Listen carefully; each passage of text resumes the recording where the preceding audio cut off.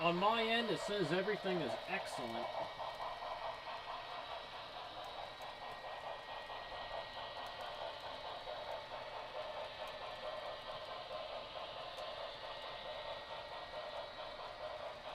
So hopefully all is good.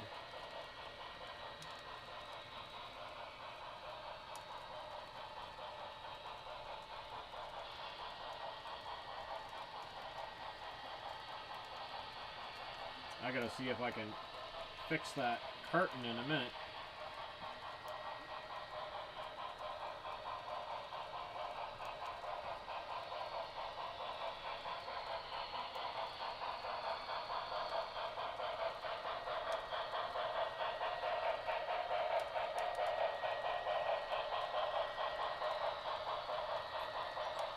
Alrighty. Oh, I'll speed the goose up a little bit. Alright, I gotta see what I can do about this curtain. Because it be in the way.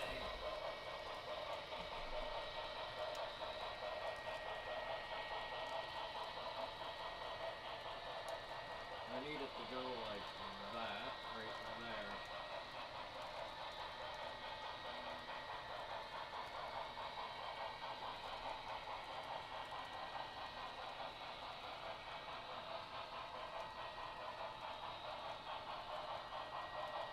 There we go.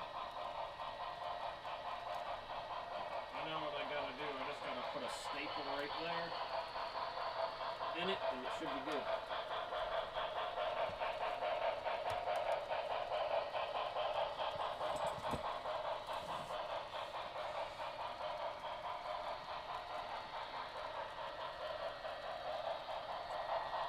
Probably because I stepped away. I got it at 100%, my friend.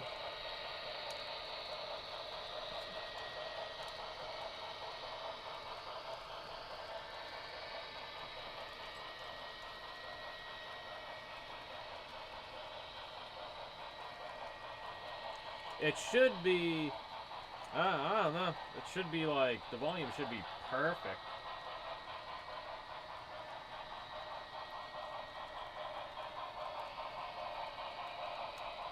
Theoretically. See if I can... If I bring the mic closer, if that helps any bit. A little. It might.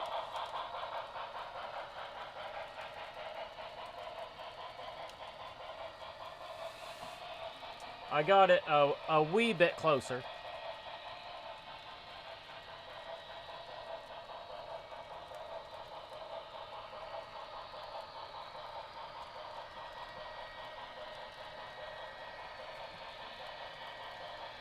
Yeah, just because I stepped away from it.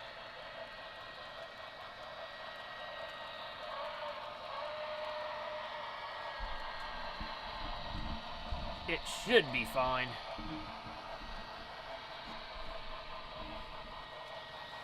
Should be. Keyword. Magic word.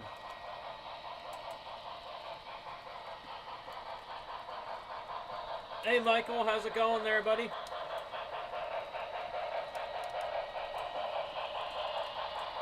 Glad you guys came to join us.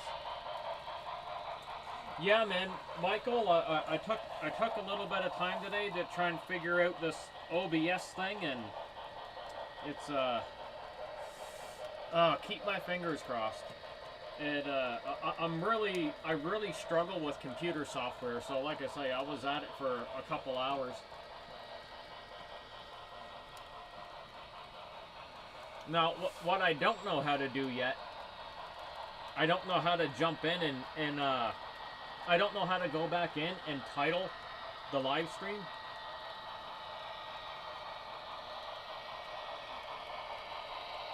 I don't quite know how to do that, as funny as that may sound. I don't know if it'll let me edit it or... Yeah. Yeah, so that I don't know how to do. I don't know how to go back in and edit it.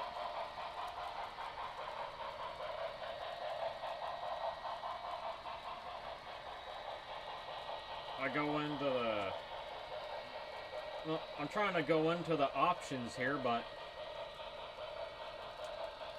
I can't quite figure that out. But one step at a time. At least it's running.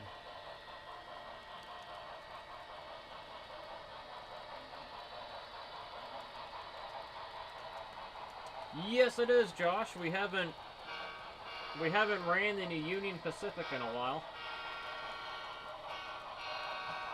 And then later on, we'll give Clintonville a real treat. We'll put the MTH on, because I still have that working MTH locomotive. Hey, bro, I did notice you pop in. I noticed.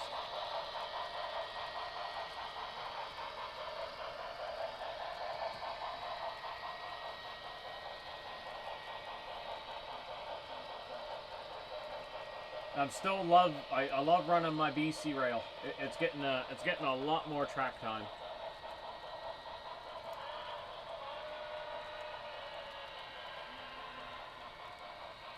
I'm giving it all the track time.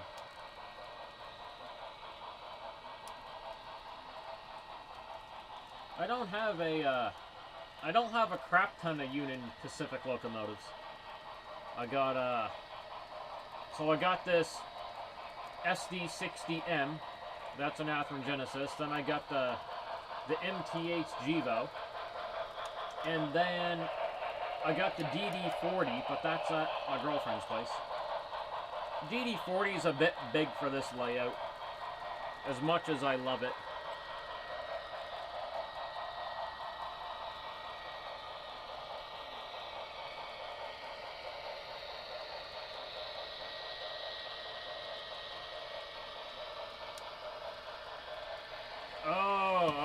Okay. I'll get it.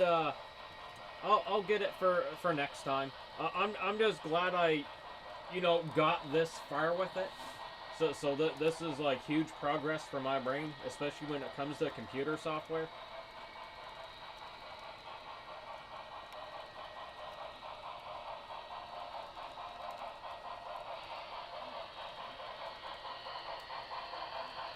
Oh, you're working on the interior on the Lego? Nice. Awesome.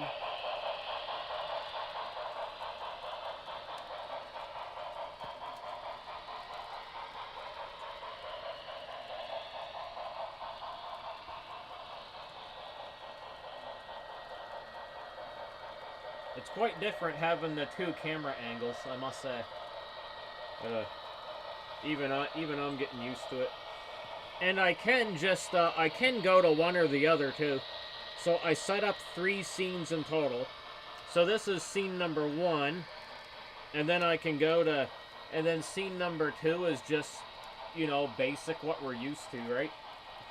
And then I'll flick over the scene number 3, which is just the back camera here. I don't have much for light there at the moment.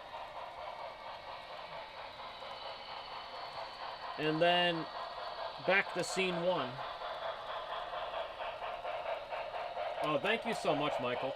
It's definitely my favorite steam locomotive that I have.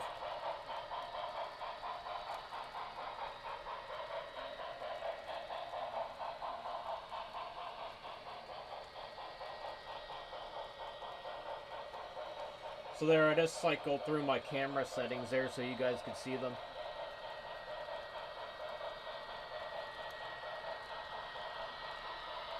But I'm definitely I'm loving the multi-camera on one screen. That is pretty cool. It makes a huge difference.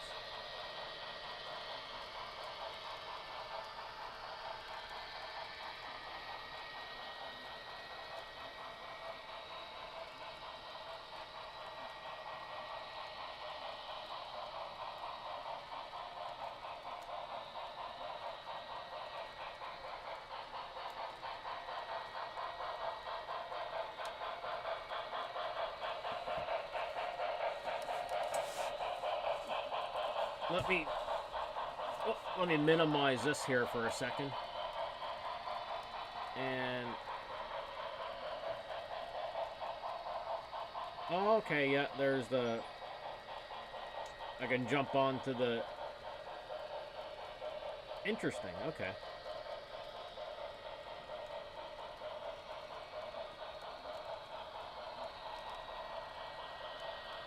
So at least I know how to edit it for next time.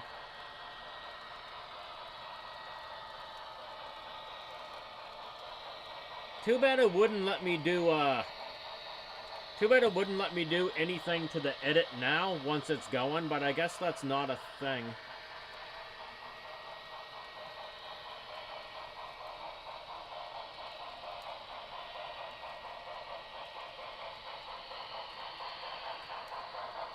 I just don't want to accidentally crash anything. Like, crash the program or something.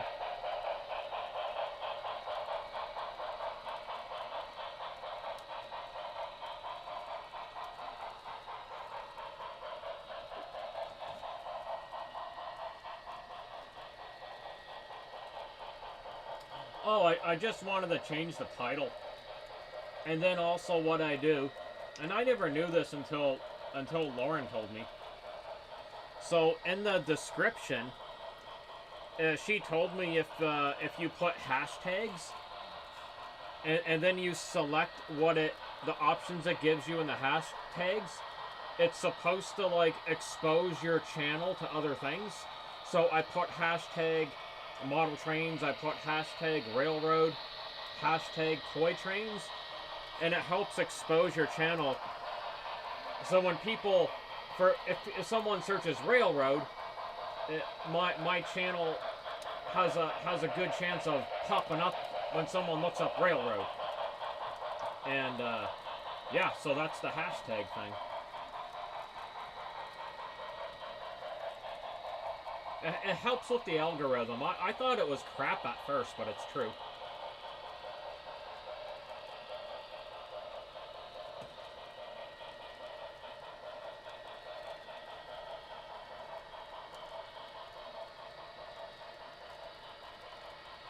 Okay, well, I know Studio. I already got Studio here. I just gotta minimize OBS. There's the Studio. I go to... Oh, okay, let's see.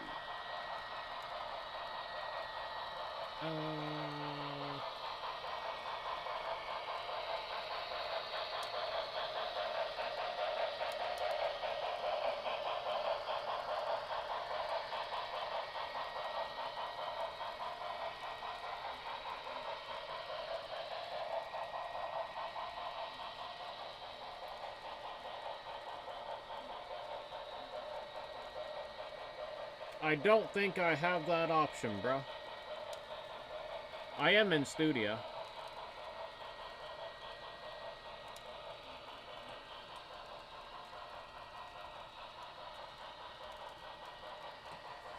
Let me see this again.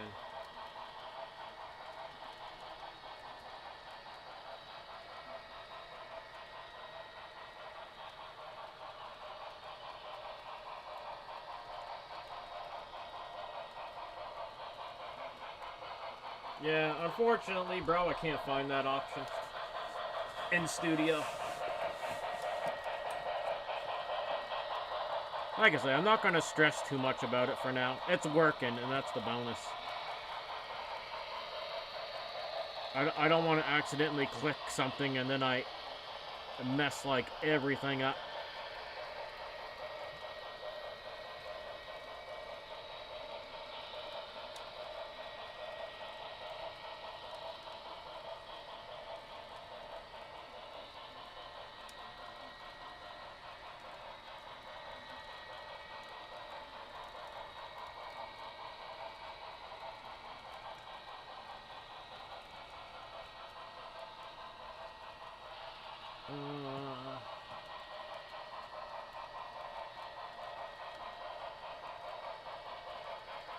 Edit, edit, edit, edit. I don't see edit anywhere.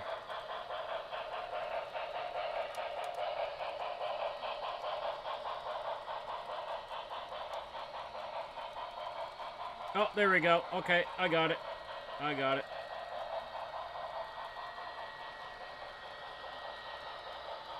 I got it. Thank you, bro.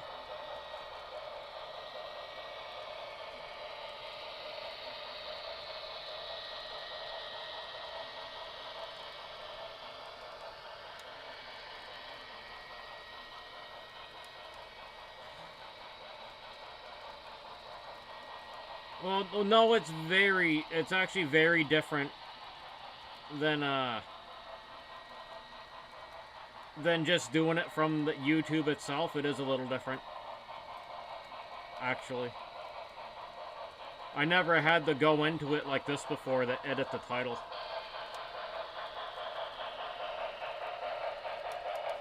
But, awesome. I figured it because you helped. I appreciate it.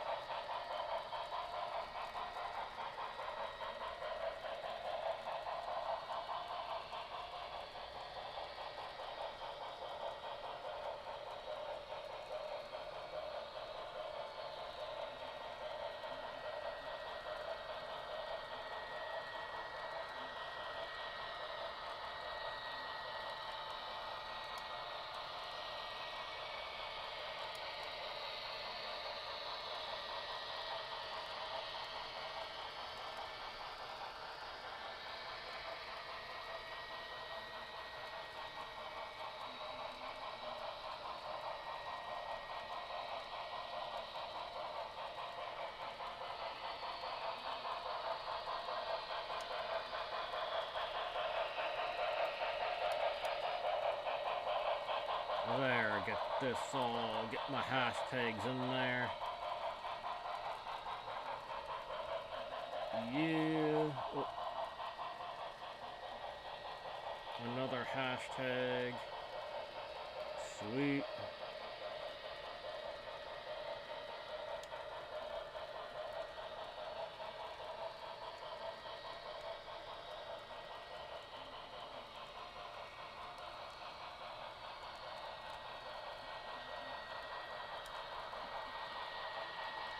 Okay, I think that is...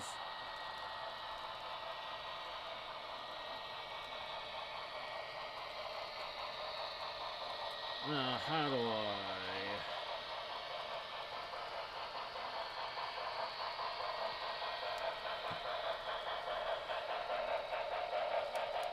Oh, there we go. Save. Okay, cool. That's good. That worked.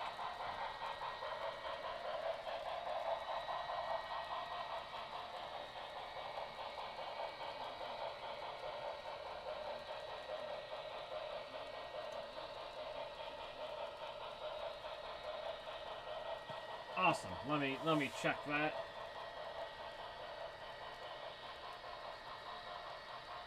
Maple money.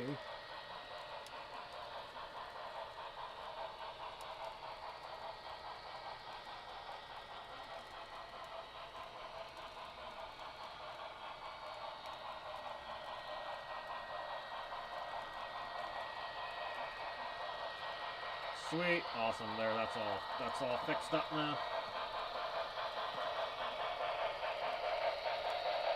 All fixed and good to go. I might later I might lower the back camera a little bit, but I really got to put that other backdrop there too. I have to do that eventually.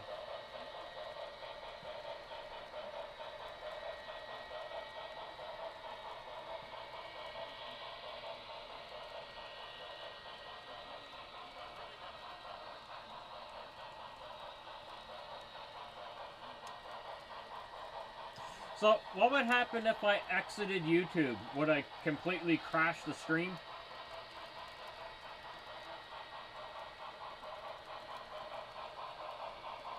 Like, would it just, like, explode?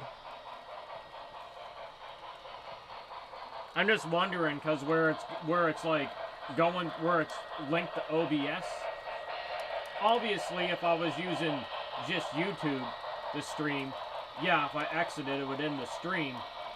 But where it's going through OBS, what would happen?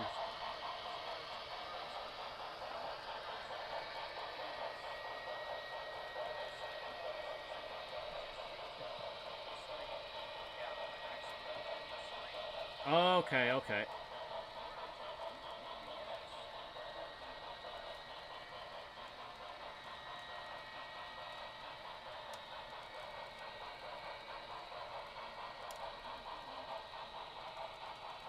Oh, yes, yes, yes.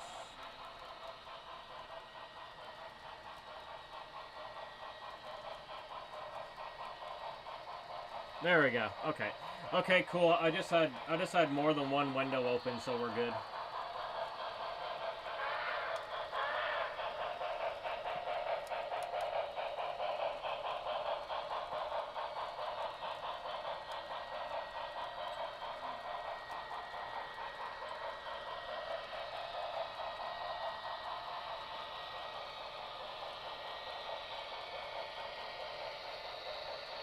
A212, how's it going there, buddy? Got a little bit of Union Pacific going this evening. I was like, what haven't I ran in a few weeks? I was like, oh yeah, Union Pacific. We haven't done any of that. Alright, I gotta crack open my ginger. It was a little bit busy. I was helping David Smith to try and get his water going because everything froze, right? So we went to the Home Depot, bought a bunch of insulation, and as I got to where the where the water main comes out of the ground, there's a brass fitting there, and I couldn't tell yesterday, but it cracked, like it burst. So he has I called the plumber, and there's going to be a plumber coming tomorrow because that part has to be replaced. But other than that, I got the 12 feet of exposed water line. I got it all insulated, and we got a bunch of fiberglass too. So I'm gonna do more insulating with the fiberglass, but I can't do any more until the plumber puts that piece in. So that was my day, just underneath Mr. Smith's mini home, trying to unfreeze pipe.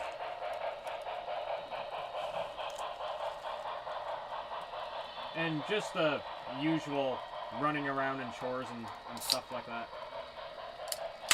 That was about it. And also for a couple hours I was messing around with the OBS studio, figuring that out.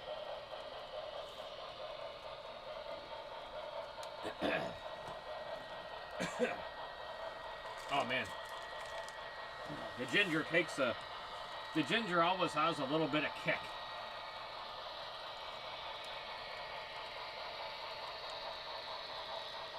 Good fresh ginger. Damn.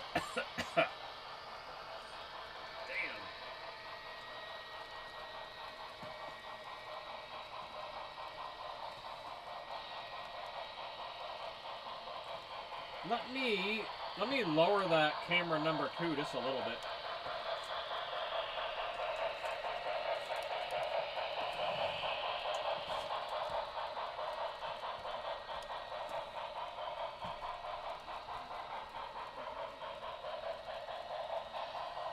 Alright, let me see.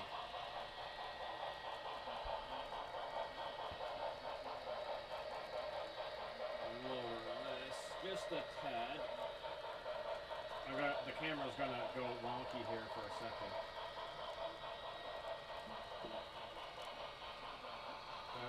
I'm gonna see how that looks for a second, and then I'll have to adjust.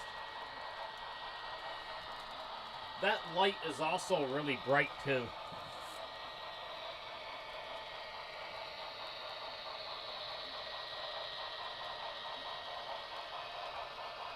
Like I said, I just wanted it a tad lower. Okay, I think I like that. I think I do. I do like that, actually.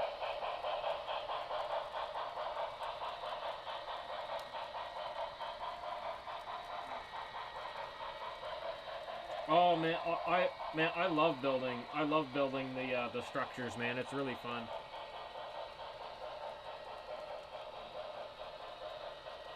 Okay, I do think I like that lowered a tad like that. That works out pretty good. I'm gonna move that house out of the way.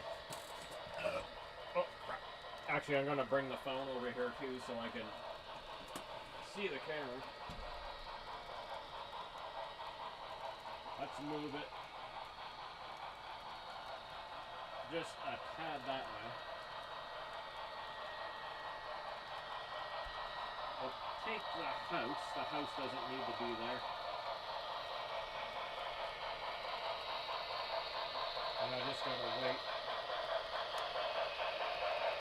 Hey Ken, it's pretty small. It's just it's about a 4x6.5. It was a 4x8 sheet of birch, but I built it into a loft because I don't have much space, and because of the size of the loft, I had to cut about 1.5 feet off it. So we'll say about 4x6.5, and I'm honestly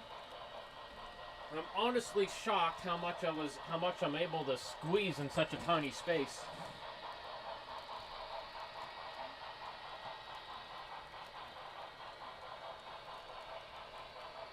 So works out pretty good.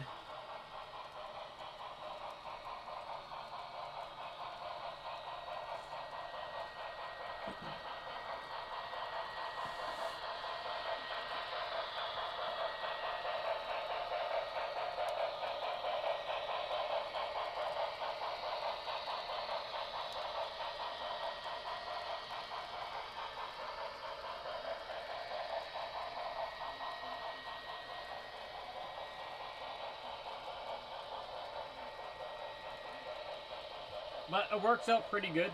It's a fun little layout. The most difficult thing about it was building the loft. Other than that, the layout itself, it's pretty simple. It's just kind of slapped a bunch of Bachmann Unitrack together and Bachmann Easy Track together, and that's pretty much it. Couple structures and nothing is glued on. Not a thing is glued. The trees are, I drilled little holes for the trees.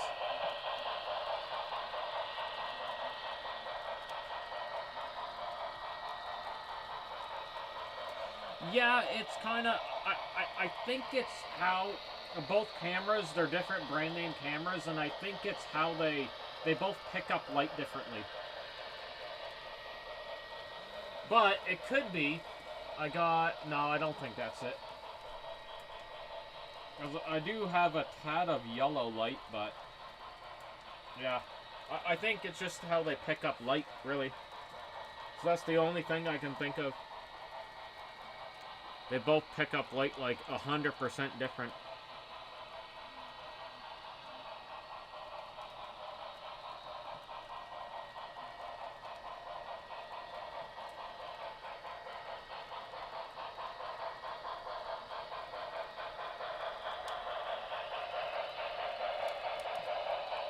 There, I'm back into the OBS now.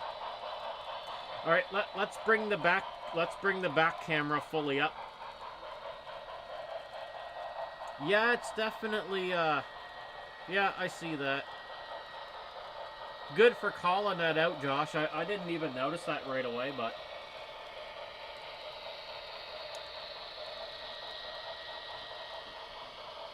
I still want to adjust it a little bit.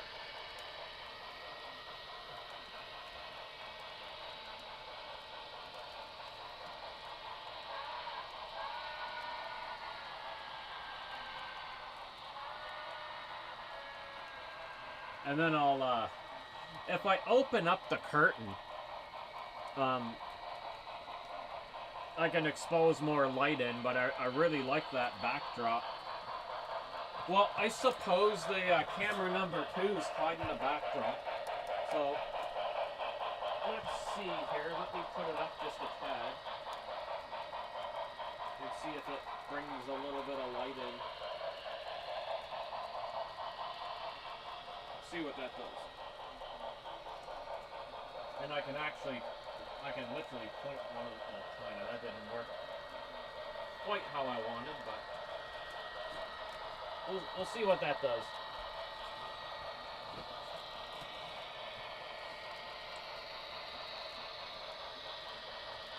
I might have exposed a little bit of light on it. Maybe. I don't think it really made much of a difference.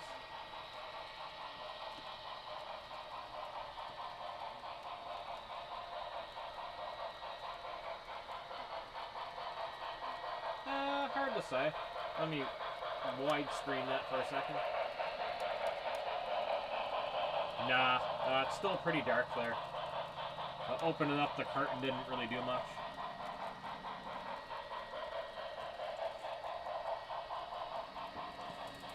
I'll just have to put a light there eventually.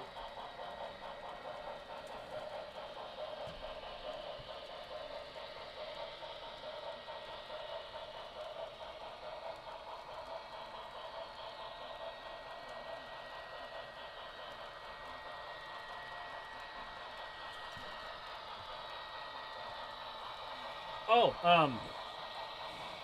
Brian and Josh, I got a favor to ask you, if it's possible. I completely understand if it's not, and I have my girlfriend and her daughter. They're gonna do the same thing too. So my channel, it's so close to monetization. Like I'm talking like super chats and super stickers and stuff like that. I'm only about 650 hours away. It sounds like a lot, but not really. So,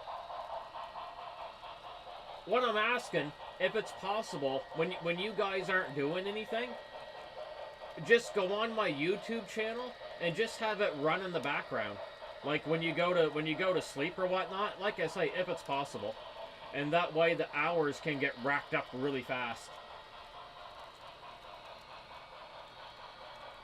So my girlfriend, she's gonna do that, and then it might work on my alternate channel, but I don't know. I'm gonna try, and I'm gonna ask David Smith if he can do the same thing too.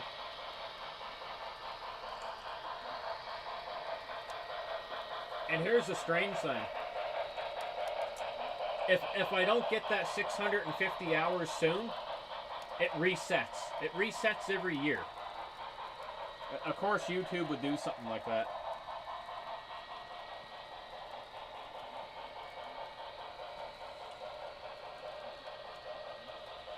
Oh, okay. I get it. I figured it'd be something like that. But Lauren's gonna do it. She's gonna go onto my channel and just set it for what's it? Just autoplay.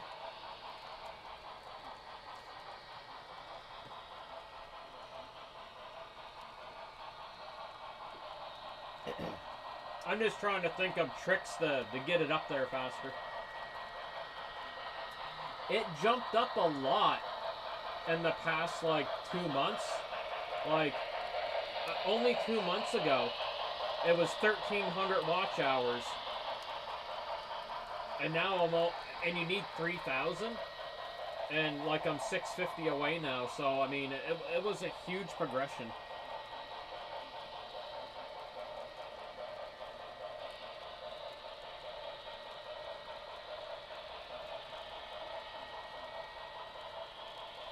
Technically, my daughter's YouTube channel can do it too.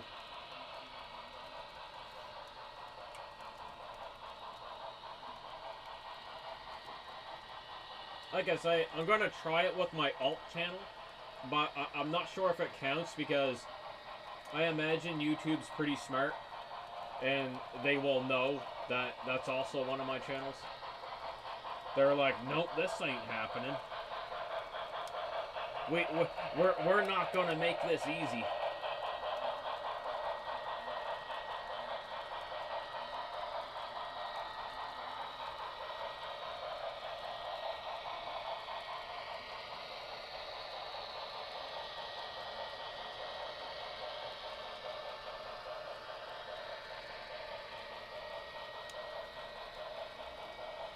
Oh, okay, okay. Interesting.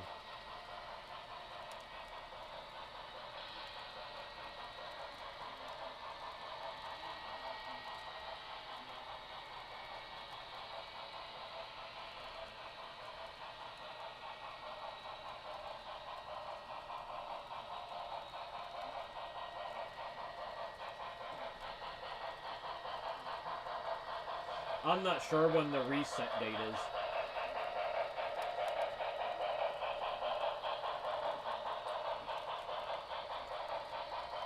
Hey, Rat Rods, buddy. How's it going today?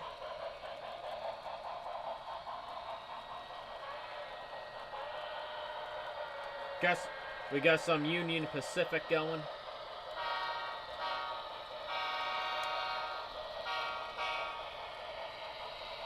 And of course I'm running my BC rail again. Putting that scale trains to work.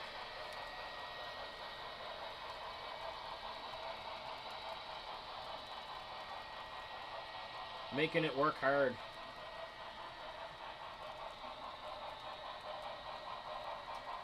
See how well that 30-year-old motor that's in it works. See how long that'll go for.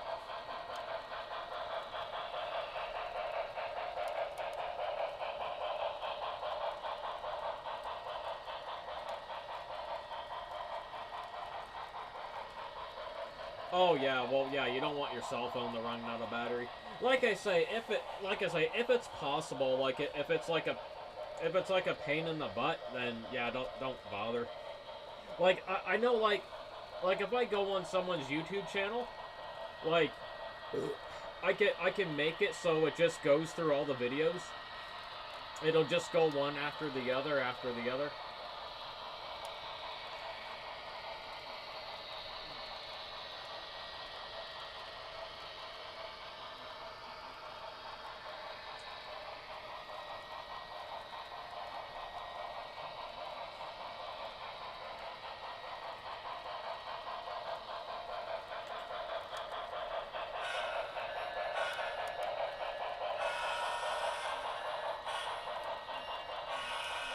Give the BC rail some toots.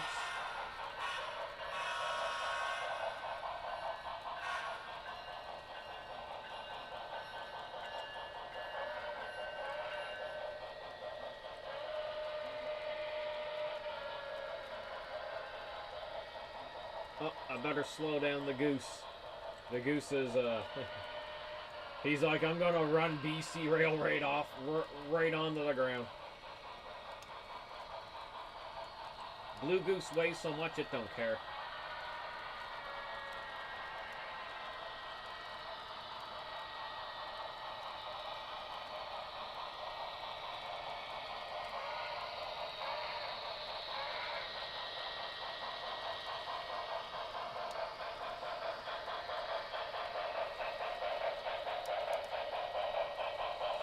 So I'm thinking about purchasing, because I can get it for a good deal, a Broadway Limited. It's an older one, but I like them. I had them before. It's an older blue line. So Broadway Limited blue lines are unique. They're sound locomotive, but their soundboards are built for DC layouts, which is really cool. And the only thing you gotta do to convert it to DCC sound is just buy any regular 8-pin plug, just a normal plug, plug it into the board, and then bam, DCC and sound. So I'm thinking of getting it is a CN Grand Truck Western. Oh, excuse me, I don't have anything Grand Truck. I mean, ultimately, I want a legit, blue GT. Yep. It's awesome technology what they did on those blue lines. Like, they're freaking awesome. I wish I didn't sell my CP AC6000 blue line. It was so cool.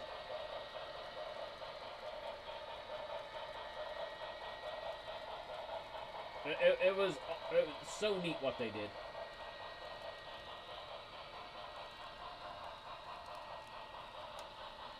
and they're still nice locomotives to this day. But this gentleman here, he's out west. He's way out in BC. He's got two of these. They're both different road numbers, and they're new old stock. They never been out of the box. I was like, hell yeah. They're SD40-2s. Oh hell, I'll just bring up a picture. Just give me a second. I'll just bring up a picture of it. I just we know it's not going to come up super clear, but hold on, I got it up here somewhere. There it is. There, I'll get it sideways here.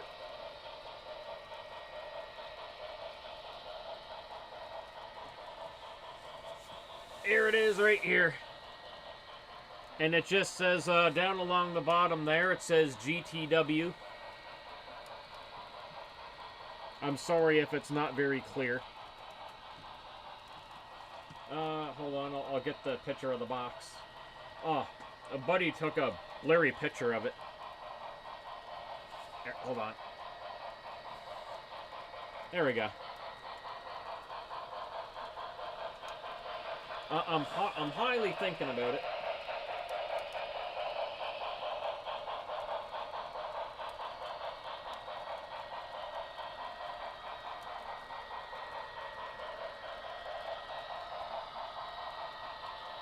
An X10X.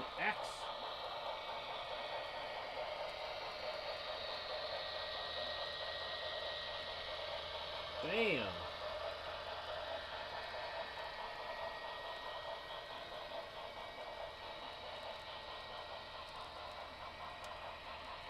Oh.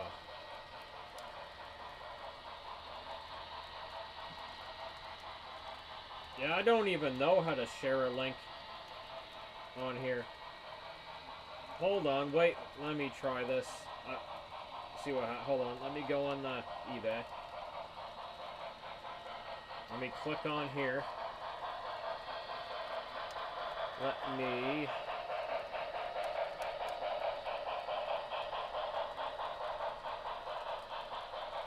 copy link. Alright, hold on, let me get it here. Bam. There we go. I knew I knew how to do that.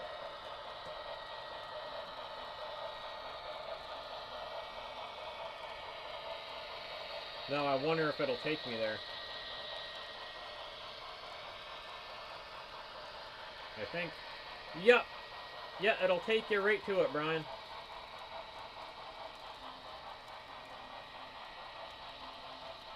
There you go.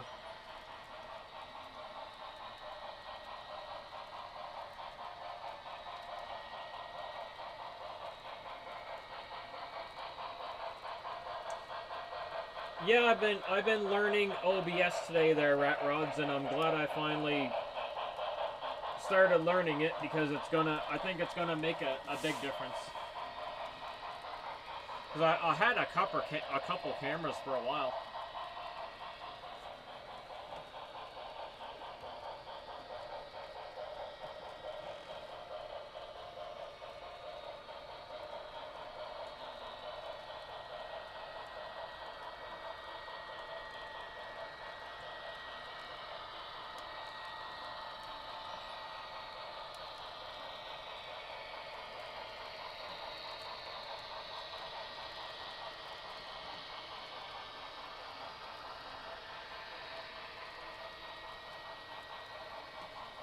Just a second, there, Josh. I'll jump into that message there.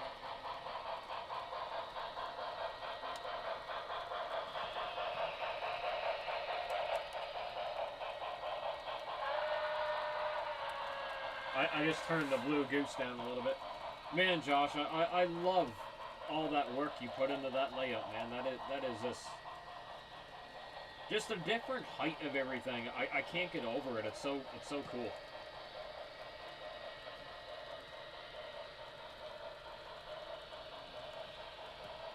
A lot of time, a lot of dedications, and a lot of patience.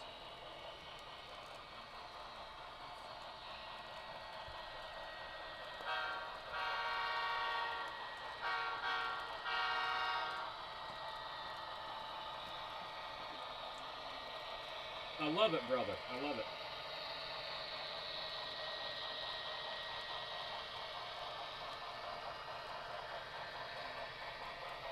Oh, look at all that Burlington Northern. All that BN. Nice. Legit, bro. Legit.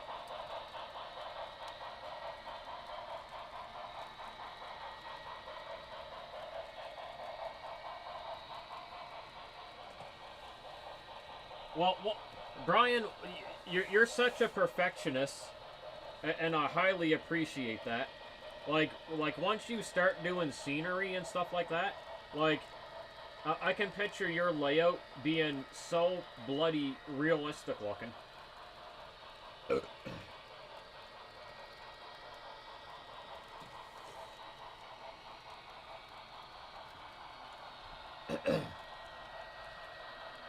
And you just did all that work with the turntable and everything.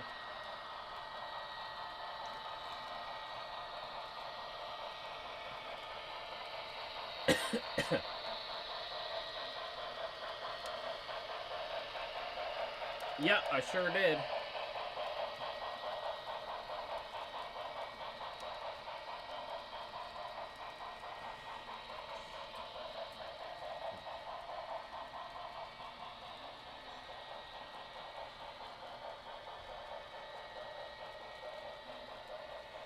I'm gonna have to get another light up there. I'll mount another light to another part of the loft, and that's gonna be awesome.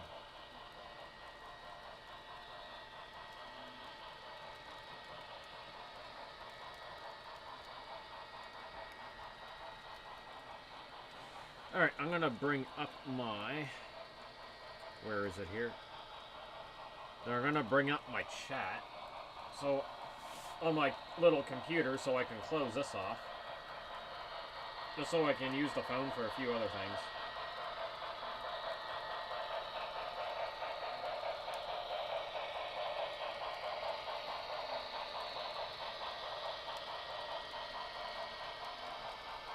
Holy crap.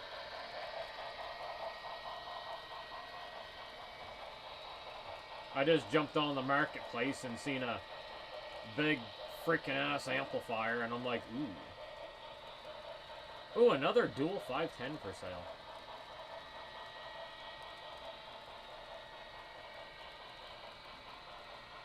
Where is this one at? Oh, a Halifax. Oh, I'll have to let my father know about that.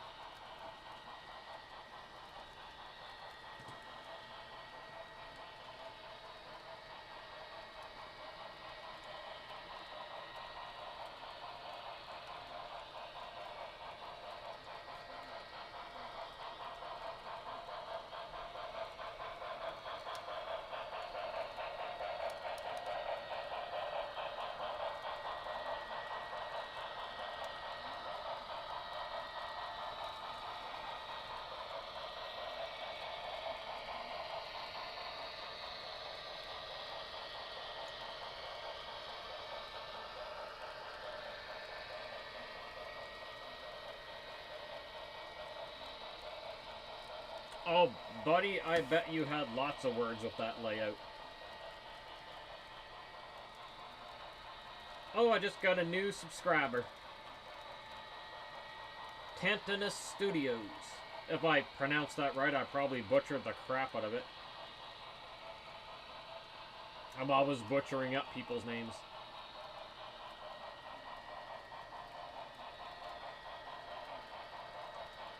It's not intentional, I swear.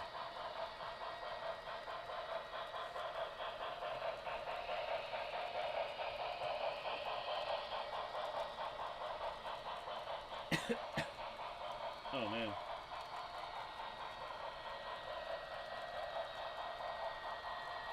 Oh, my wish list update.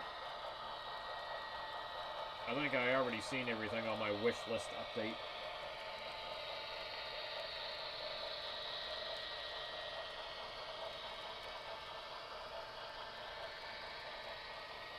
I think I seen all that earlier.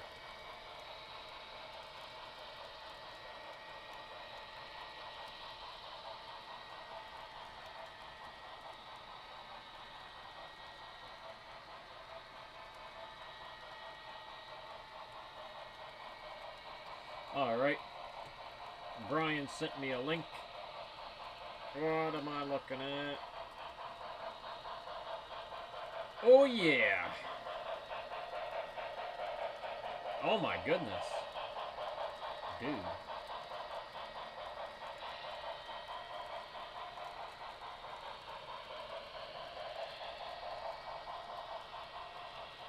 That is really nice. I'm looking at that right now. Could they smoke? Do these trains have smoke units?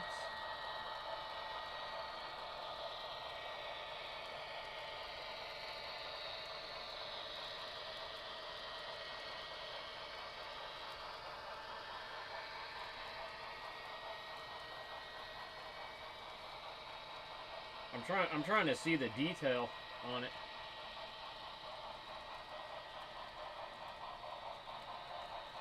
I'm not sure what it had back then. I'm not sure how detailed they were back then.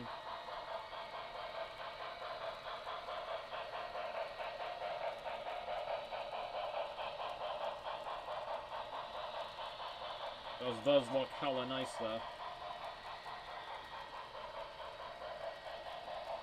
It's hard to tell by the pic. I mean, it's a nice locomotive, but I'm looking at like separately applied detail versus molded.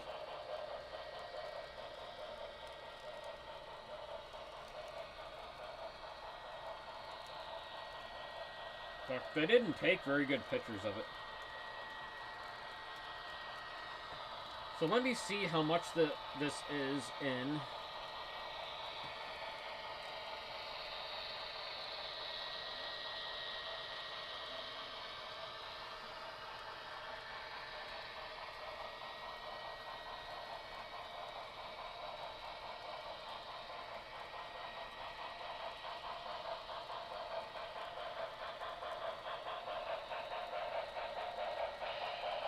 Yes, it does have smoke. Let me see. You're trying to.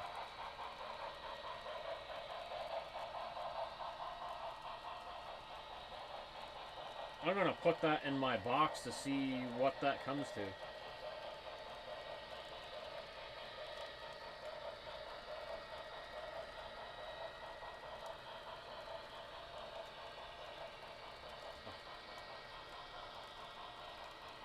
Let's see.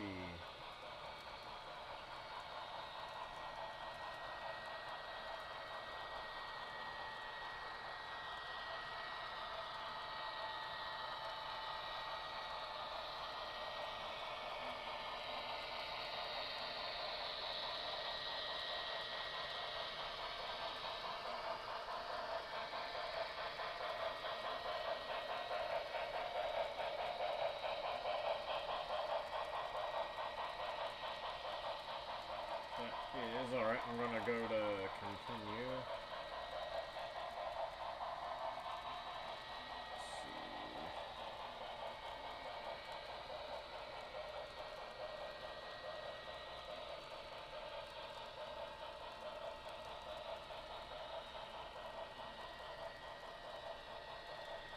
So, I'm finding out more.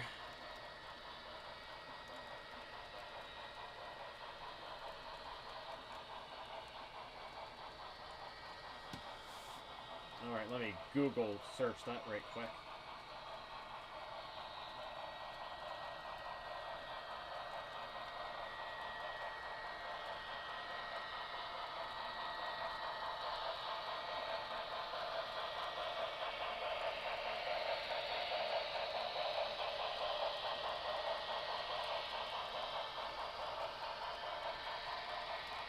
Just tell me what the exchange rate is. That's not horrible.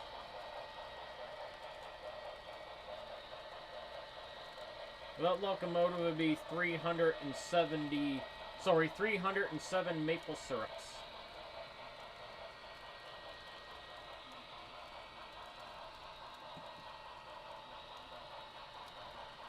Not bad. Not bad at all.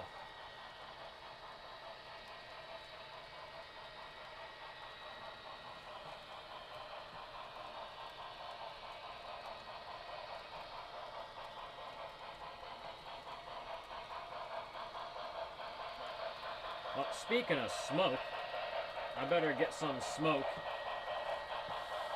into the blue goose. I think he's lacking.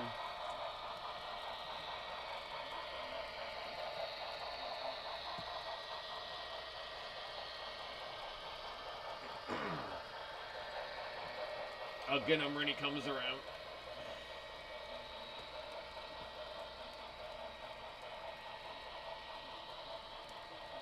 Yeah, I seen that, Josh. I throttled up the blue goose there just a little bit.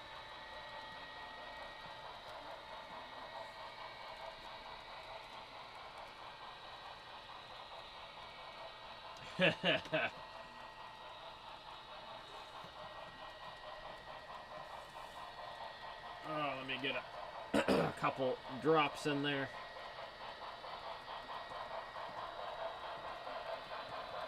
Oh, failing.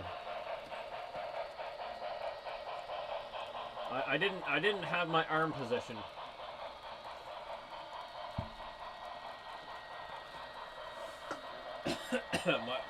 my drink was kind of in the way. I'll get him this time around.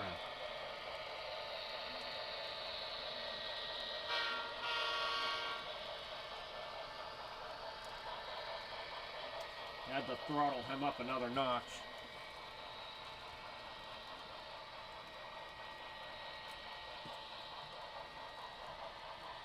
Man, it'd be nice to have another steam locomotive, though. I'm not gonna lie.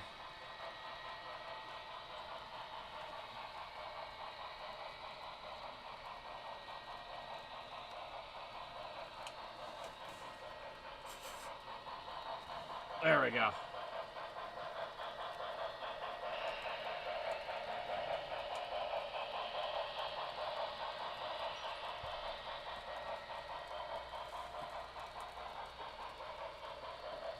I heard my phone make a sound.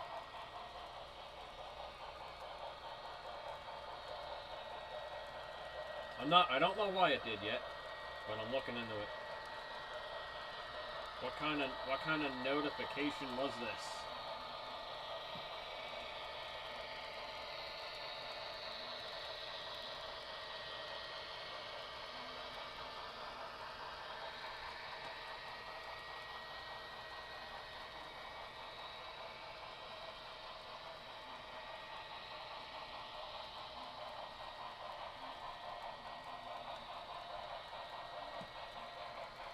No, maybe it was a YouTube notification. Nope, I don't think so. Nope, not a YouTube notification. Ah, God, I don't know.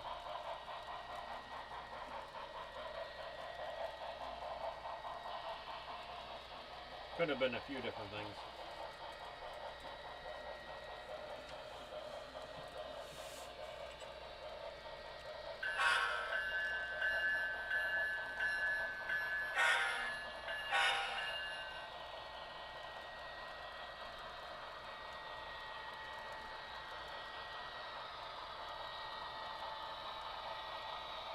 Yep, exactly. Well, almost time to put that MTH on and see how it's running.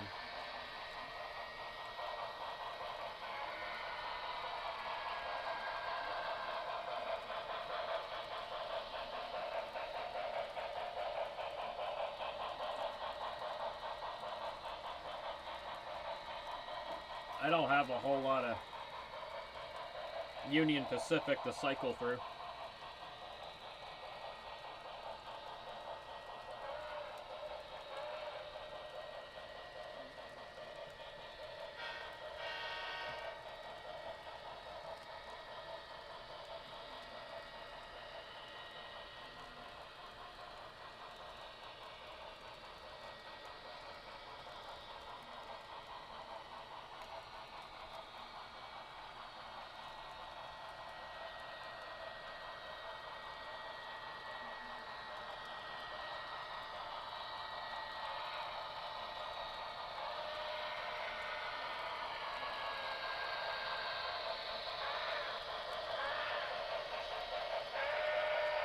Love it.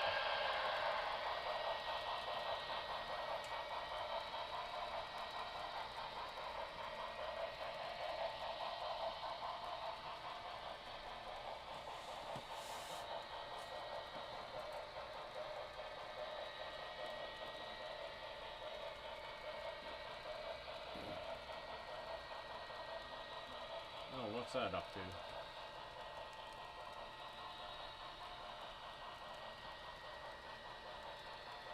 I think that's a bit much for an old lifelike.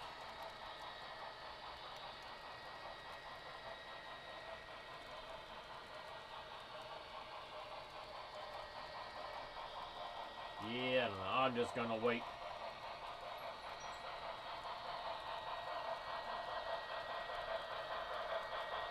Oh, David's almost done work.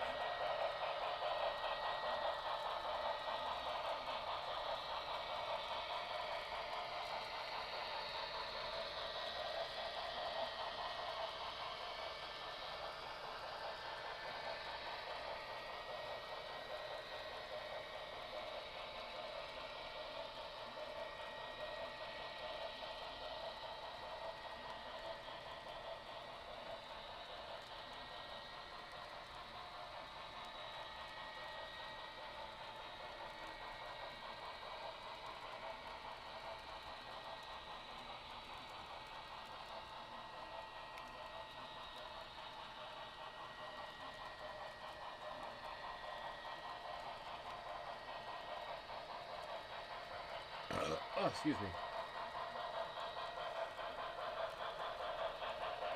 So looks like David might make the stream tonight for a little bit.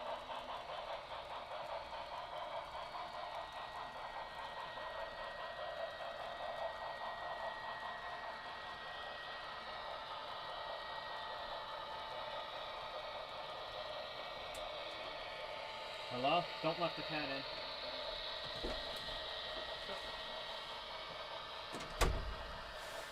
Are you gonna watch some Supernatural? No, just reminding me when my filter came over the lemon. It was really dry. Yeah, oil burning furnace will do that. I'm really sorry. My chest right here is hurting for some reason. Right here, like really hurts. Did you drink any water? I did drink water today, and it's just hurting really bad for some reason. Maybe, did you eat too much? I think Oh, check this, Lily. I learned how to use OBS. It's a streaming software. Check it out. Multiple cameras on my stream. And I can cycle. So, scene 2, scene 3, and back to scene 1 with the multiple camera. And it's pretty cool. I'll have to show you how to do it. Well, what you're doing, you don't really need multiple cameras. I'll just be like sitting on my PS5. Yep. And Yeah, Josh, I'm gonna be putting the MTH on in a few minutes. Yeah, it's not that long from now, Lily. Like, soon. Sucks our bedrooms are so small.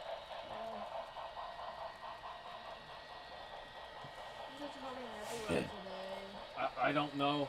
I don't know what to do to make everything feel better. It's just the air is so dry in this house right now. That has a lot to do with oil heat in the wintertime. And like, yeah. But we're lucky to have oil heat because, well, should I say unlucky because it's cheaper than electric.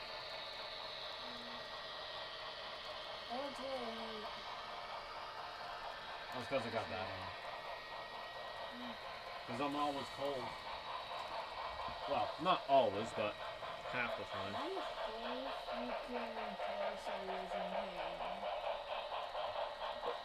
I'm sorry, sweetie. Yeah, Josh, it still goes out on the Switch, and I know why. When I watch them closely, he lifts right up on it. Oh, you're heading out already? Okay, sweetie. I'm sorry your tummy's not doing well. I'm moving as much as I can. I'm stuck. I can't get out. There we go.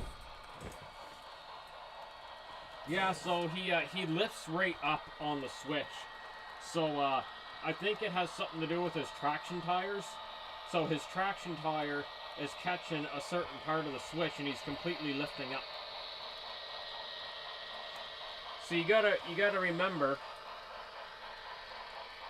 with the Blue Goose, the steam generator and the lights, they're not connected to the keep alives.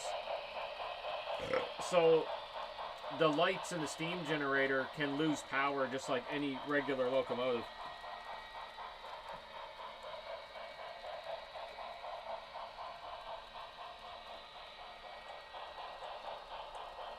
But I observed him for a while, and that's what's happening. His he's just lifting up on that switch.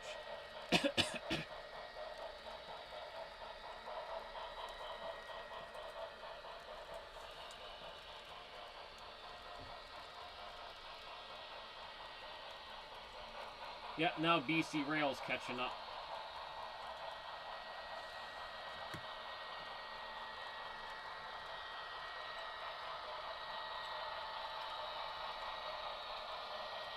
So really, the only thing I can really do is just put up with it. There's no fixing it.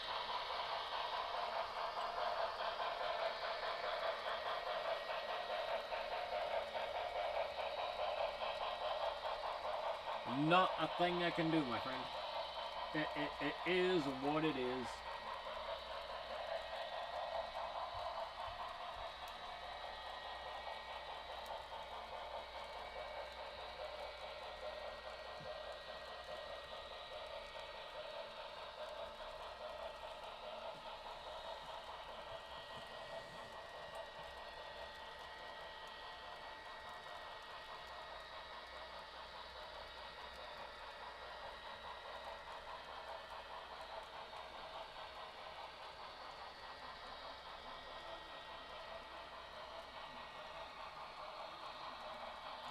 Oh, I gotta speed him up a little more.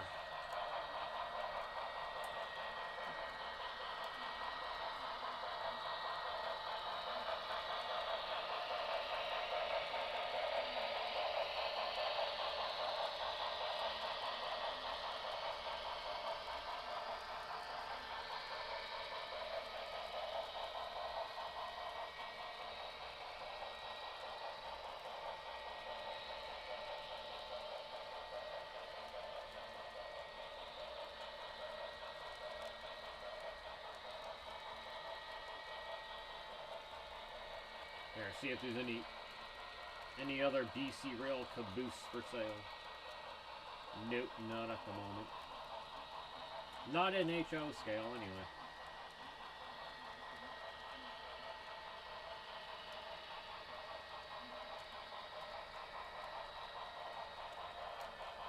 Nada.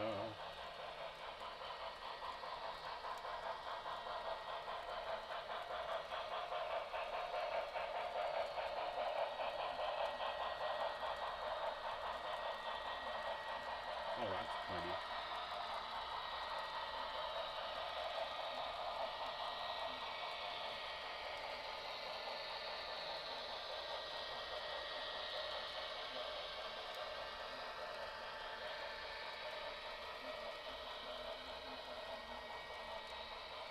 Alright. What time is it? Okay.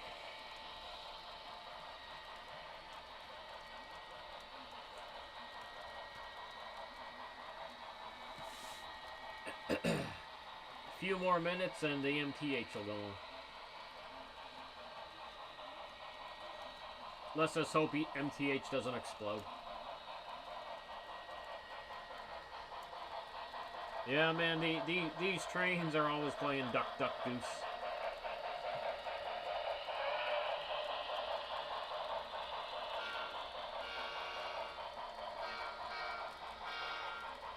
"8:30 my time, MTH is going. We'll keep our fingers crossed the MTH don't explode.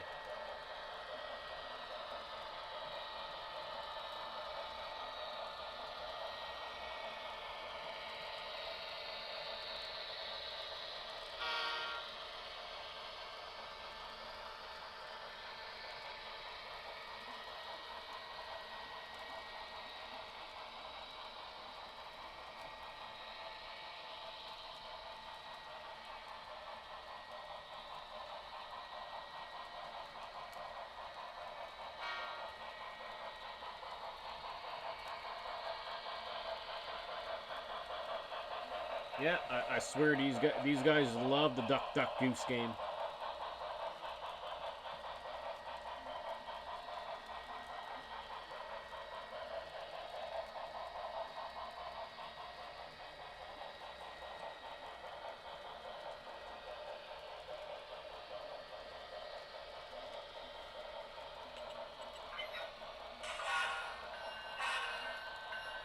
I don't remember how to get his number boards turned on. No idea. He's got a lot of lighting functions, but I don't remember. They're probably up in the higher function list.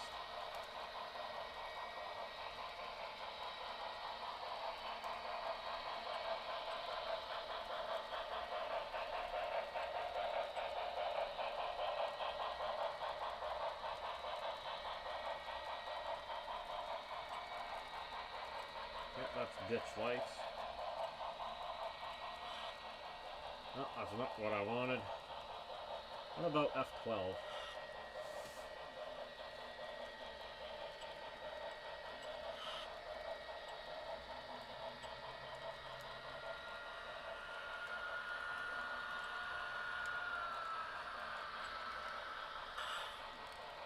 Nope. Oh well. I'll figure it out someday.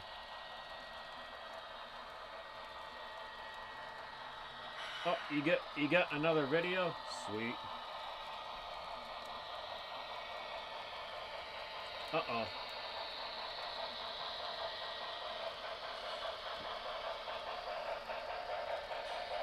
Oh, something happened.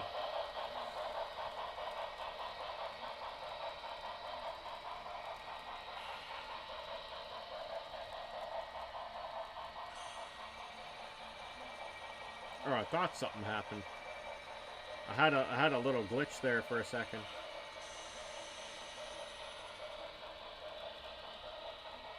I think it's okay though. I think we're good.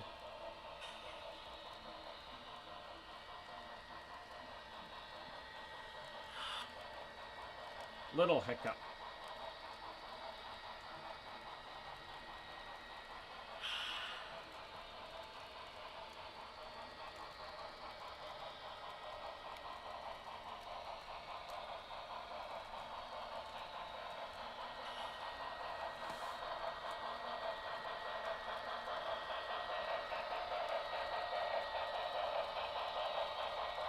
Let me get on here.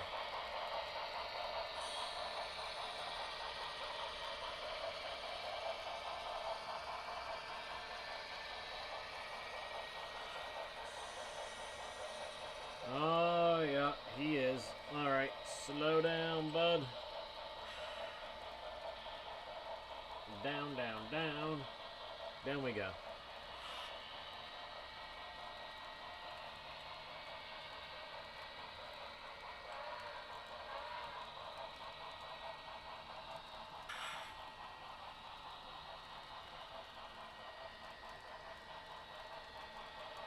There, he should back off a little bit now. Alright, when Union Pacific comes around, well, we'll put the GEVO on.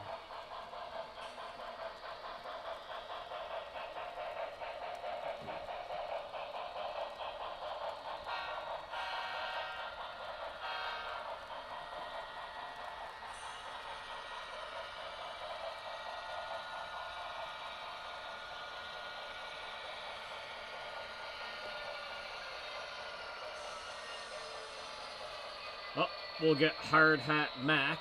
We'll put him right here. Oh, he fell over. Hard Hat Mac fell over. Oh well. Alright.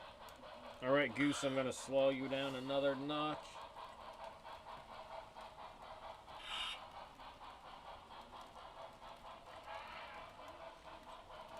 Alright, I'll go get the MTH Michael's Train House.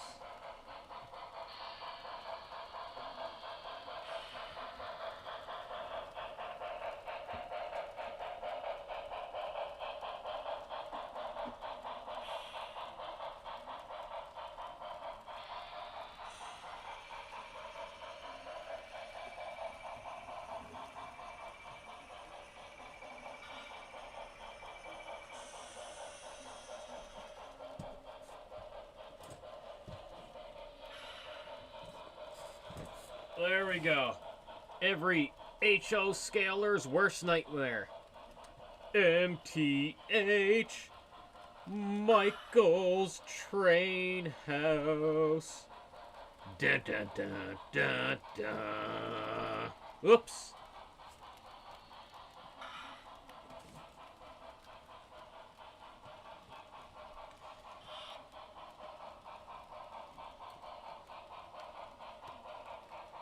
Alright, I gotta power off for a second. So we don't blow up the MTH.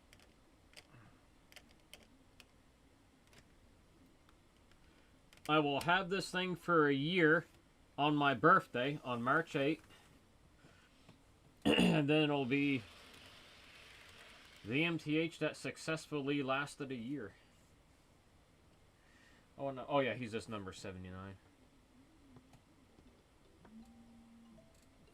Spam calls, get the hell out of here. No, I didn't. I was just playing. I do love my MTH as much as I make fun of it. They're nice models. They just didn't have the greatest decoders. Oh, come on, scale trains. Oh, he didn't want to move. Scale trains like took a break.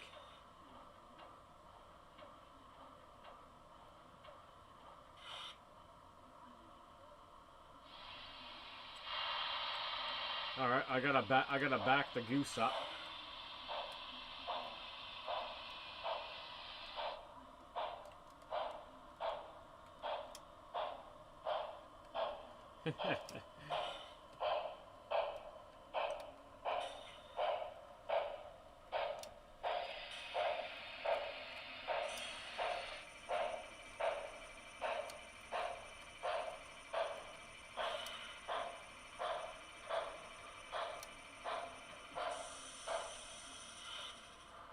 Alright, something's going on with...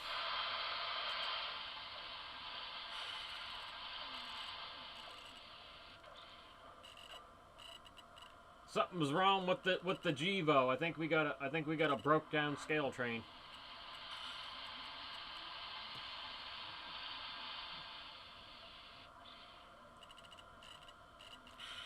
No, it not working.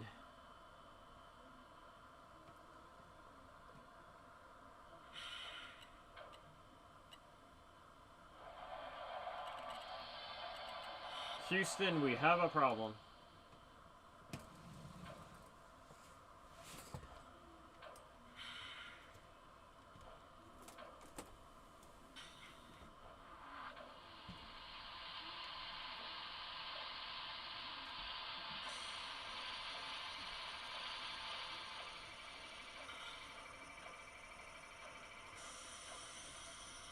Oh, what's wrong with the Gevo?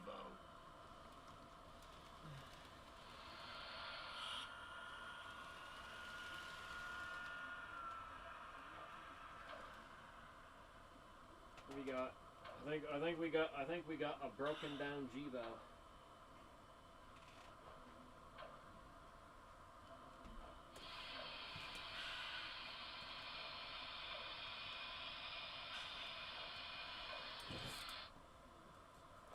Oh, I messed up camera 2. My bad. I'll fix it in a second. I'm just trying to bring the,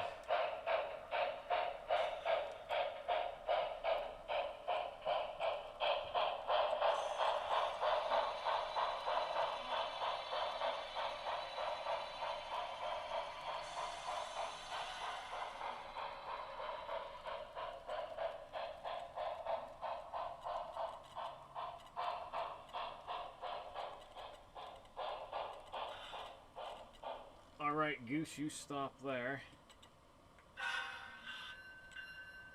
Alright, let me go bring that Gevo over.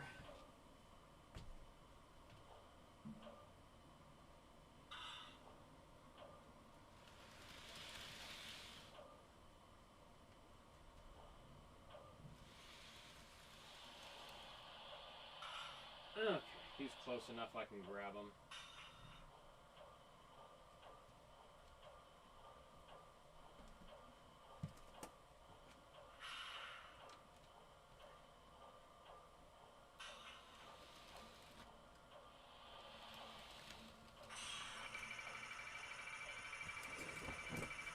Alright, scale trains. Alright, let me move the goose a little more. And then we'll try to get to the bottom of this.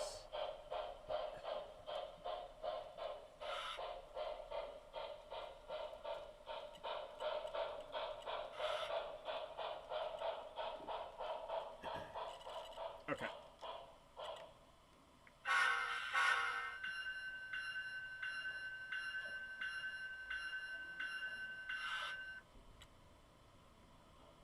Nope. Nope.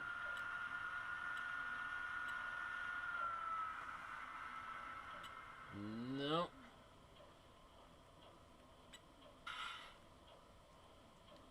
Okay, there he goes. I must have hit the brake.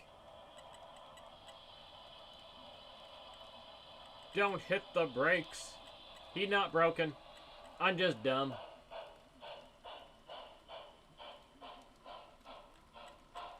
That all it is. Alright, Goosey.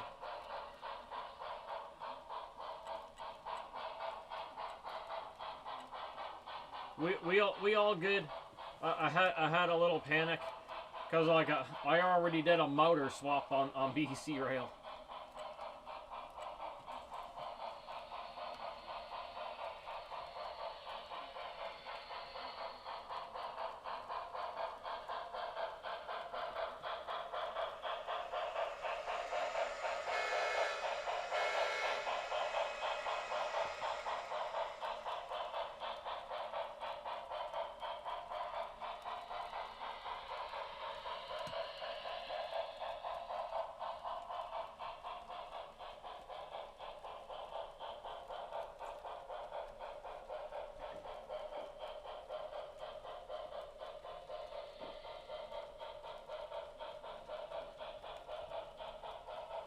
There is a couple cool things about MTH.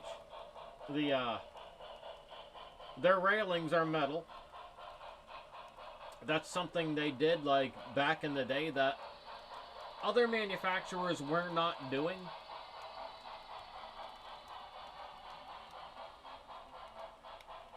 And they continue to do it in HL scale. That was really cool.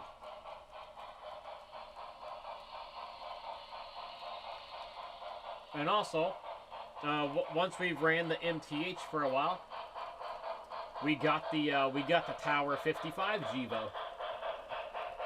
Those are really cool too because they did metal railings as well, and that was back in 2005.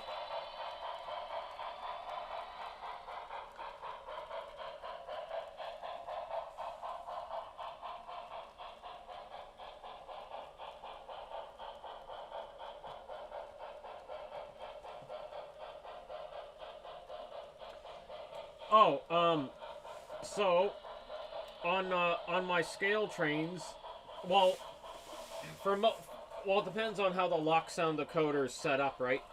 So on the BC Rail, function 9 is the brake. Most modern decoders will have a brake function. Other than just using the brake on the controller, like, you know, just hit and brake, there's a brake function.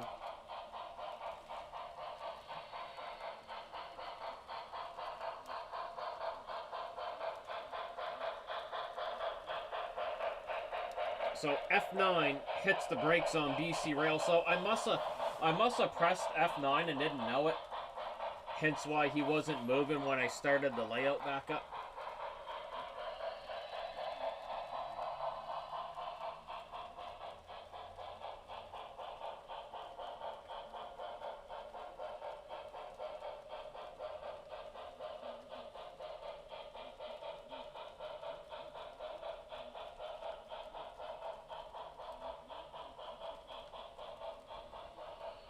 Oh, I accidentally exited my chat screen. I don't want to do that.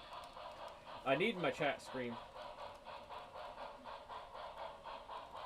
Nah, I'm definitely not gonna drop anything, Michael. I don't want to do that.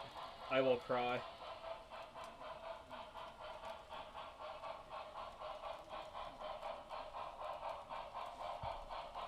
Actually, I'll put the Scale Train sound functions back on. He was making cool little sounds there.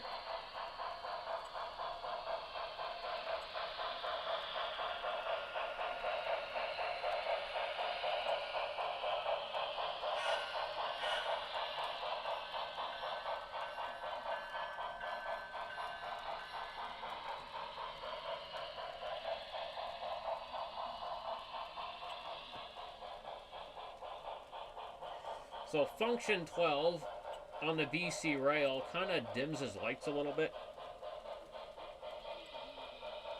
But I haven't found I didn't find the number board. I don't know what the number boards are. I had them on before. I'd have to bring out the instructions.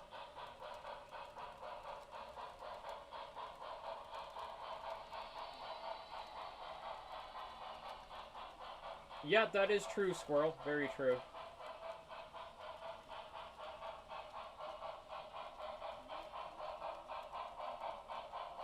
Oh, thank you so much, Roseanne.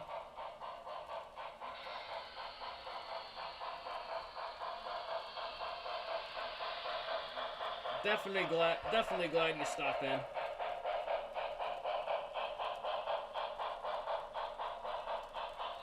I just kind of sort of figured out OBS today, so I'm happy it's working. I'm a little bad with computer software.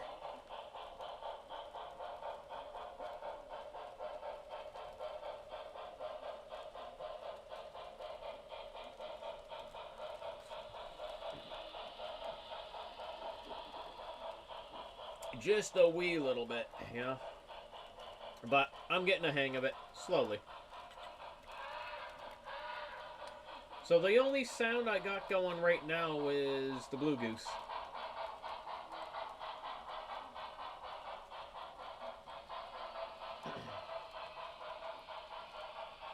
BC Rail can use his horn.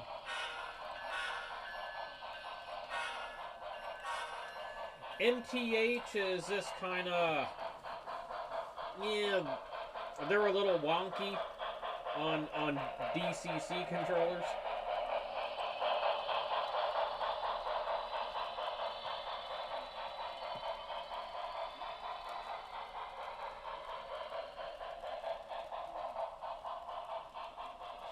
Oh yeah, so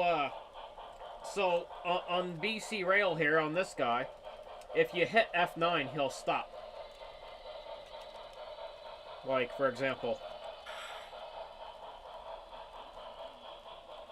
Okay, he made me a liar. He's not stopping.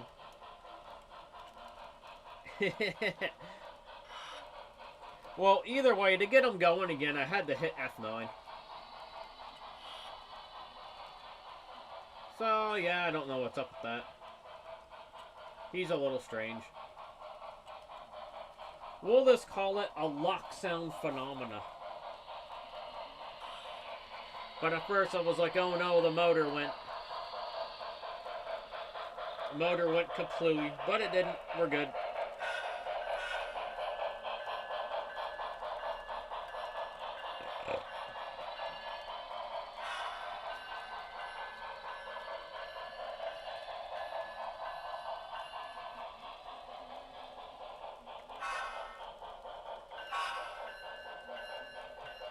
But I did hit a function and he had some, like, there's that little sound. That just sounds like a blower of some kind. I'm not sure. I know F4 is usually dynamic brake on most of them. But without his sound on, he's not really going to do much. So on MTH are completely different.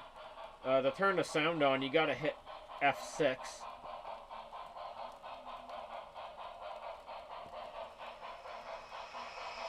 And then his sound will come on. And his brake is, the MTH brake is F3. Oh, sorry. Nope, I just shut the MTH off. I just put him through his shutdown process. Oh, there we go.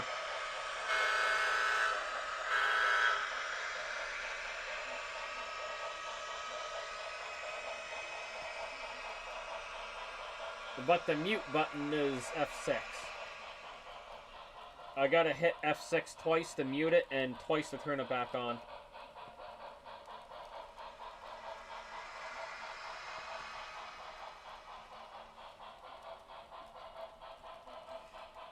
See, MTH, they made their own digital system.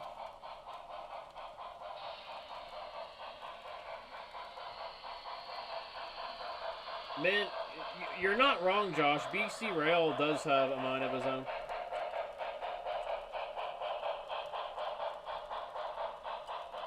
He's got an old motor in him too, right? He's got a 30-year-old Proto 1000 motor in him. So it's probably like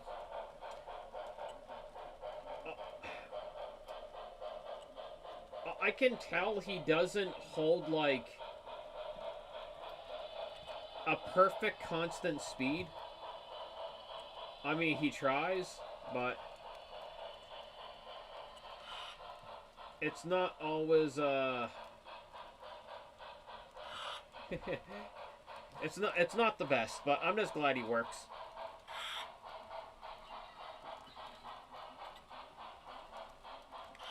And MTH, I'm sorry, not MTH, but scale trains. I don't know if they're to me their customer service is non-existent. Brian had a hell of a hard time with their customer service.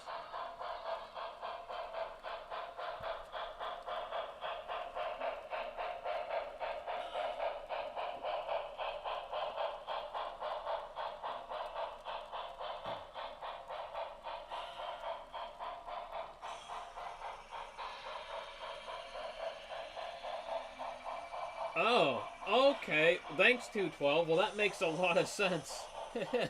That does, because he was stopped. Okay. Thanks for that. I think you did mention something about that earlier, but I might have not have caught it. But thanks for repeating yourself.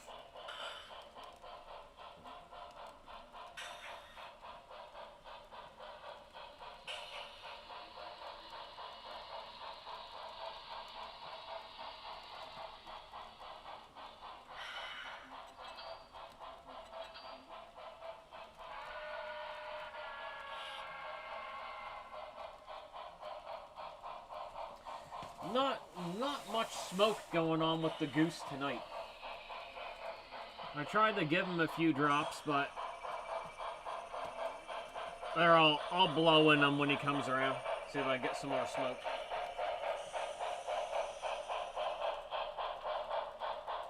Oh, well, 212, I should probably do the same thing. I should just like staple them all up here so they're right in my face.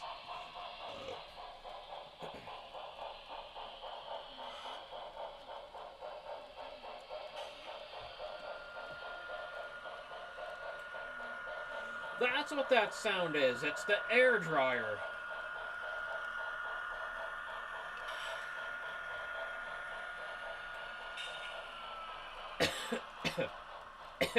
His air dryer just randomly came on.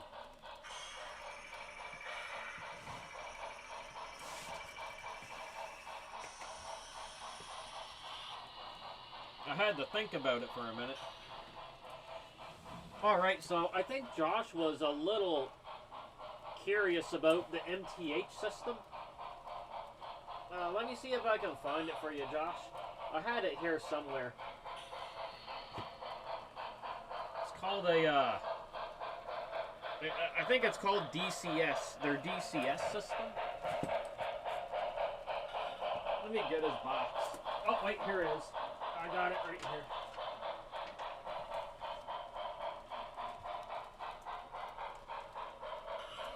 I mean, MTH did build the run on both, but when you run a DCS locomotive on a DCC, you don't get all the functions. So this is what MTH uses. They got their DCS system. There's not really much I can tell you about it, because I'm no expert on it. I mean, I'm no expert on DCC either. But apparently for the DCS system, there is also an app. But I have no idea what kind of stuff you would need for the app. I mean, it tells you right here, but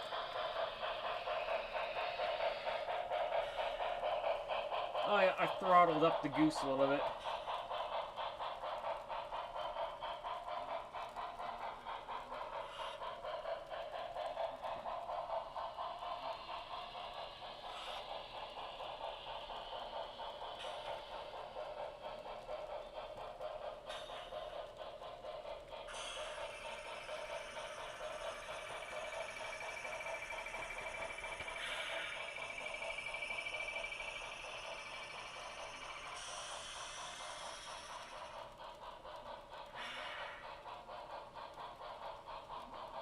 Okay, so I can try the app for free.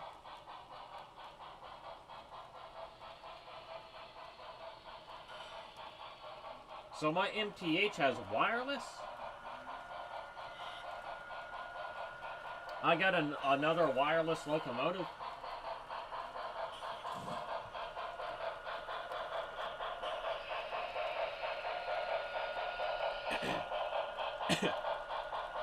So the Flying Scotsman, that's Bluetooth. The W1, the one we call the Jug, he's Bluetooth, if you want him to be. So let's see this. So apparently the MTH, how I understand this, is wireless. Okay, well, let me see. It's called... How do I go in the App Store? Like, do I find this in Google Play? Like, what the hell? Let's see. Where the hell's my friggin' Play Store here? Got it. Alright, let's search. Let's search for DCS.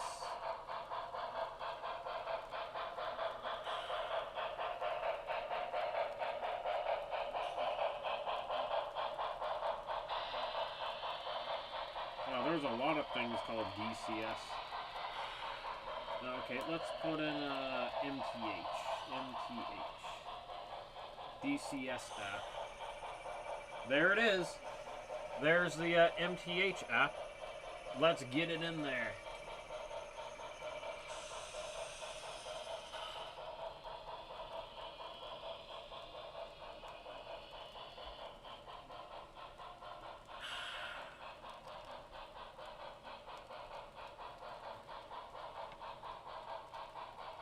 Something tells me you also need I think you need a physical device for it. I don't know if the locomotive itself has Wi-Fi.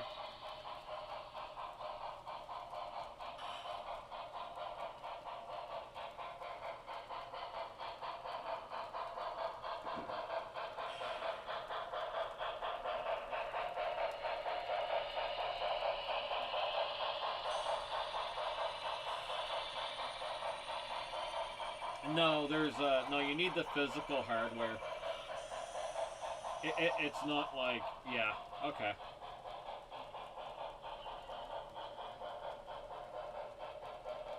I thought the locomotive itself might have had Wi-Fi. No, it's not as good as Hornby. Oh well.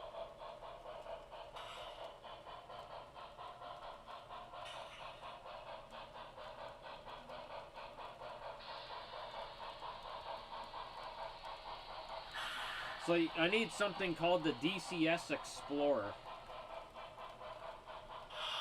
Okay, Goose. I see what's going on.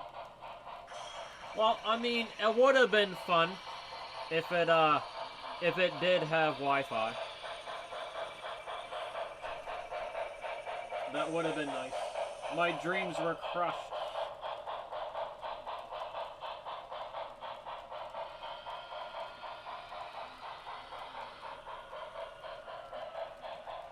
My dreams did not come true.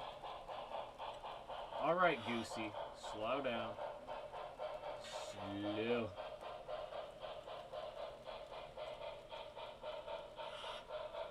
Let's not take out BC Rail.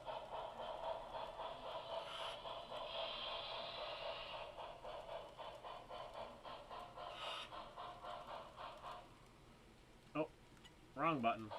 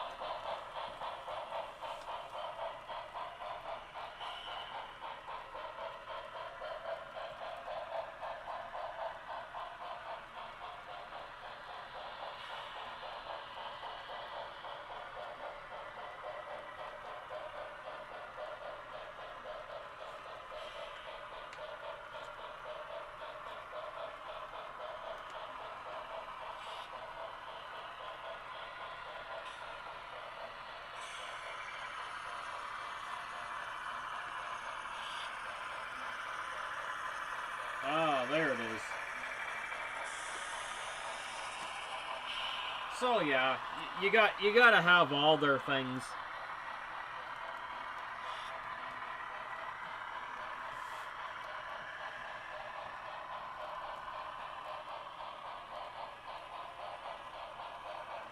No, the Goose isn't listening. BC Rail isn't listening.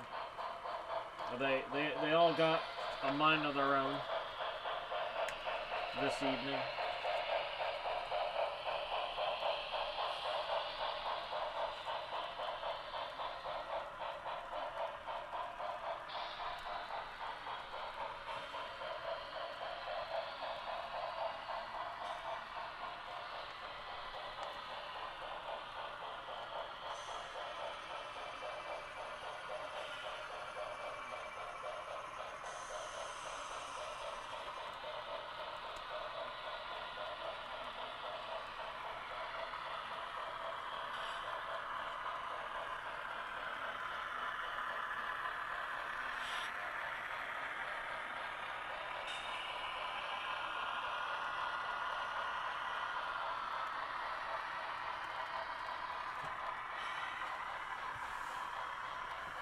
Oh my. Okay, we're good. Oh, I forgot to put a little bit of air in the Blue Goose. I think it's too late now.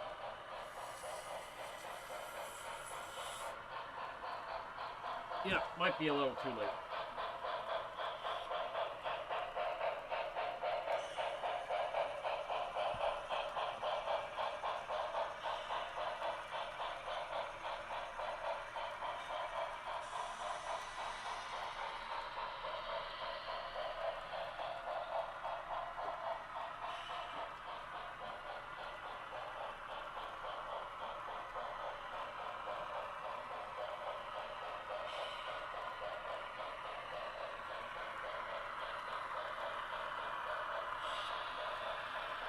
Oh no, my hard hat dude.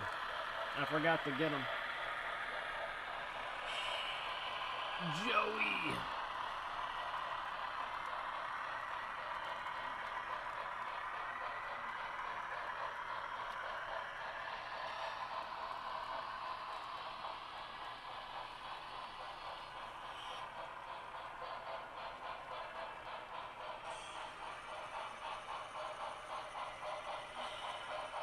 I gotta put Joey back on the train. Joey passed out on the shift.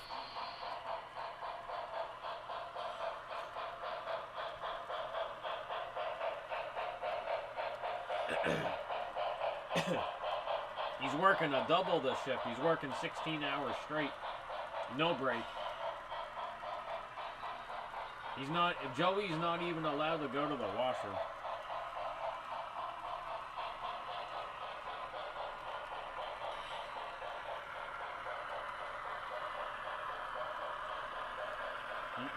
He's gotta get all his hours so he gets in the union.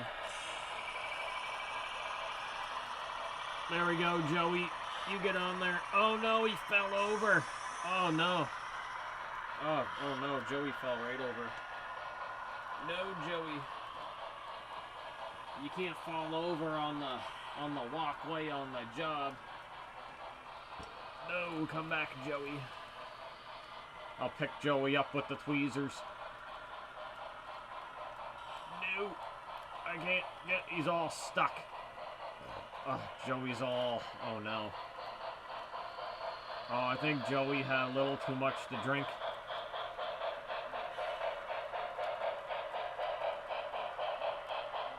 All right, Joey, get in there. You're working your double, bud. We all been there. You're doing your 16-hour.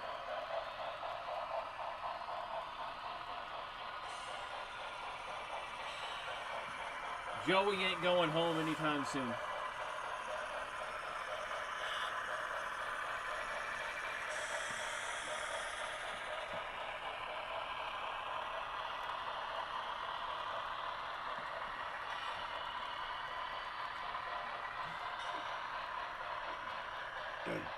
I tell you, man, no one works as hard as Joey.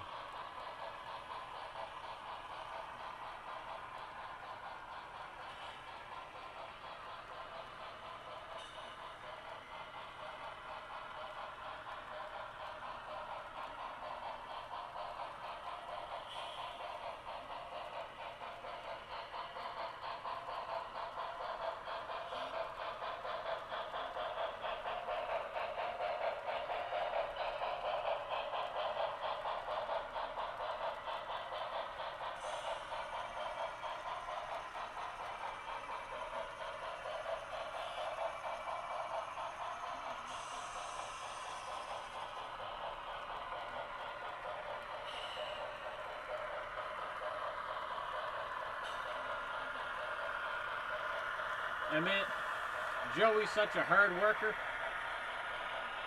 I mean, he doesn't just work for Union Pacific, he also works for Montana Rail Link. And UP's making him do a double. And then, Frig, man, I'll tell you, tomorrow, Montana Rail Link got him on a 12-hour shift. Joey don't sleep.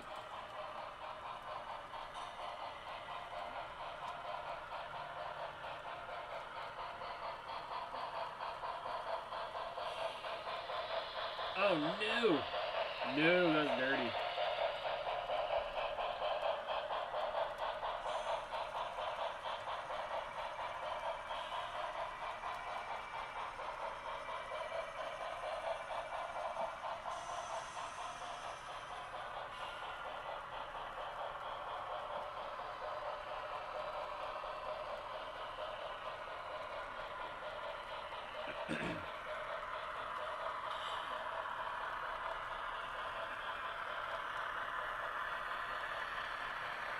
Man, that sucks, man. Now you gotta wait longer for the bloody curbs. That is dirty, bro.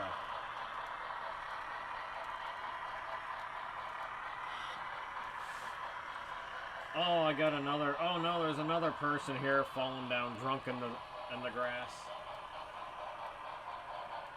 That's definitely Philip. That looks like Philip. He fell.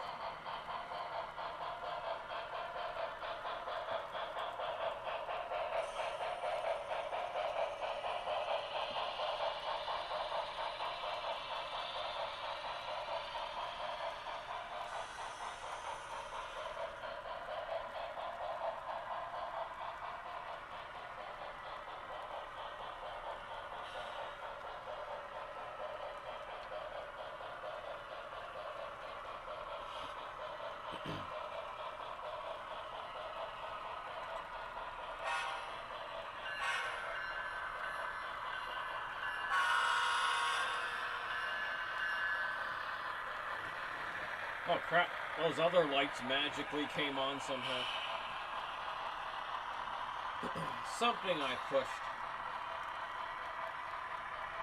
The magic button.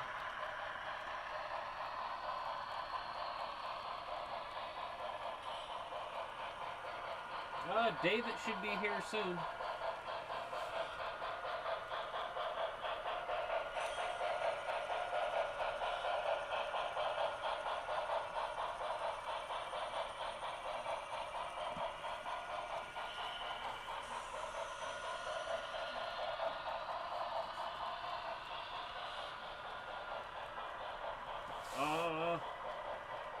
Now who's catching up? All right, BC Rail. Let's get you going a little bit.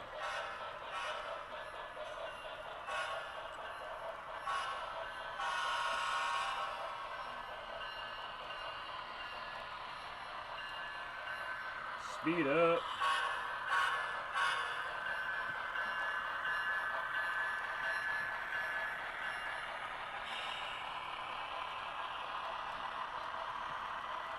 No more collisions.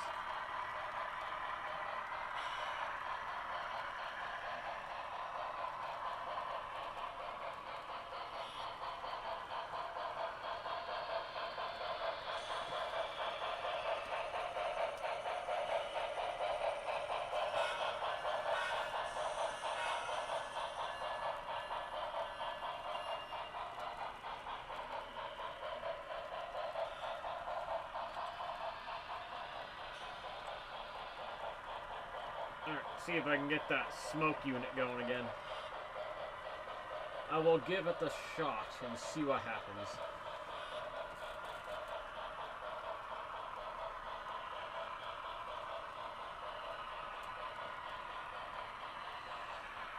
Nah, I mean, none of my stations do anything. I mean, the one Lauren got me, I mean, the lights turn on.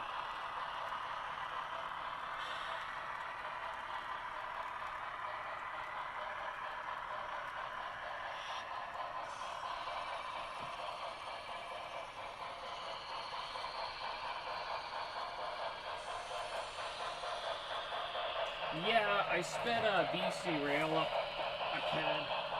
Yeah, so this one here, I mean, I can turn the lights on, but I mean, it's...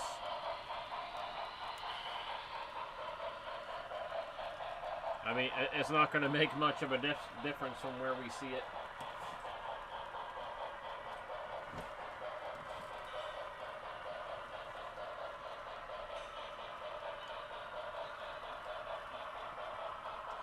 All right, BC Rail, come on.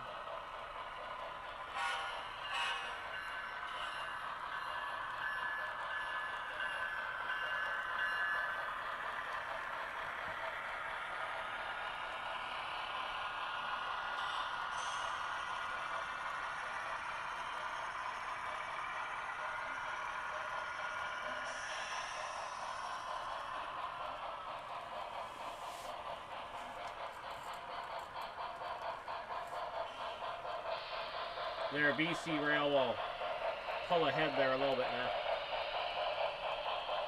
He good to go. We're all right.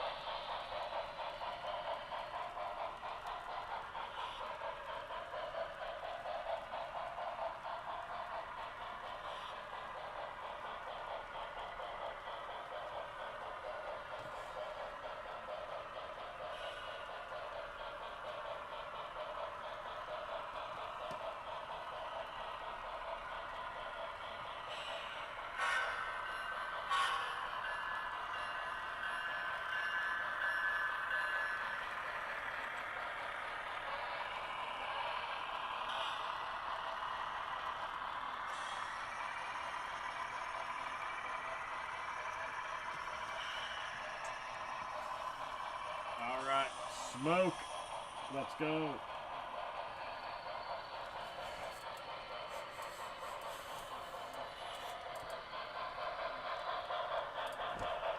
No, I don't think so.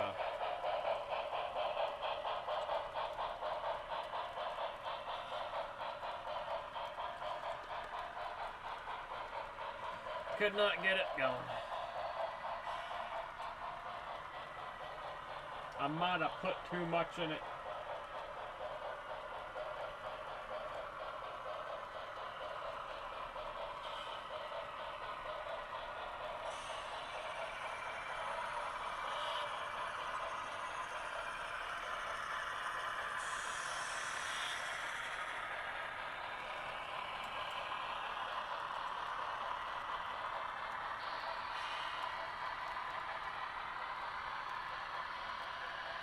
Alright, I'm gonna try and get the goose's smoke going.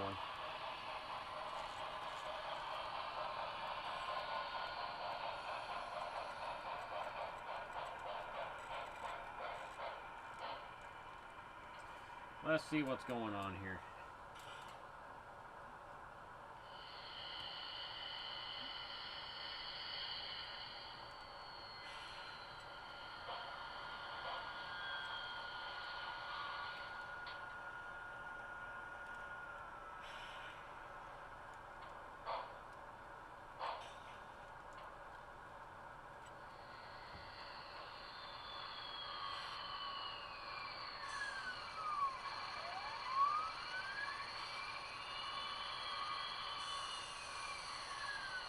Is this me or those dynamos having a hard time starting up?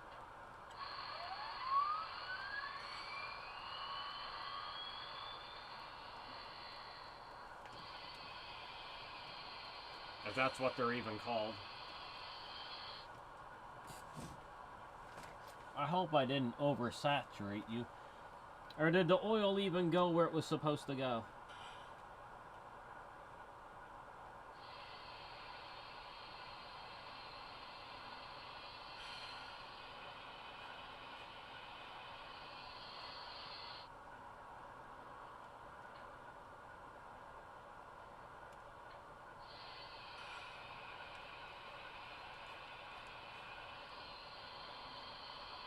Alright, let's see.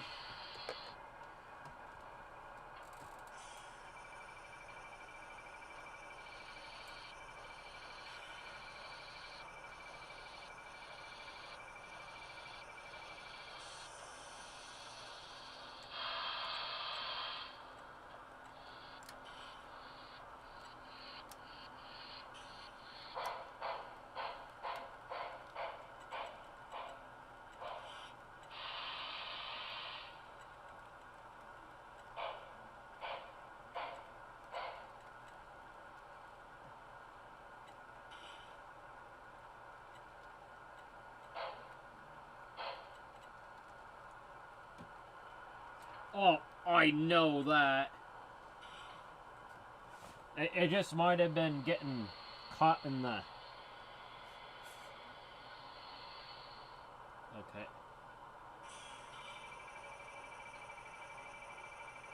It just might have not been getting right in the hole.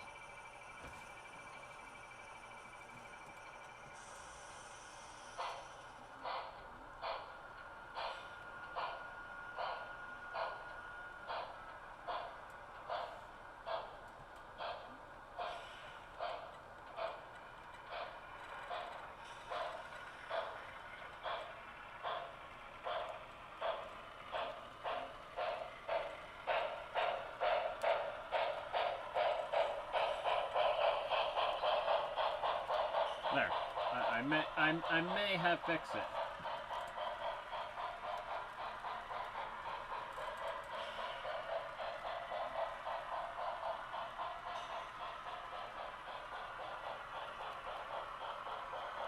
Hey, Lone Wolf, how's it going there, buddy? Yeah, the blue goose is definitely it's a favorite. It is well loved.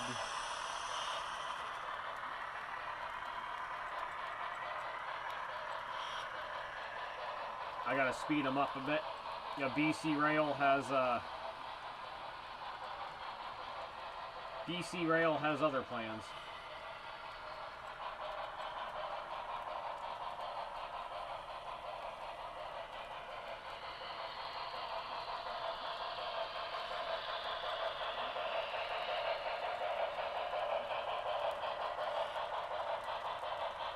Hey, Railgoon, how's it going?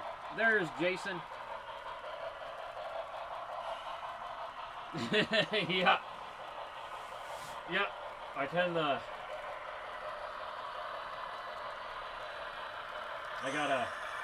I gotta blow the goose every once in a while.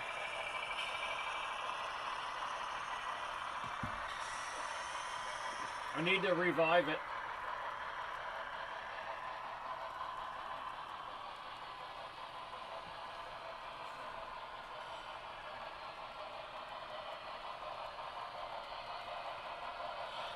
Alright, let me look here. I'm gonna jump on.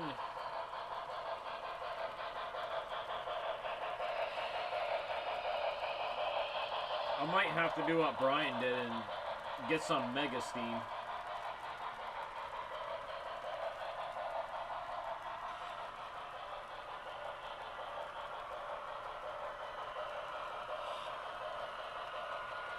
Mega Steam.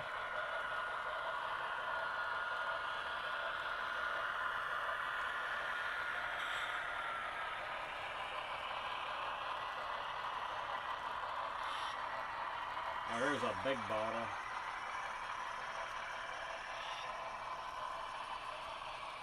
It's the shipping I can't get over. That's why I'm not buying it. Because of the friggin' shipping. There's no way it costs like 25 to 30 maple syrups to ship a little bottle of friggin' fluid. That's nuts.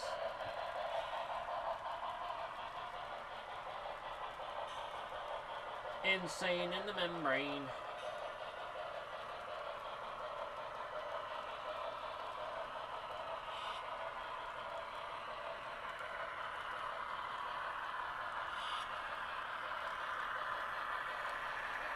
That be a little crazy. Oh, excuse me.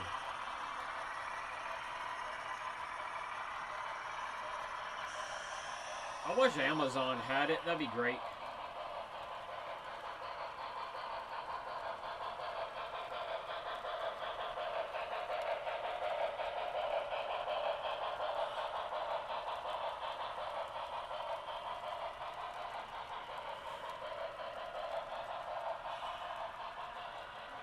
Alright, Goose.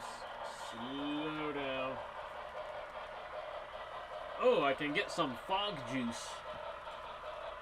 Wonder if for the smoke machine. Wonder how good that'd work. Fog fluid. What do you think, Brian? Some fog fluid. That'll get it going.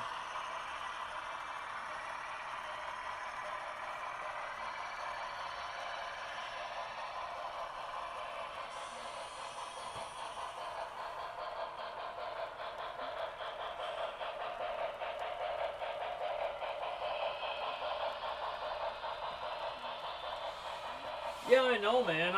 I'm a little sour about that too, but they'd probably charge 20 bucks to deliver it too. And that's why I'm not buying it, because I know for a fact it doesn't really cost that much to ship a tiny little friggin' itty bitty thing like that.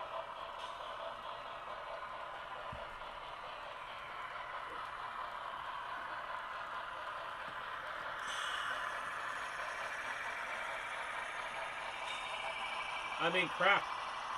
Amazon has all kinds of different smoke fluids. Get some Broadway Limited smoke fluid. There we go. $15 free shipping off Amazon. Oh, it's such a small little bottle. It's only 0.25 ounce. What the heck is that?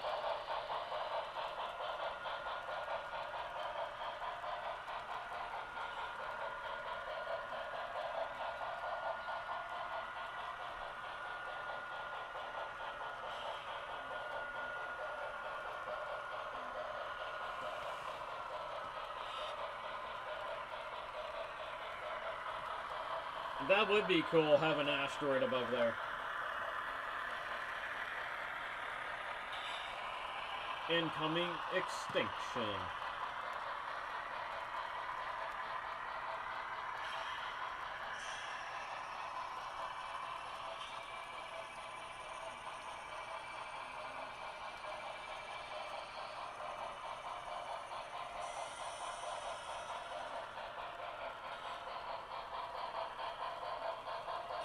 What about some red line smoke fluid?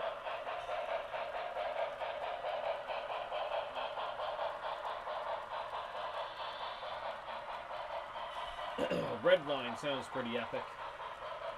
Let's red line it.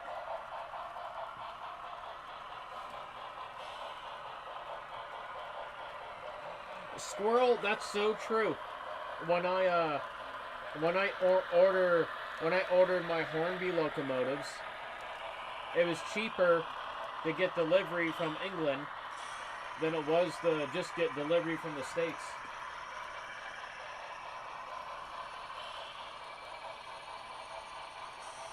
I've had that experience, 100%.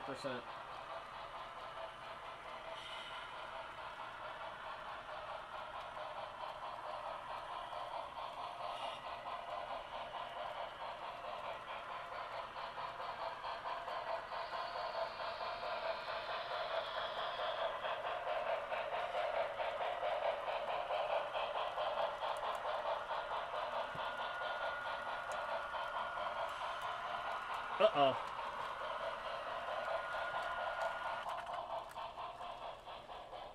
Just caught it. No biggie. Little derailment. Not too bad.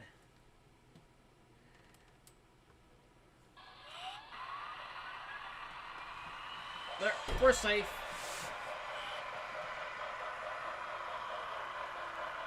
I'm okay, Lily. I only hit my arm on the doorknob. I'm good.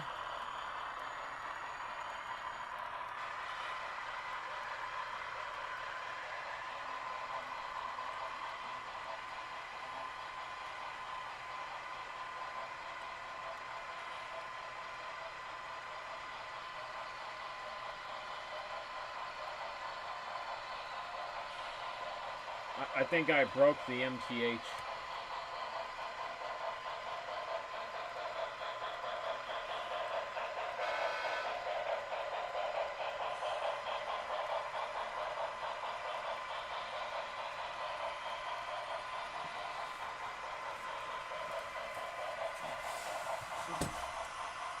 I did something the MTH don't like.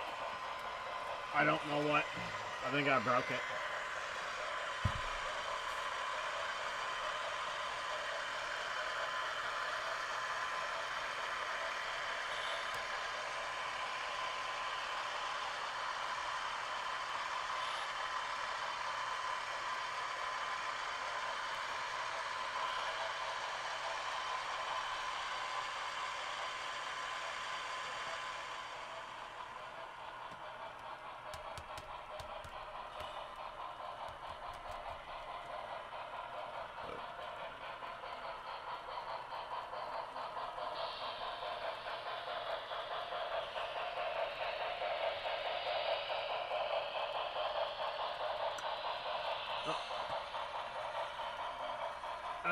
MTH is spazzing out.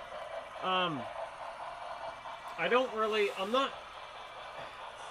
It's gonna be really sad to say there, Railgoon. I'm not in the sports at all. I can't even answer the question.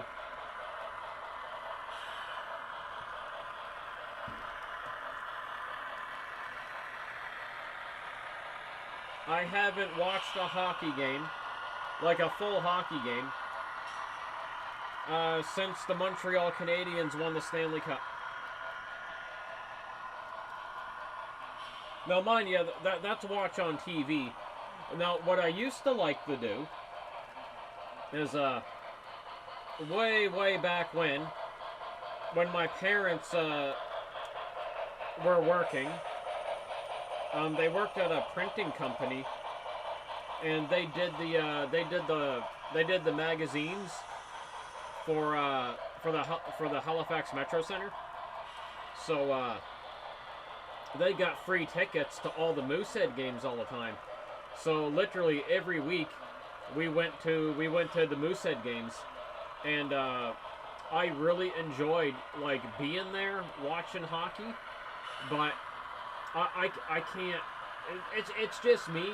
Like I can't sit down and watch a game on a TV. I like to actually go and watch it in person.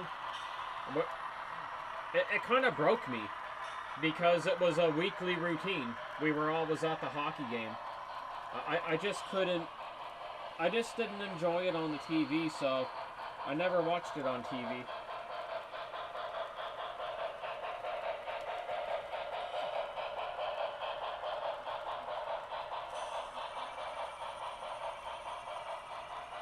Yeah, they're really known for their decoders going to kaplooey. This guy here has occasional hiccups. I don't know what causes them.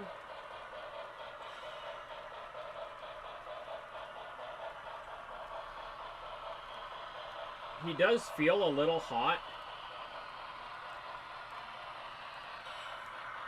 Like right on the top of him right here. Like right in this area here, he feels really hot.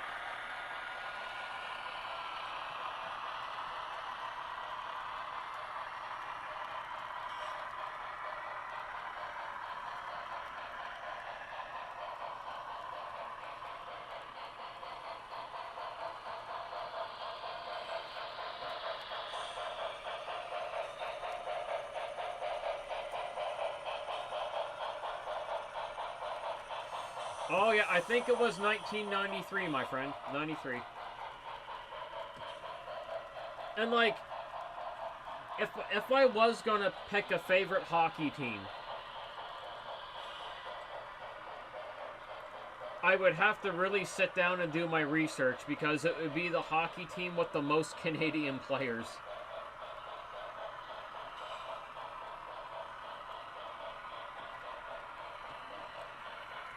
And as we know, hockey players get rostered out all over the place. So, like I say, it's a really difficult one. But yeah, so no, I like hockey. I just don't, yeah, just don't watch it on TV. I really miss the Moosehead games though. That was so much fun.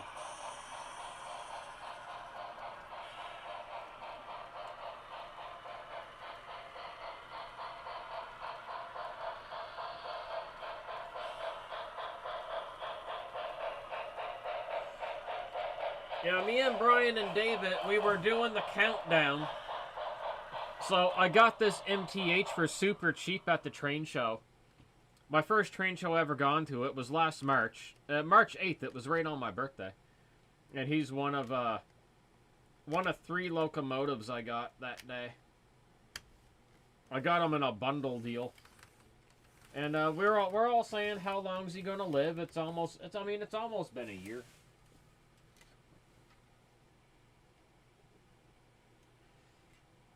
I like MTH, like, as a model standpoint, like the model itself, I think they're nice models, but their electronics are, the coders are bleh.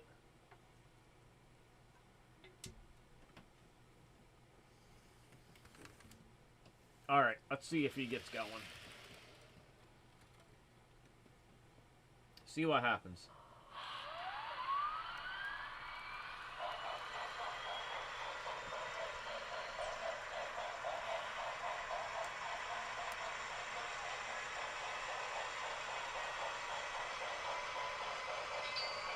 Alright, he's alive.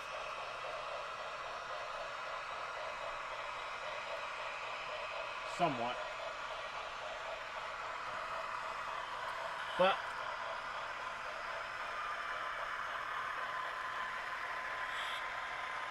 probably tomorrow there, Railgun. Oh man, 212.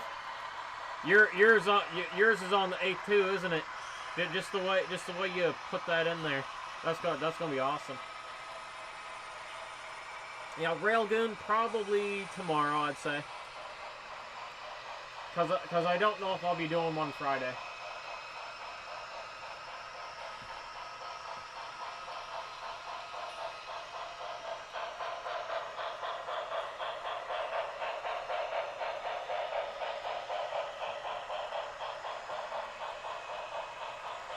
So, once that MTH comes around again, I'm gonna take them off, and then we're gonna put the old Tower 55 on.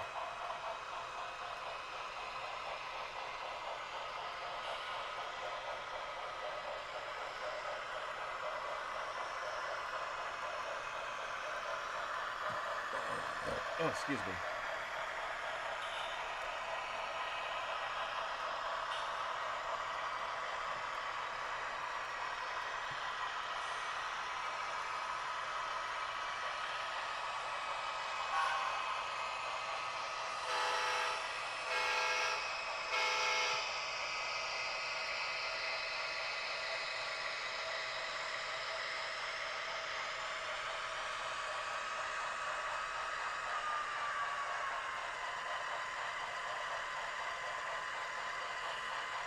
Alright, MPH.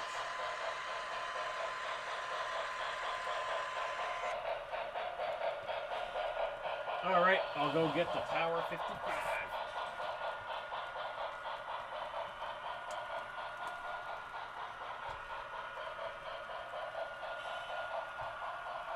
Oh no. I think I forgot to take Joey off. Joey went flying. I don't know if I'm gonna find Joey.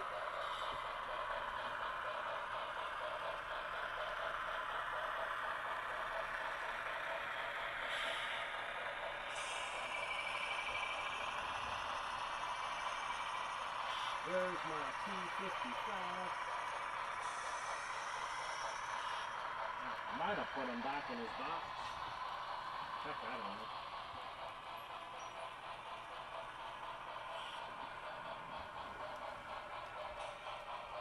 Where is it?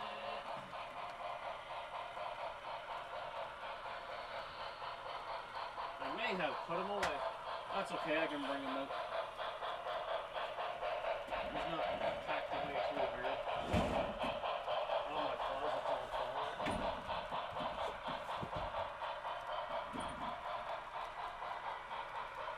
There he is. I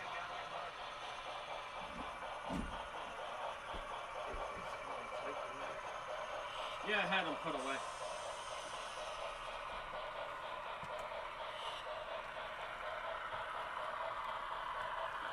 Oh, there's Eugene. Hey there, bud. Sweet. You were 1972, I'm 1983.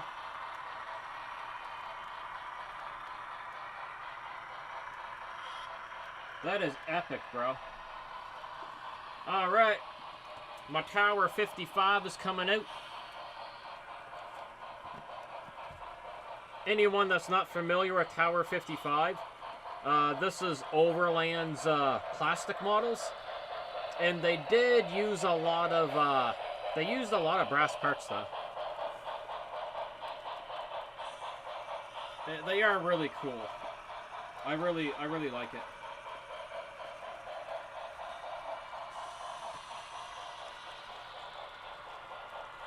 And he's got old school DCC and sound, like old school Digitrax. Back in the day Digitrax. All his detail parts are brass. And they only ever did one run, and it was back in 2005.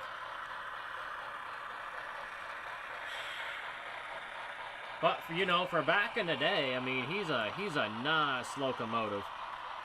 We'll do a little spin around here.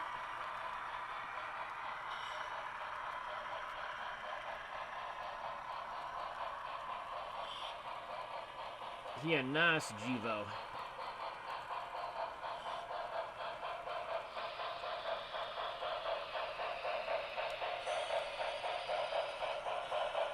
Alright, I gotta cut the power for a minute, so I don't blow anything up. I mean, he doesn't sound the greatest, because, I mean, it is old school Digitrax, but... Oh, wow, he's cool to run. Oh, OBS Studio did something. Are we good? Okay, we're good. We're good, we're back on. I was worried there for a minute.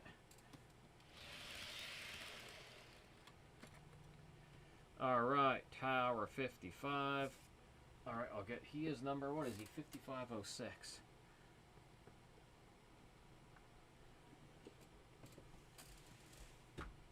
Let's get him going. Let's get the old guy going. Oh.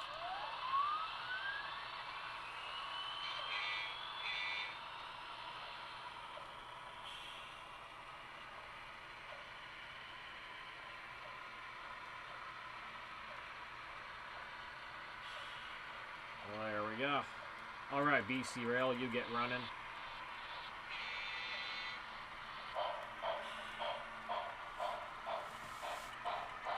Just don't run into the goose.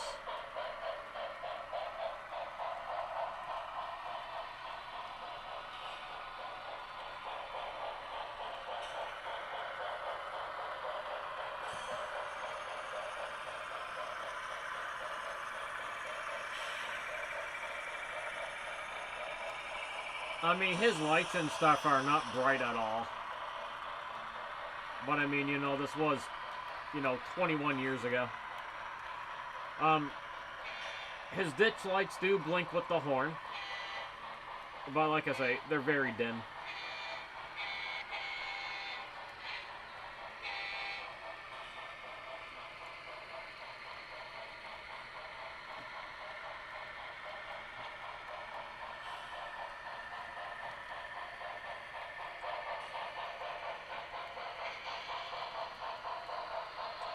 He's got a big beastie motor in him. He's got a big cannon motor. Big cannon. Just like Mr. Josh Cannon.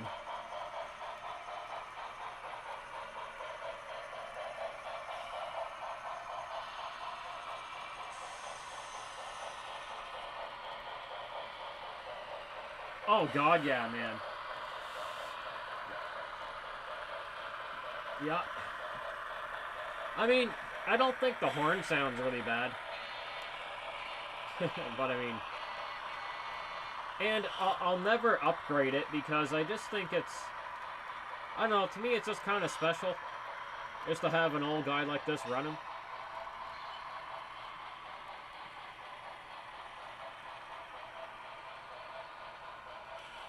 And his drive shaft gears were replaced.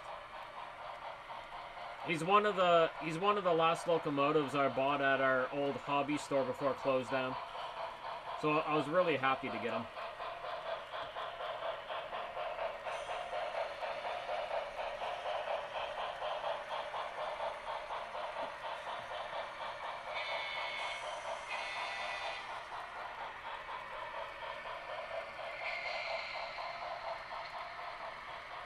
And he runs great, like, he doesn't really skip a beat.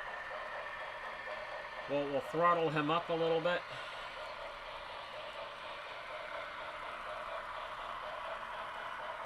And when I mean these things got a big motor in them, they got a big motor.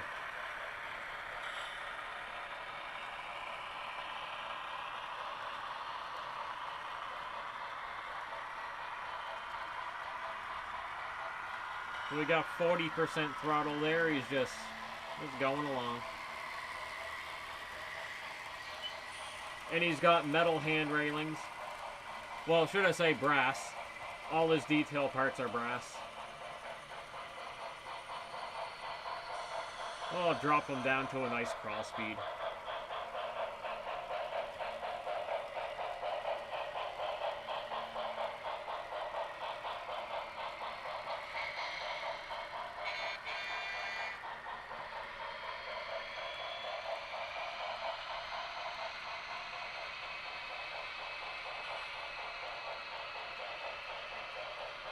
Give him about 10%.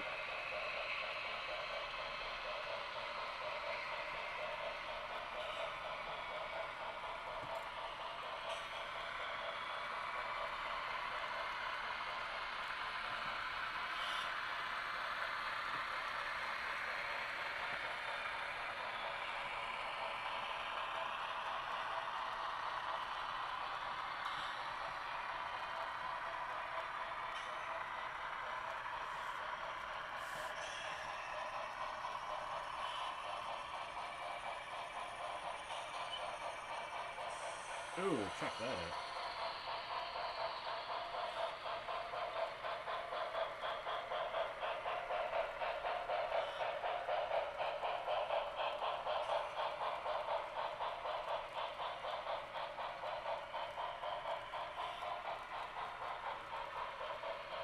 I gotta save up for that.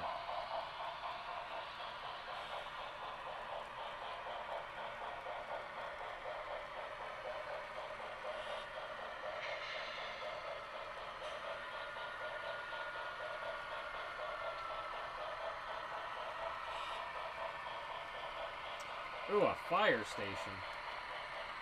Sweet.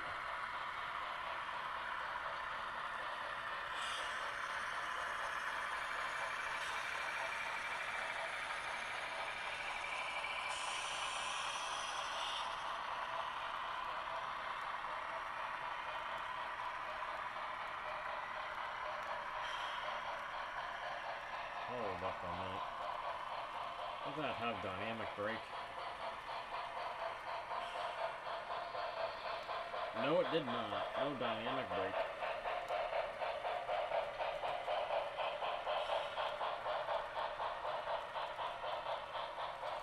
British Columbia, huh?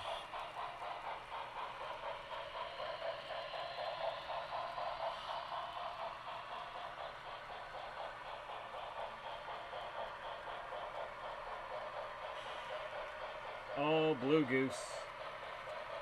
I see what's going on there, bro. I see you creeping up.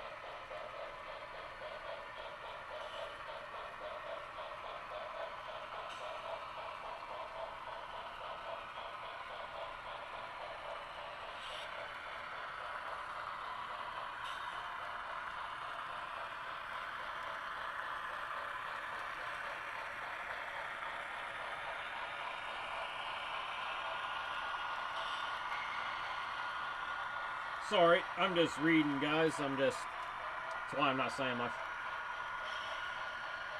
I'm reading about a SD40-2.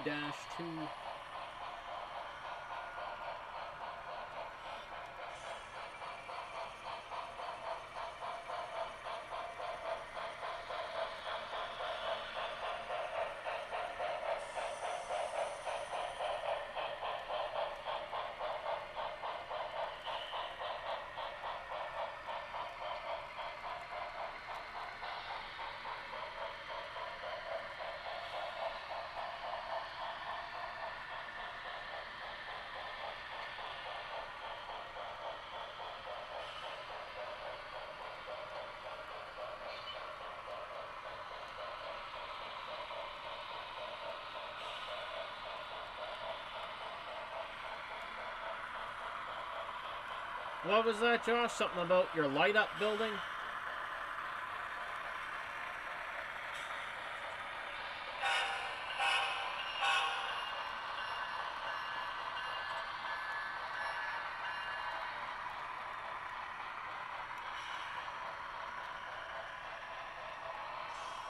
Where's this guy at? He's out in...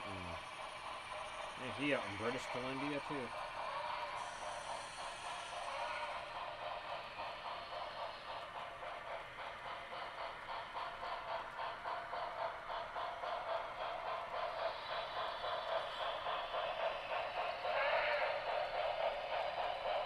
Oh, crap. What the hell is this?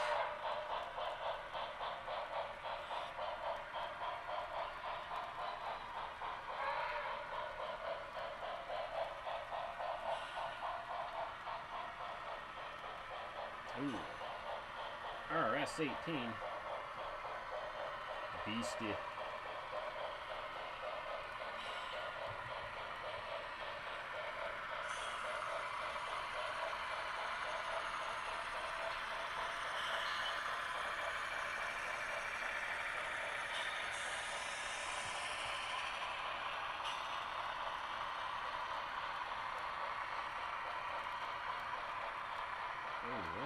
That.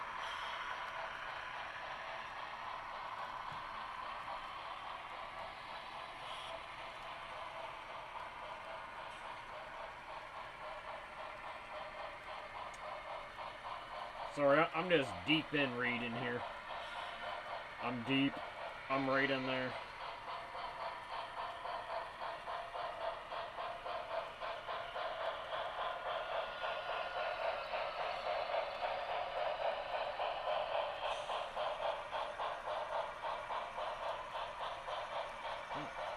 Scale is this thing?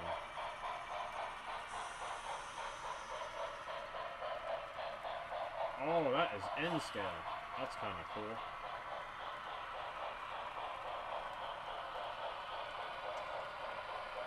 I'm watching you, Scale Trains.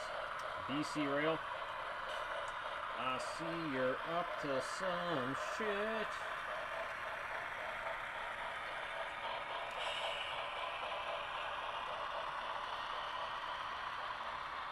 So these two are not getting along this evening. Oh no. Oh no, they're not.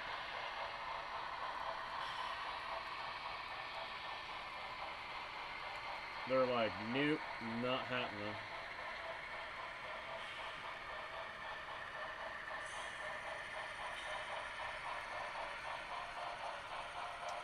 What is that? Oh, what? What scale is that? Oh, it's HO scale.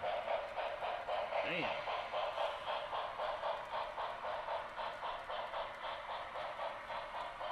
That is nice.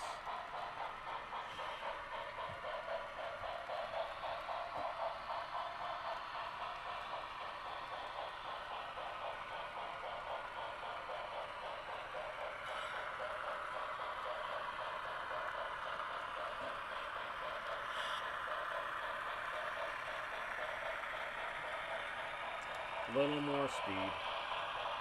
And I got ya. Oh, that's another N scale. Nice. Burlington Northern. Heck yeah.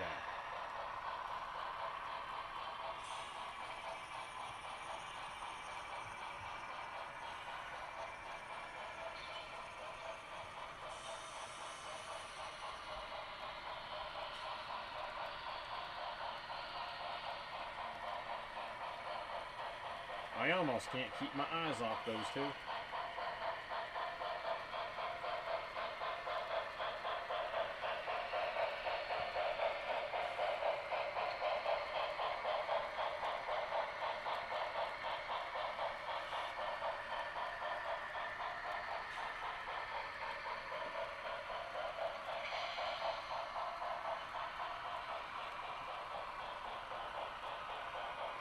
Yeah, all the BC rail.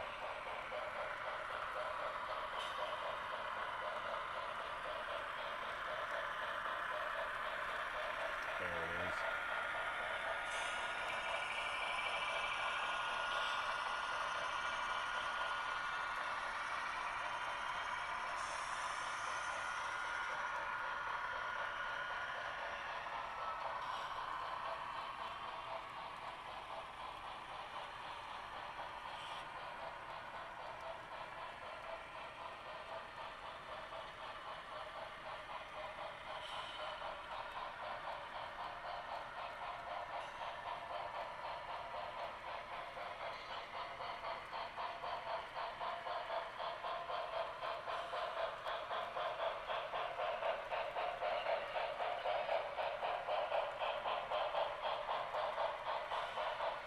There, now.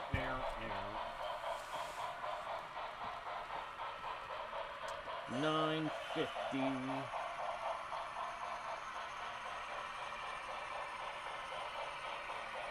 Oh, just a second, Josh. Let me check.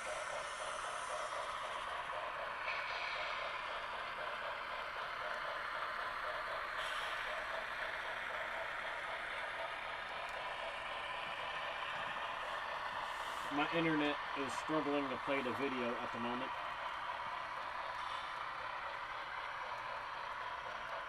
A bit of a struggle.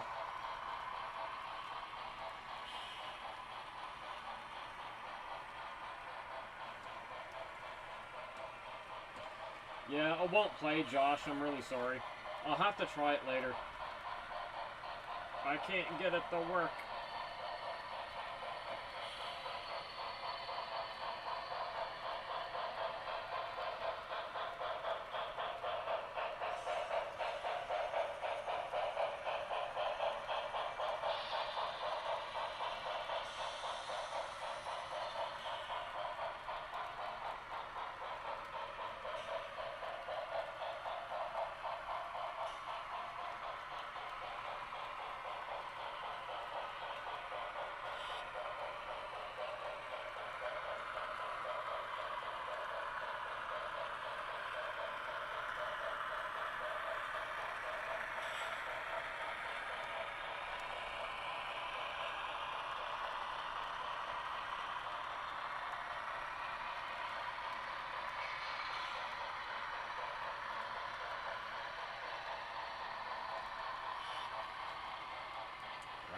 Okay.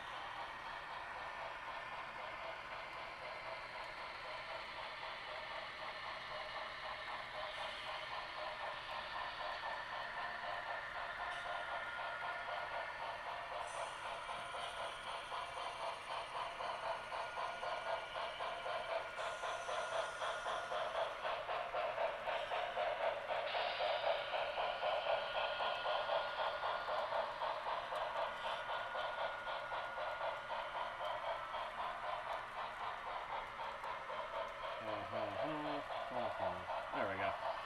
Alright, got that figured out.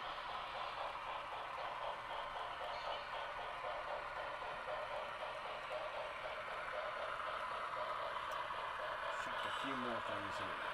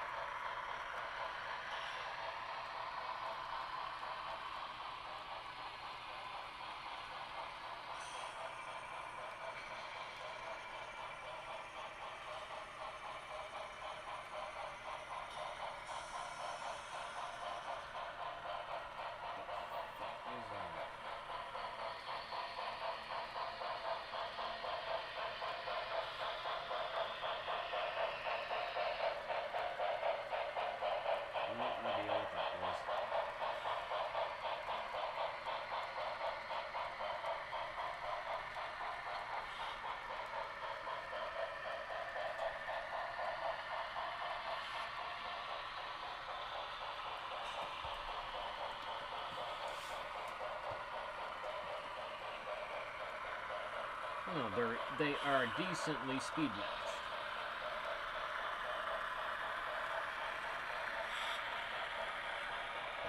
Oh, excuse me.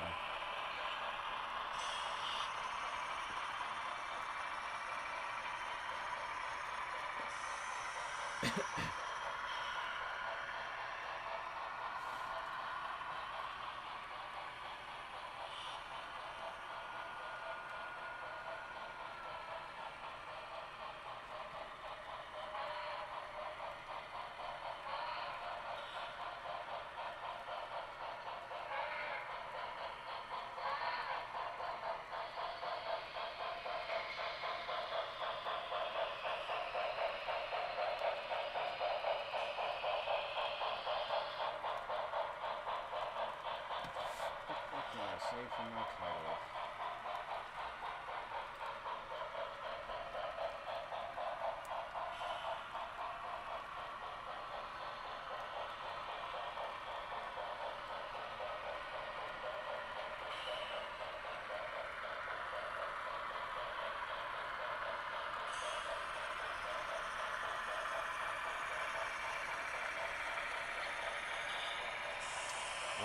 did say 11, didn't it? Oh well, may as well check the news. King of the Pharaoh, pulled the U.S. draped flag and coffins floating at sea.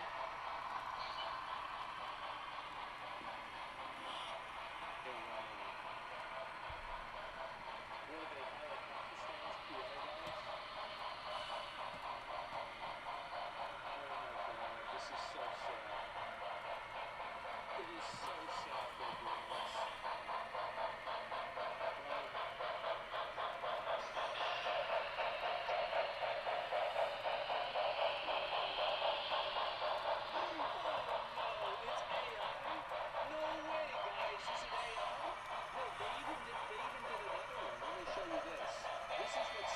Is that they've been doing this even more. Let me see if I can pull it up. Oh, I saw this too, by the way. Oh yeah, he is, isn't he?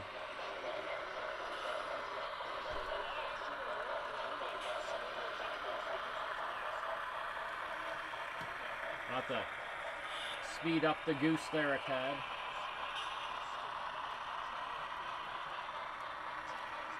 Get him up to speed.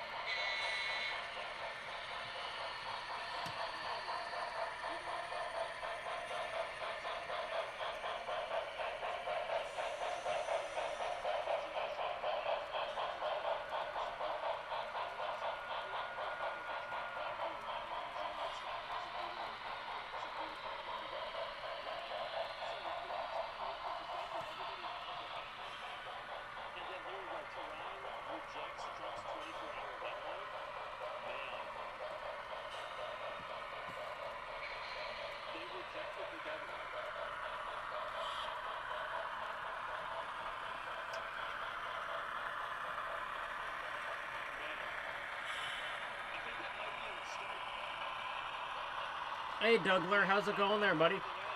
Oh, I'm doing pretty good tonight, man. How about yourself?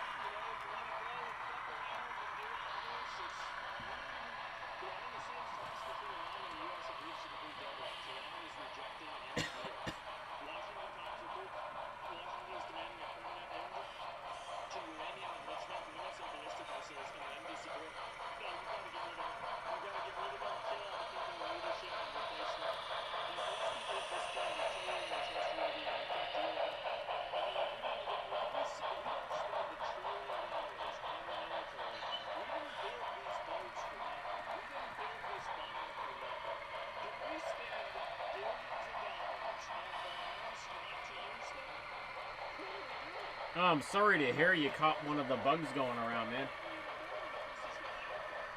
I had a nasty one there about a month and a half ago. It was pretty brutal. Actually, it might have been more 2 months ago now, but it was like a gotta lay my ass in bed kind of cold.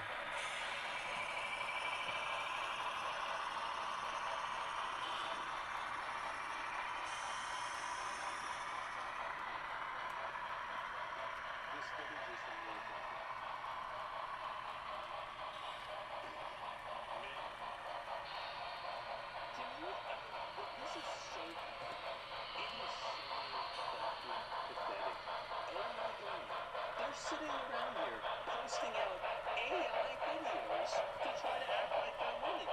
This is embarrassing. Oh my fucking God.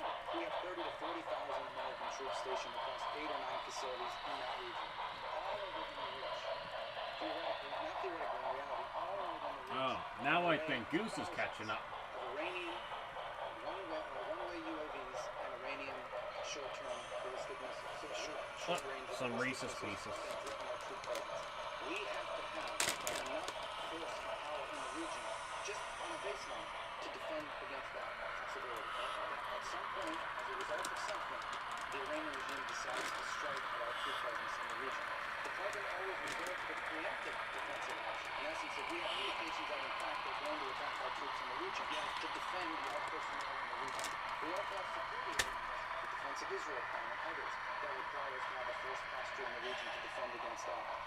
So it looks like they got, yeah, they're going to be fighting back. I feel like there's just it is only a matter of time until it happens. Honestly, I thought it was going to happen last week, and now that they have everything in there, I'll watch this again. It does seem like very clearly they are going to go and bomb them. It just hasn't happened yet. The swearing trials are underway in America's next moves. Moments ago, literally, the president posted a quote. Oh, what I miss? A masked armada is heading to Iran. It is moving quickly with global power. Hopefully, Iran will quickly come to the table and negotiate a fair and equitable deal. No nuclear weapons. Yeah, man, do it up, Dougler, man. Party's time is still running out. This summer, get on it. Secretary of State Marco Rubio is set to testify before the I have a lot to do to the Sun Death layout, so I'm kind of there with you. As doubts are being raised about Venezuela's acting president, Delcy Rodriguez's cooperation with the U.S. Reuters reported, quote, it was not clear if Like, such a crap ton to do.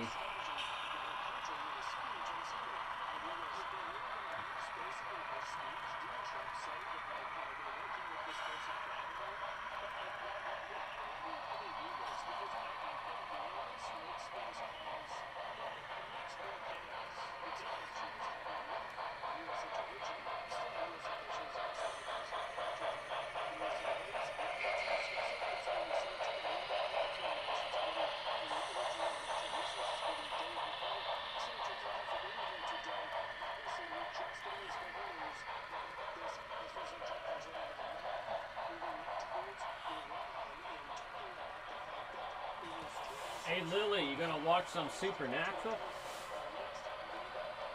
You know you want to. You're thinking about it.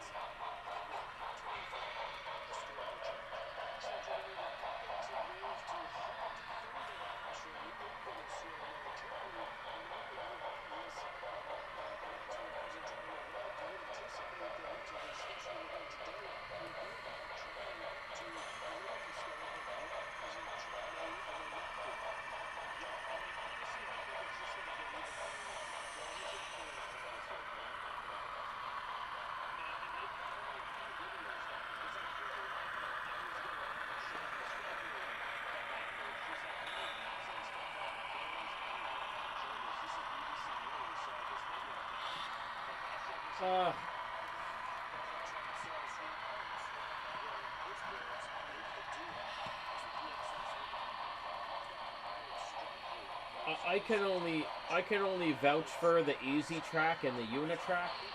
Out of those two, I would go with the Unitrack. In my opinion, it's just better. It's just better quality.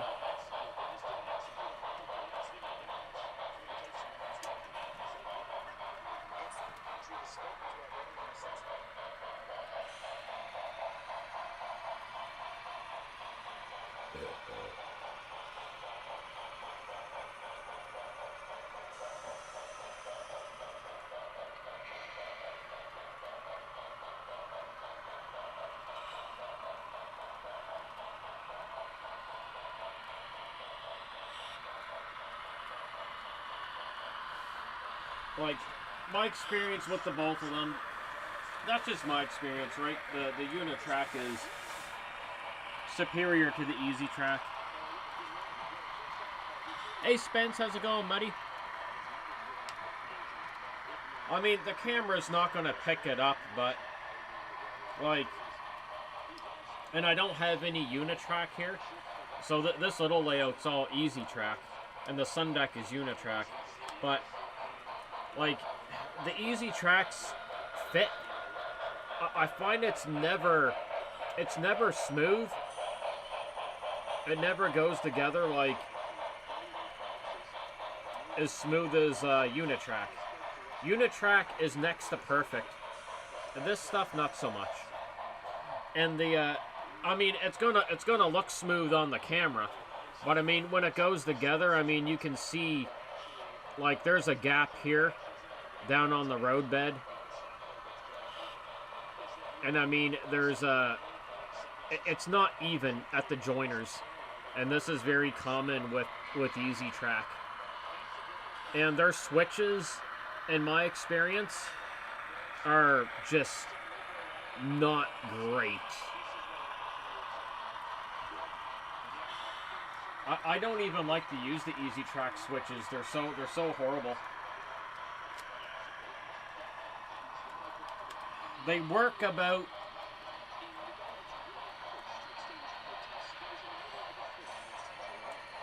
and I'm trying to be as exact as I can. The Bachmann Easy Track switches, for me, work about 60% of the time. The Kato Unitrack switches work 95% of the time.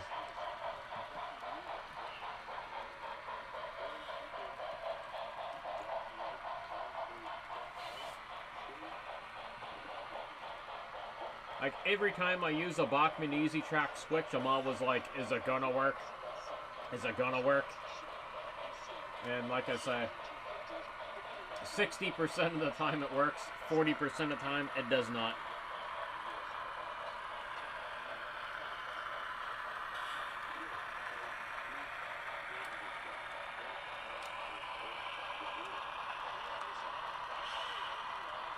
Now, Brian is way more knowledgeable when it comes to track. But if I remember correctly, and he will correct me if I speak wrong, but when you buy your switches in your crossover for Kato Unitrack, make sure it's number 6. Because if I remember correctly from what he said, the number 6 switches are better for longer locomotives and just longer trains in general. So go with the number 6. And like I say, Brian, he'll jump in here and correct me if I'm wrong. Oh, it's still pretty early for you there, Thunder. Early.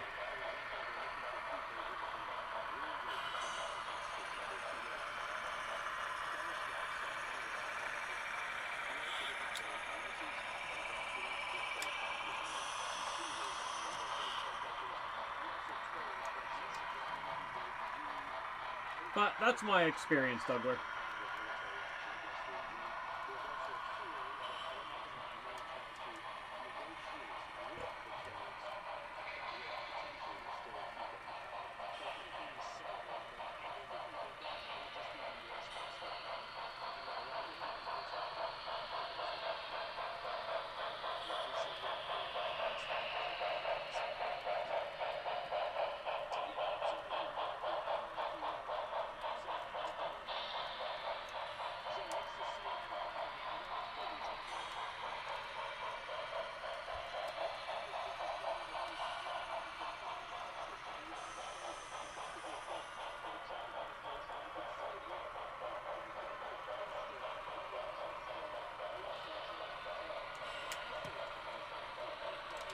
Like if I had the money, I would replace all the track on the little loft layout here with Unitrack.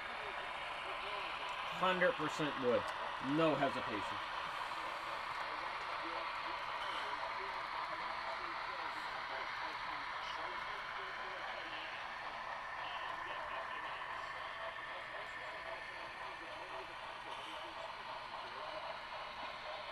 Oh yeah, Spence. You got some experience with the easy track too, eh?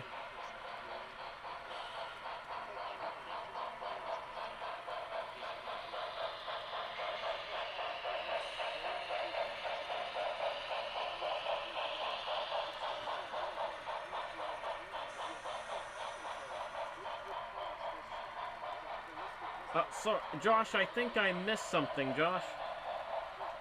I see there, so you can put another track up. I might have missed something you said further up. I'm trying to check here. Yeah, pretty much. Blue Goose says I own this track, and BC Rails is like, no, I own it. Yeah, they're in a constant battle. And Spence, like, I don't blame you, because I think majority of people in this hobby use FlexTrack. If you need custom anything, FlexTrack is the way to go.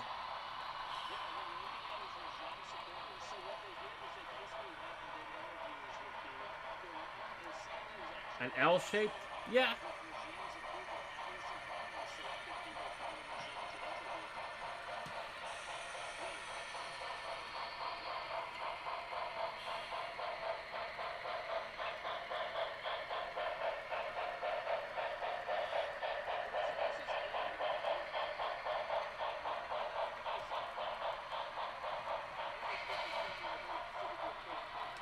Well, I'm all done my ginger beer.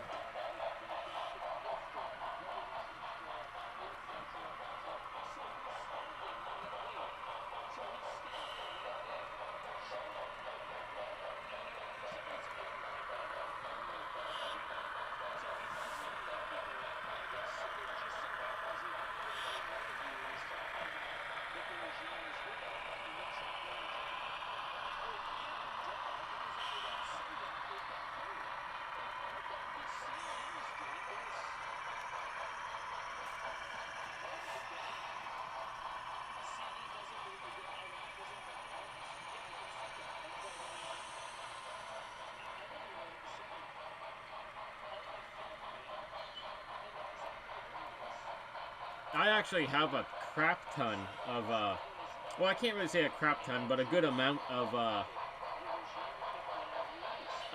Atlas track and, oh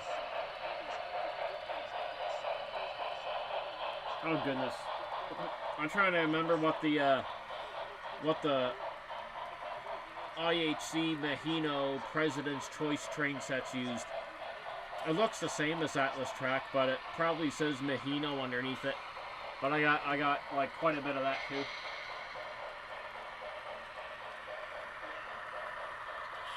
I'm watching you, BC Rail. I see what you're up to. I see what's happening.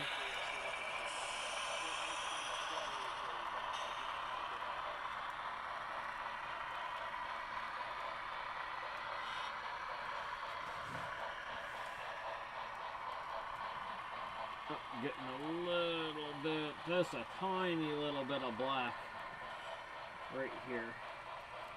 Not much. Not enough to be super concerned about. Here, let me reboot the goose. I'll see if I can get a little bit of oil in them. Get a couple drips.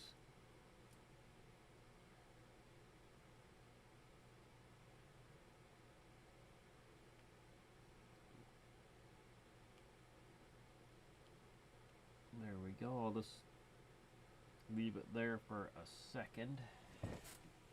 Right on the element there. Oh, what the hell? What happened here? Did I break this?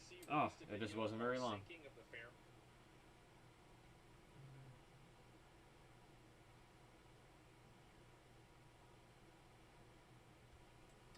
Okay, let's see here. Give that a roll. Okay, if there's any bubble, we should be okay. Alright, boot up.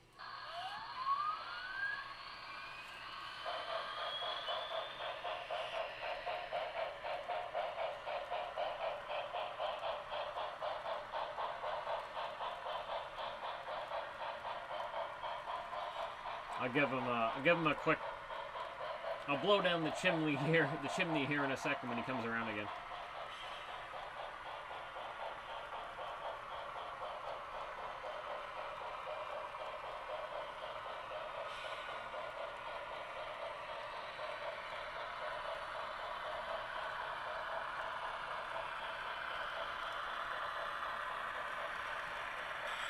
Yeah, Josh, you were the one that I think you were the first one to tell me, Josh, to squeeze the joiners together, and I did, and that helped out quite a bit. I think majority of track can suffer from that issue.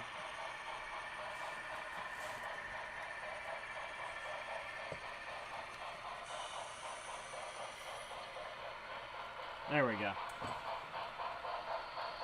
Just a tiny bit of smoke. I'll wait till he comes around again. I never tried the lifelike snap track before. I have zero experience with that. Does it have better joiners than the easy track, I imagine?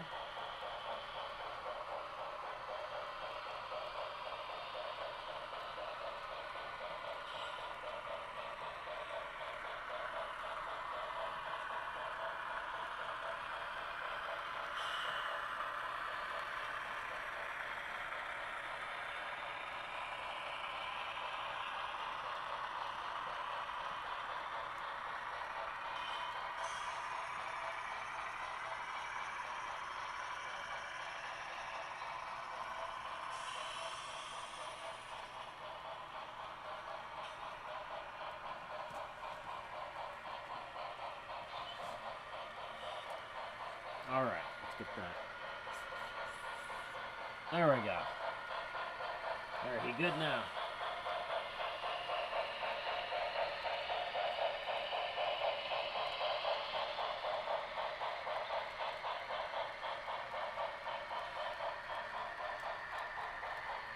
All right, I got some little bit of dirt on the track here. I could tell because the goose was like, clean this right now.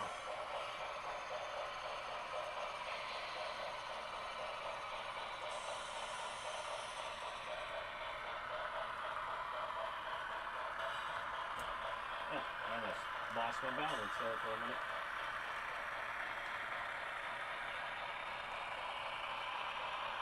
I might have to use just a little bit of alcohol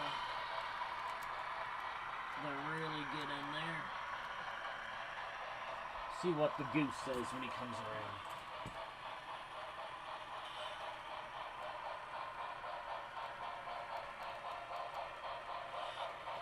Oh man.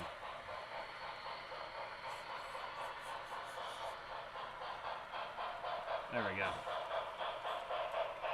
The smoke unit's being picky tonight. This is the pickiest it's ever been in a while.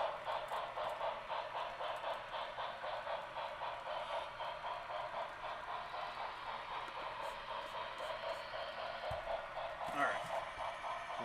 Alcohol.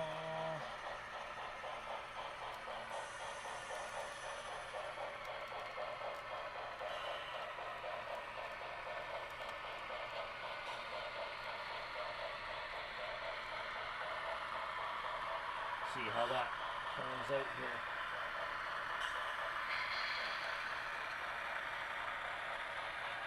That should be a little better.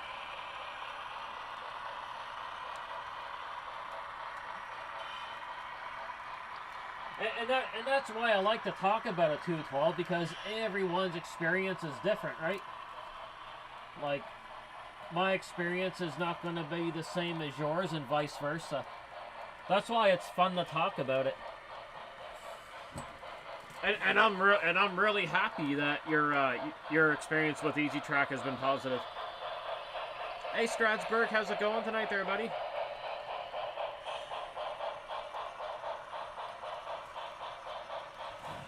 Well, like I say, for other than the switches, for what it does on this little layout, it's fine. It's just the switches work 60% of the time.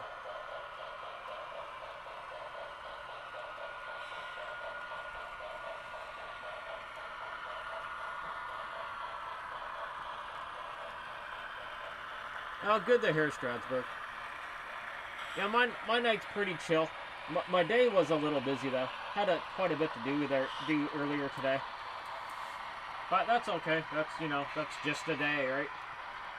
The days get busy sometimes.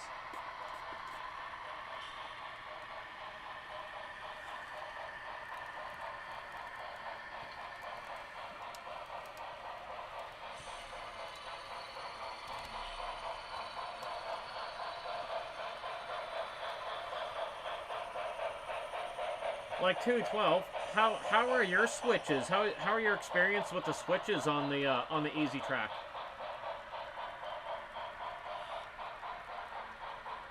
I hear you, Strasburg. It is just life. It is what it is.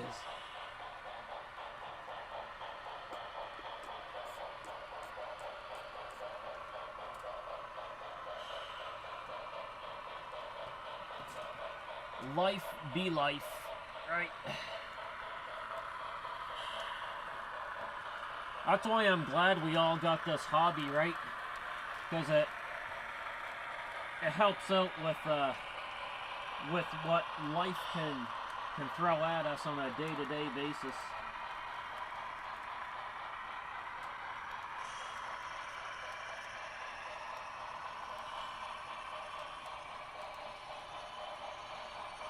There, I gave that a little bit of a clean.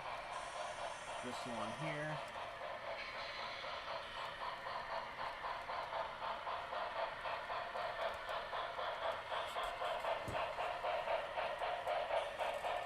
Okay, that is good. I did that. That's fine. I'll put the alcohol away now.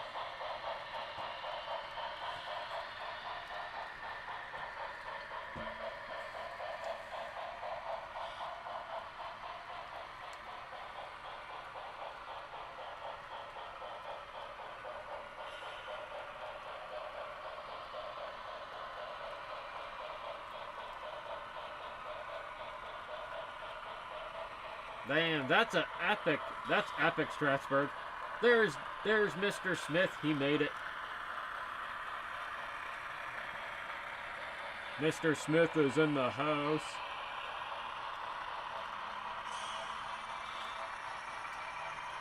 I wish I knew, Douglas. I wish I had an answer for you.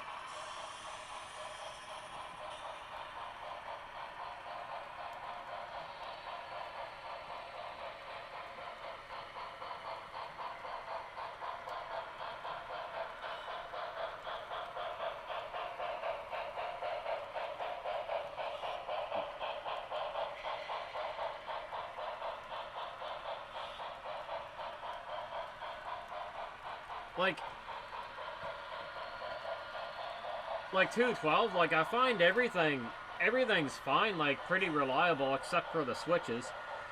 And then there was a couple weeks ago there when Joss mentioned, squeeze the joiners together with like needle nose pliers, and I did that, and it helped out quite a bit, right?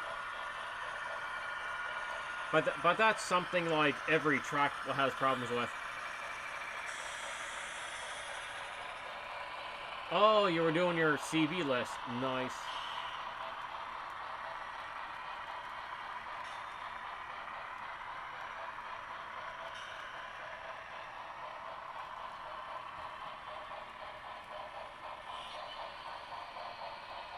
You know what's crazy, David? Other than one hiccup I had, and that's because OBS crashed. It wasn't an internet issue, it just crashed, but we haven't had a resolution issue, knock on wood,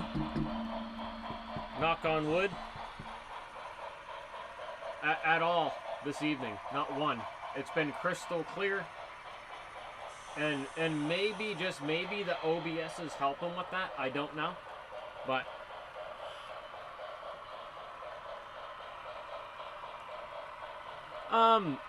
They probably would, Brian, if you took them apart and put them together a lot. Those joiners would probably like separate over time.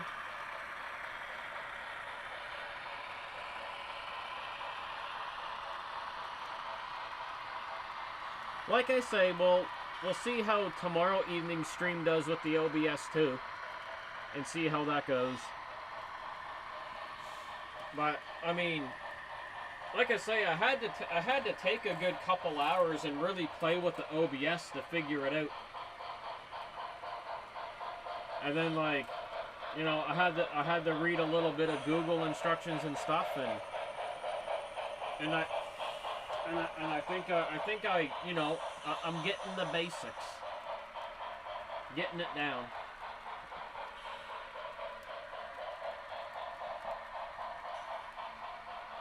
But once I get my settings the way I want them, it's gonna stay that way, which is cool. I mean, until I put it on another computer, right?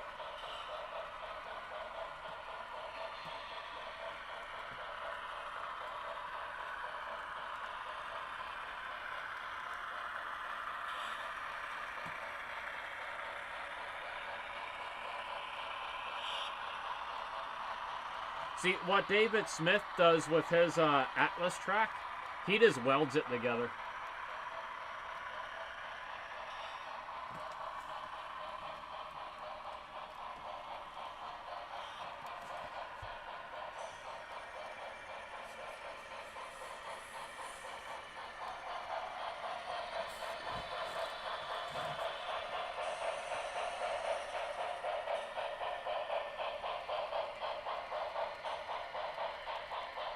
Yeah, sorry, solder. Sorry, yeah, you guys knew what I meant. You knew. I just said weld. Yeah, he weld that shit. He bring out the acetylene torch, man. Fuck. He brings that right out.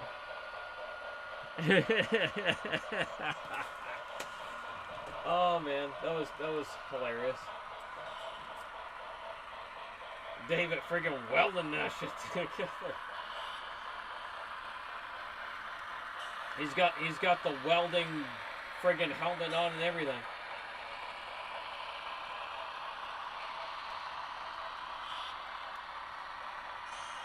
David's like, I ain't fucking around, I'm welding this shit.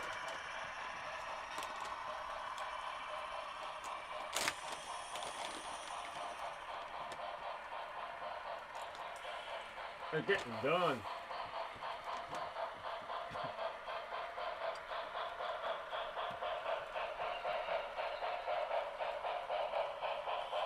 Yeah, 630 sticks.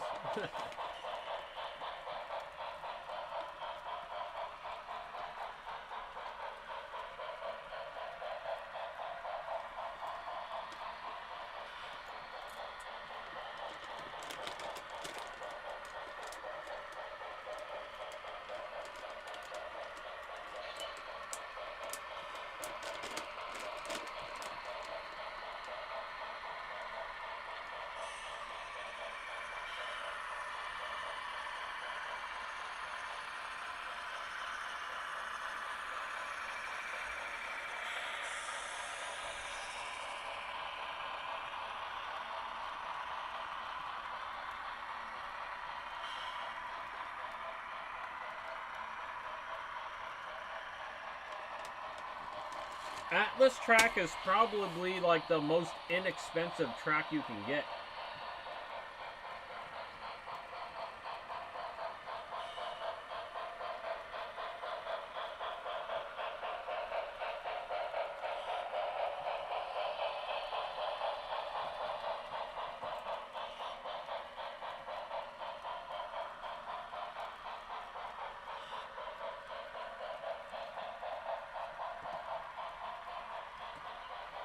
Man, Brian was a welder, man. He made bank.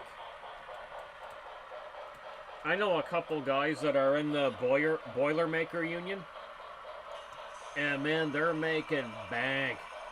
Like they're laughing on their way to the bank.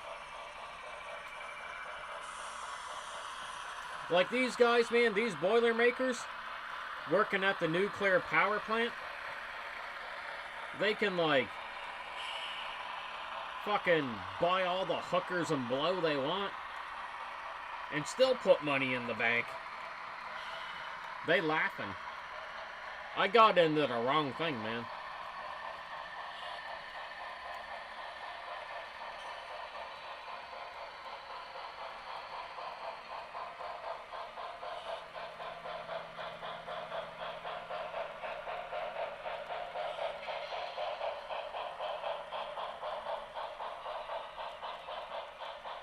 Well, like I say, Stratsburg, you friggin' bring out that acetylene torch and fucking weld those wires right up to whatever you want to the power track. you want that flame to be blue or purple though, man. You want it hot. You want high Kelvin. You want like 12,000 Kelvin on that shit, man.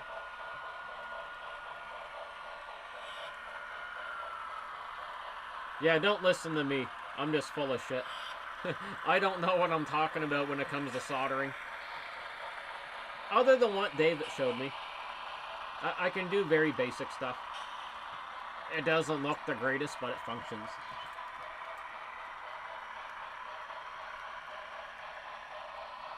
Oh, God.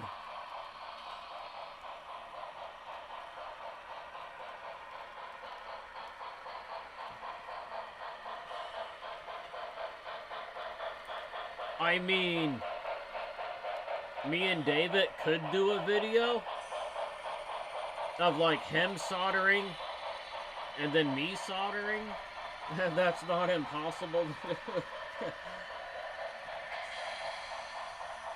I'm much better at the building and the painting of the locomotives.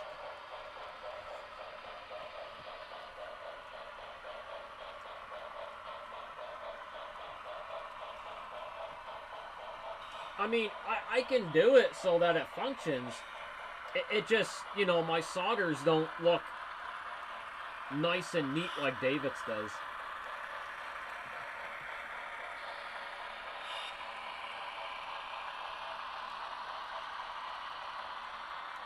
See, I don't even know what that means.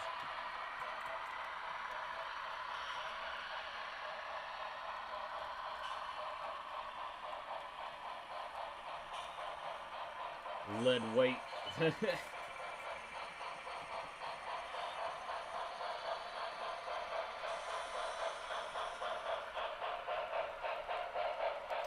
I know not a thing.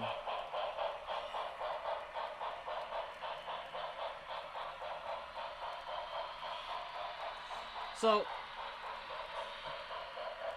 Brian, I got a good question for you. So we had an old car years back, right? And we needed like a little bit of welding done to it.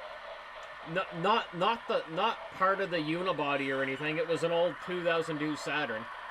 I don't know if you want to call it like, I guess you can call it the rocker, but it wasn't the bottom part of the rocker. It's like when you open the door, not the door. I call it the kick panel. That's what I call it. So one of the rear kick panels was getting really bad. And there was a local welder down the road. And he has a sign up saying welding and everything, right? And then when I went to talk to him, he told me he won't go near cars. Now, in your experience with welding, why is that? I didn't question him. I was just like, okay, cool. That's cool. You know, I'm not gonna, you know, beg him to weld my car. But why would a welder say no to a car? He won't work on a car. Yeah, rocker panel. Yeah, but it's not the bottom rockers were solid, but it's like, you know, I call it the kick panel.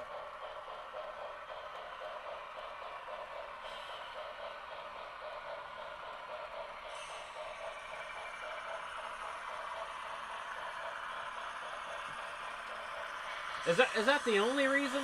Just like that? I mean, yeah, that is a pretty good reason, but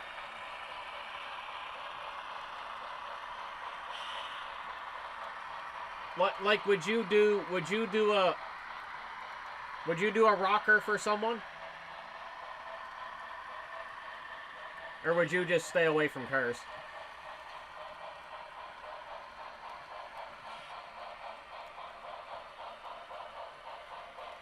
Oh, okay.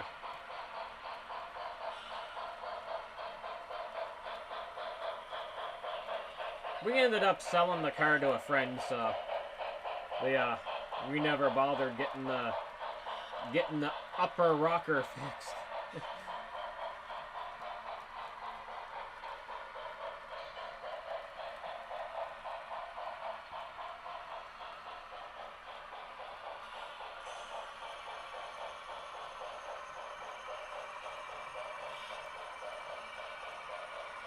That was a good old car, though. Me and Lauren, we took really good care of it. And that was the only bad spot, was that upper rocker when you opened up the rear door. The bottom of the rockers were solid. Solid as a rock. It was just that one little spot. Only on the right rear. That was it. Only little spot.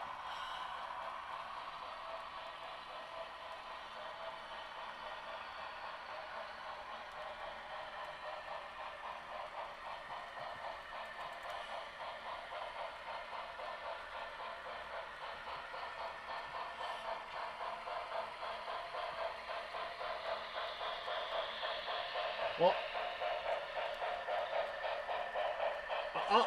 all I know, Stratsburg, is like he had a small welding shop, right? But he wouldn't. When asked if he would like weld that spot on the car, fix it, he just said he doesn't work on cars. He won't go near cars.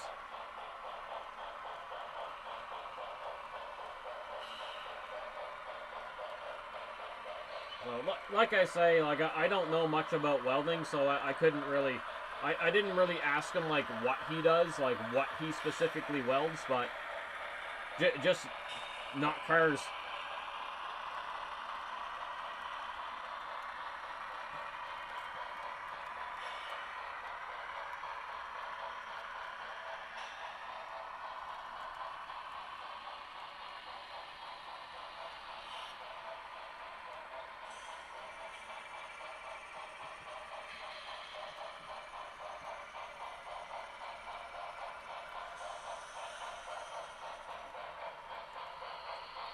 But I will say this. I will not buy a vehicle. I will not go near a vehicle. I will walk away if it needs rocker panel work. Because yes, you can find someone that can do it for cheap, just enough to pass safety inspection, but it's not going to be done right. It is very expensive and time consuming. I know that much, to get proper rocker panel work done. And I know that because a buddy of mine, I don't know why he wasted the money on the car, but he did. But he had an old Toyota Yaris, and he took it to an actual body shop, like a licensed body shop. And it was $1,300 Canadian per rocker panel. That's the cost of a pro job.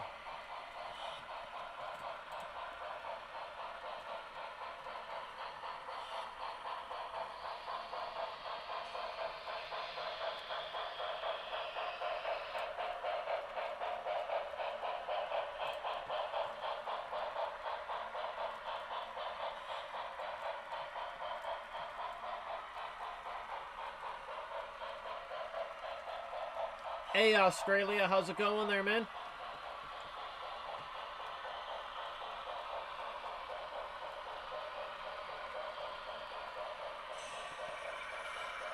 I mean, I'm thinking too, it was a little Yaris, so I can definitely see it being more expensive on a bigger vehicle. But yeah, like if I'm like, anytime I ever looked at an older vehicle, if it needed rockers, I walked away. Because you'll see the ads, people selling car in the ads, they're like, oh, it just needs rockers. just needs rockers, hell no. Run away. Don't even go look at it. I won't even... I will not entertain a car that needs rockers. Hell to the no. But that's just me.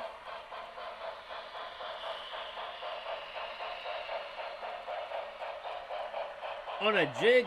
Damn.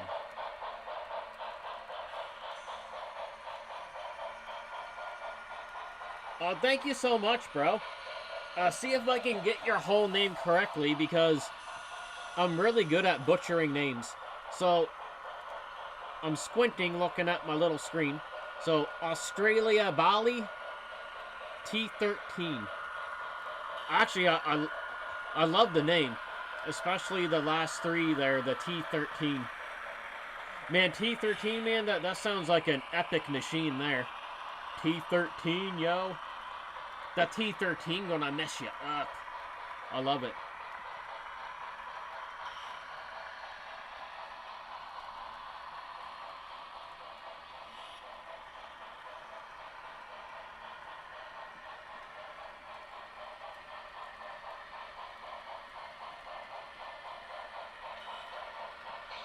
But yeah, no, it's a fun little layout. We have a good time with it.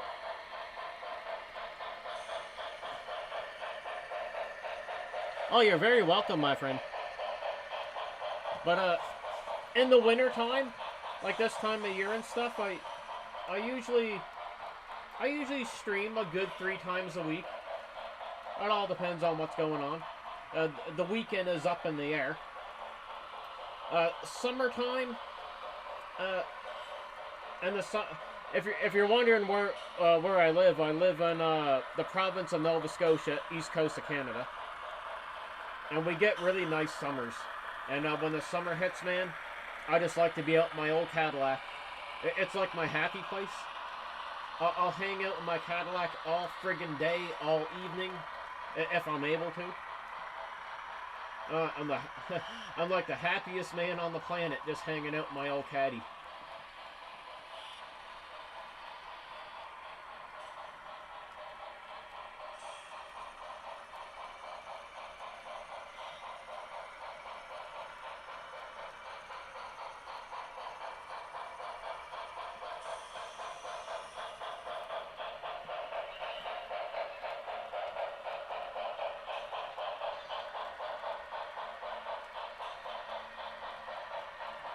I think, like, the most rotten car I ever had, I had a 1987 Chevette.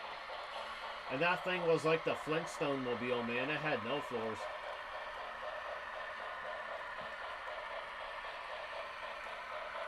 But it was my first car that I bought with my own money, right? So, I mean, I was happy with it. Then after, I mean, the Chevette was, I mean, frig, that thing never let me down, though. But, I bought, well, I had the Chevette. A buddy of mine sold me an old 84 Impala. Drove that for about a year. And then I got my Chevy 9C1 Police Interceptor at an auction. That car I drove for 5 years. That thing was a beast. It was so reliable, man. Like, to this day, like, for an old car, it was like, it was reliable. It was good. Good vehicle.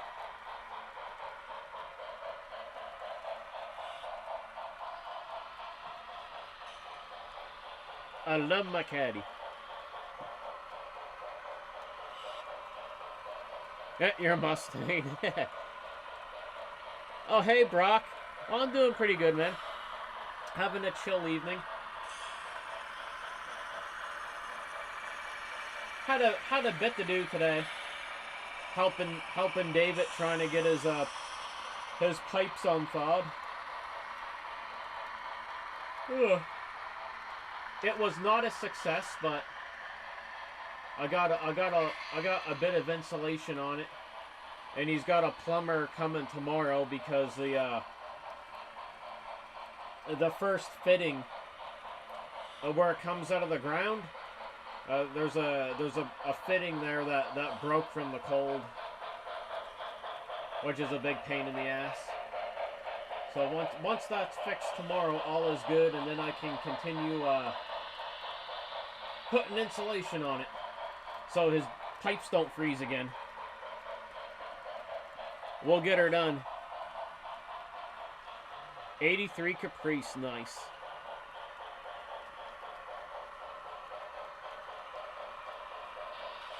You know what's great about Cadillacs, Brian? There's songs about Cadillacs.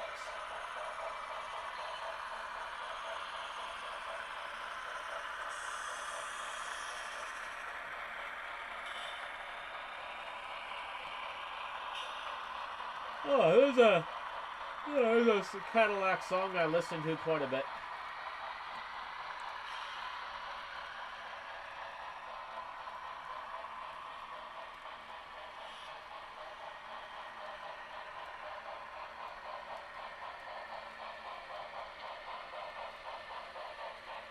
Yes, Brock. Yeah, me and David, we both live in the same, we call it Trailer Town.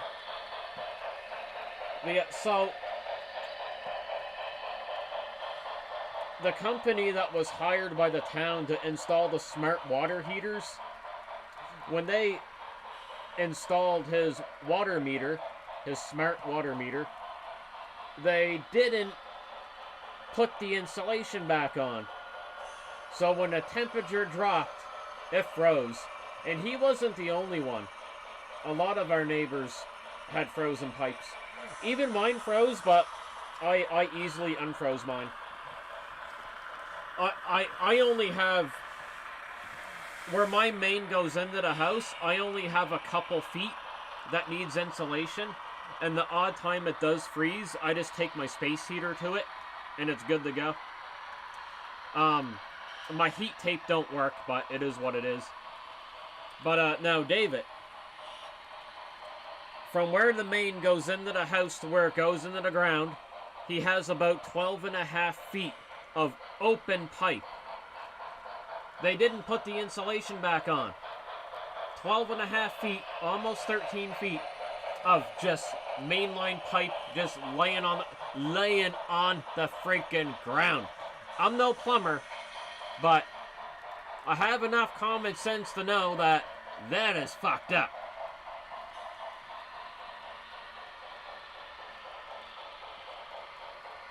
But we'll have it all fixed tomorrow. The plumber's gonna come put a new fitting on, and then David bought, we call it pool noodle insulation because it literally looks like a pool noodle.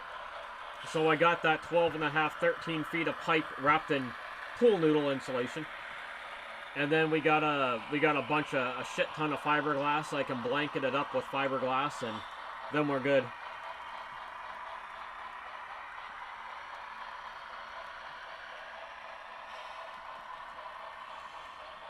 Strasbourg, I've been driving like friggin' land yachts since I was a teenager. I can't go without one. It doesn't have to be, like, my land yacht doesn't have to be a Cadillac. This time around, it just happened to be a Cadillac. It can be a Caprice Classic, a Buick Roadmaster, friggin' a Parisienne, a Ford Crown Victoria, a Grand Marquis, a Lincoln Town Car, a Chrysler Imperial. Frig. As long as it's a big ass boat, I'm like good to go. But the thing with Cadillac in North America, Cadillacs are such, in terms of North American culture, Cadillacs are definitely of cultural significance to us. Cadillacs are a phenomena.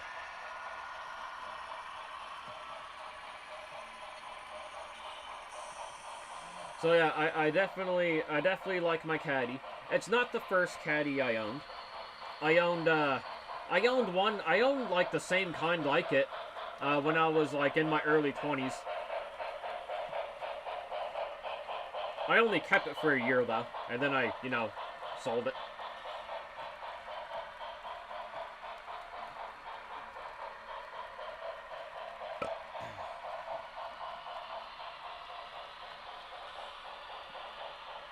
Yeah, Josh, you're the same. You're the same year I was born.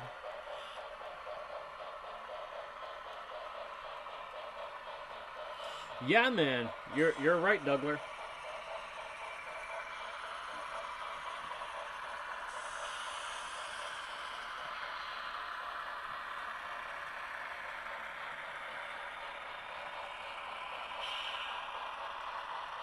But if it's a big car, I want it. I mean, man, if I was rich, I would have a good sized collection of friggin' land yachts. I mean, one for every day of the week.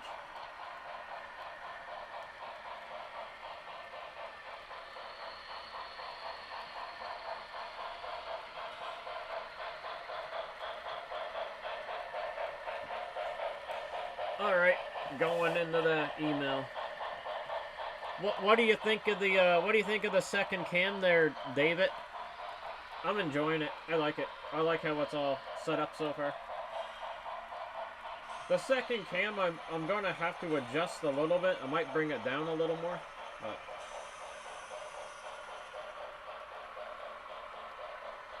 oh yeah. I know they got some Caprices. Otter Valley got a few.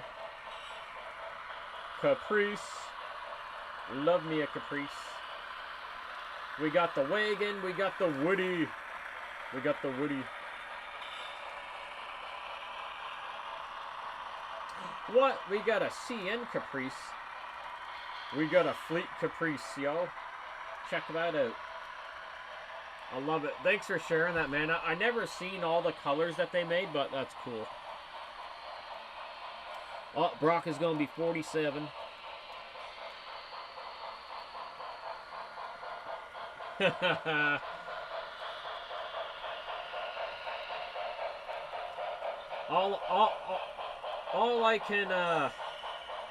all I can say in defense against that is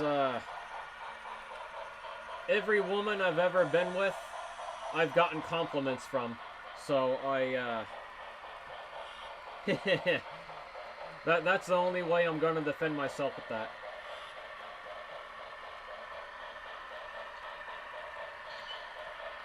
I never once ever in my life was ever concerned about the about my gentleman sausage. Never think about it.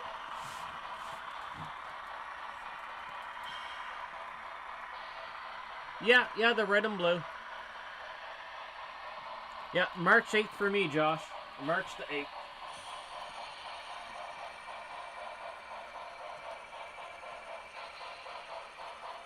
Like Otter Valley has a few. Not this many though. Not if I were just gonna get them right from Otter. The police.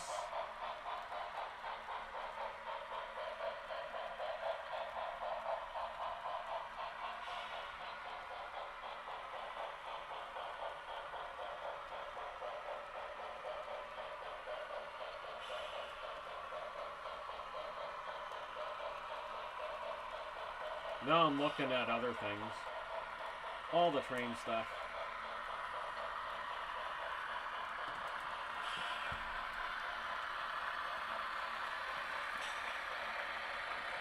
Yeah, you're 43 in August. I'm 43 in March.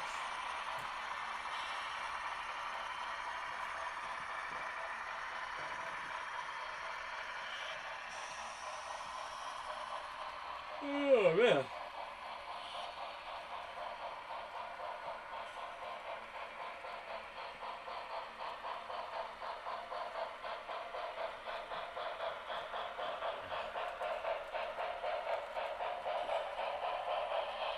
Now the guys I hear getting made fun of the most are the ones with the big lifted pickup trucks.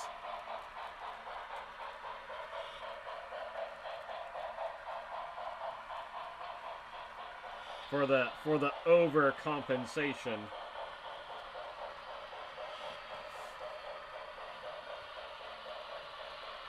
But it's all funny.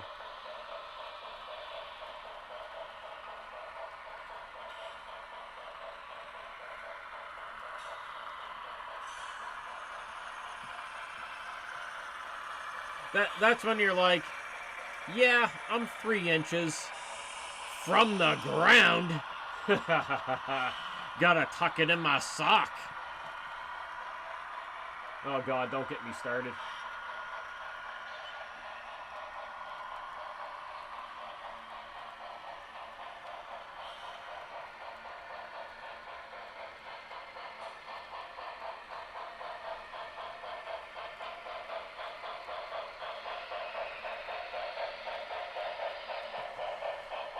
We gotta... I don't even know why we're on... I don't even know why we're on this topic, but... Got an old friend growing up. I haven't seen him in a while, but... His last name was Pad. P-A-D. And we just called him Tripad.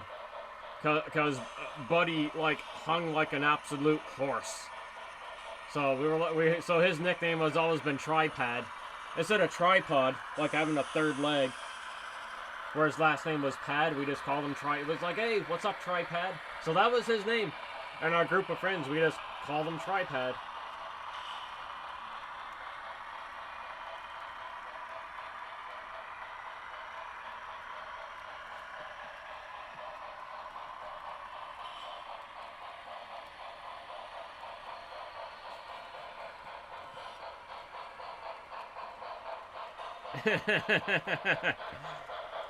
Yeah, we can easily change the topic.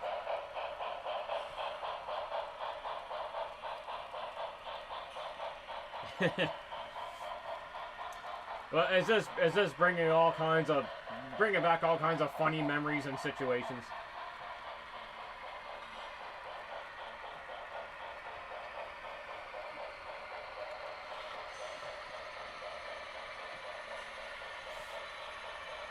But no, I gotta message that old friend of mine. I haven't talked to him in years, probably about 5 years.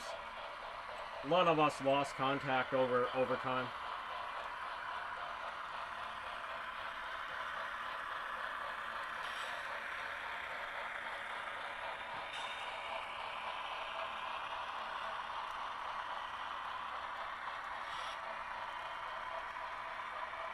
I had to adjust the blue goose a little bit.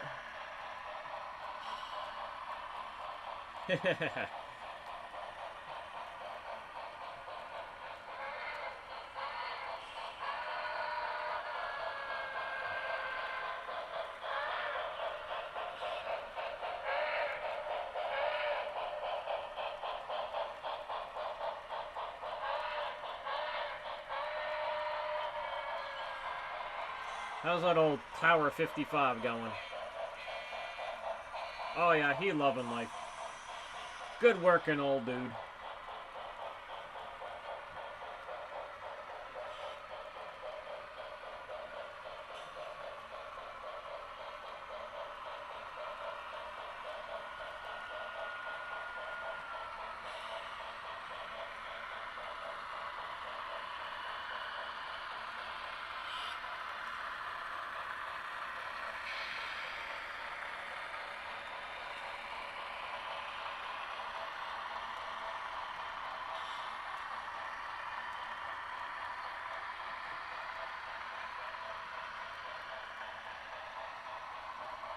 Disgusting.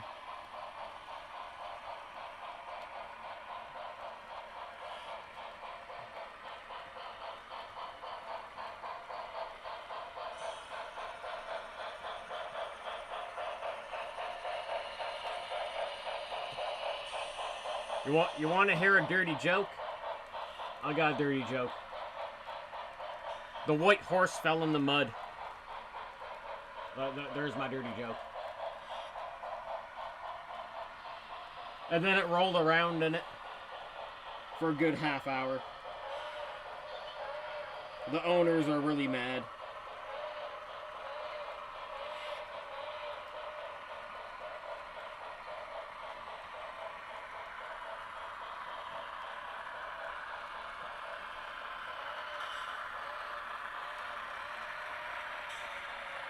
Oh my goodness. Oh, I didn't toot. Yes, Brock, it is. It's 22. 22 on the outer, 18 on the inner. I got some locomotives that don't roll really good on the 18.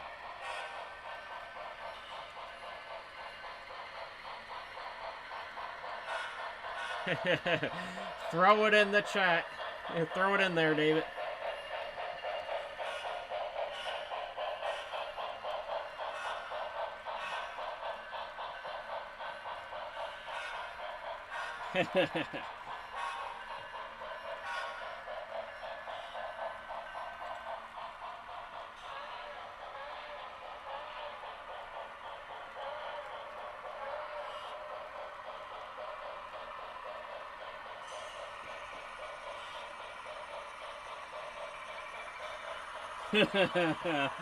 Oh, that's double dirty. That's double dirty, fella.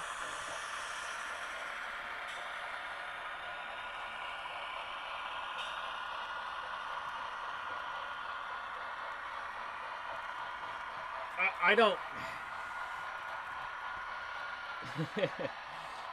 So back when, like, I was probably about 12 or 13, one of the younger kids, he was like, it was like the lamest joke I've ever heard, but it was so lame that we couldn't help but laugh at it at the time. So his name was Chris, so we were like, 12, 13. He was like 6 or 7 years old. So Christopher comes up to us, and he's like, so he comes up and he's like, so guys, why does nothing do nothing? And we're like, I don't know. And he's like, because there's nothing to do. And it was just so lame. We just laughed. We couldn't help it. It was like, the fact that he thought of such, at the time, like a lame-ass joke. We just laughed at it. It was just so damn lame you couldn't help but laugh.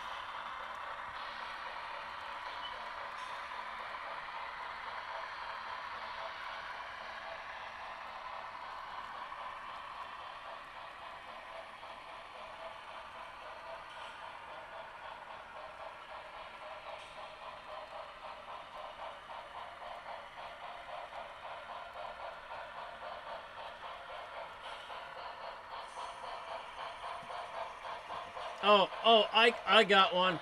I got a joke that's railway related. So, what did the stoner say to his buddy when they were walking on the railway track? The stoner said to his buddy, "Help me off this ladder." He was really stoned.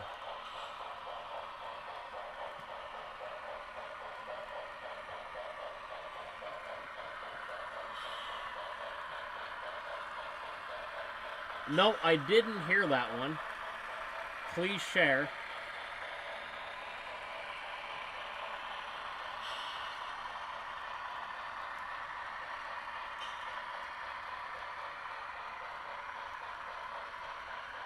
Give him 12 months. Oh, I love it.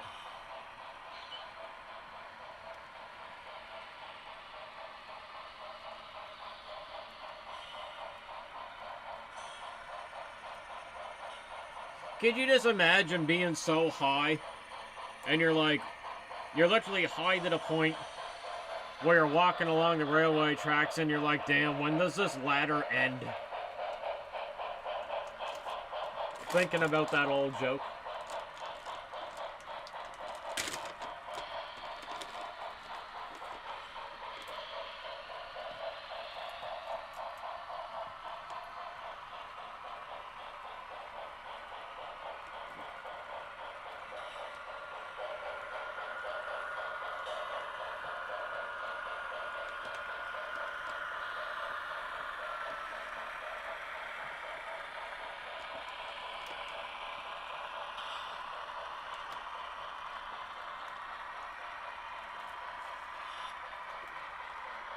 I love it. They gave him 12 months.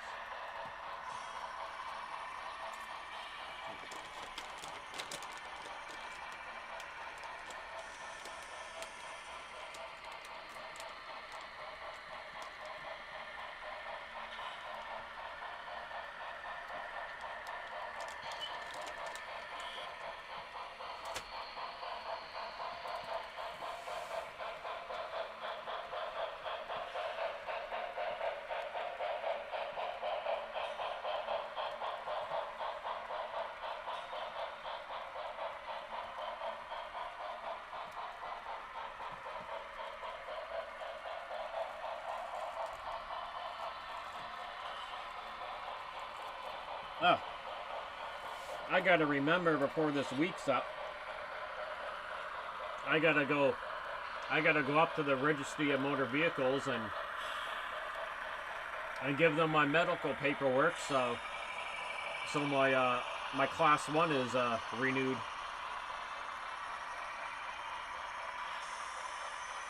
And I think we talked about this before, a few of us, and in Canada, you have to have your medical done every 5 years, which I think is too long. I think 5 years is way too long. I think it should be every 2. Commercial driving should be every 2 years.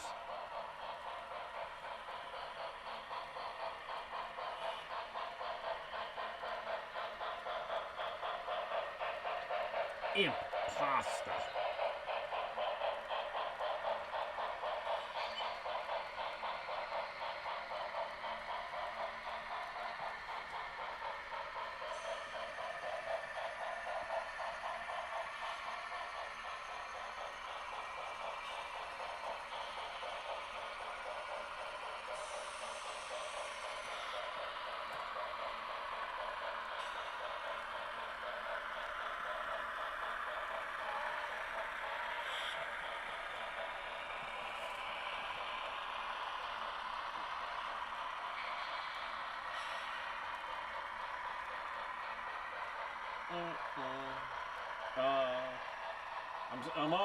I'm always still on the lookout for white wall tires.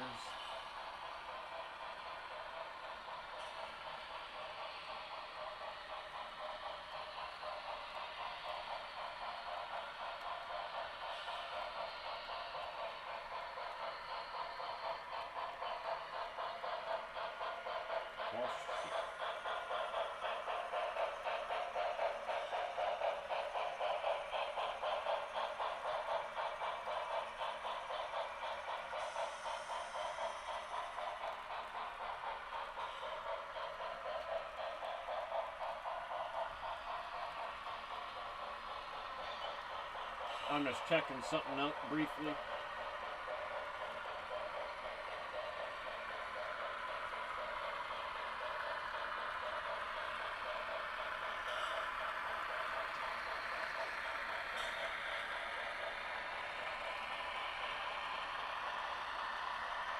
What we got going?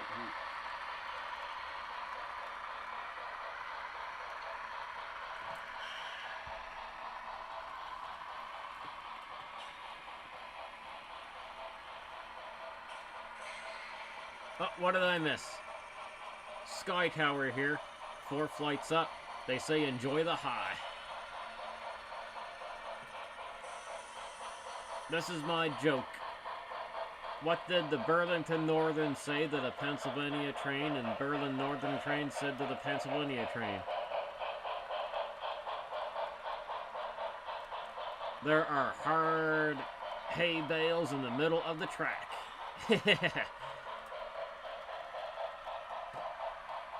Oh, damn, that's a long time.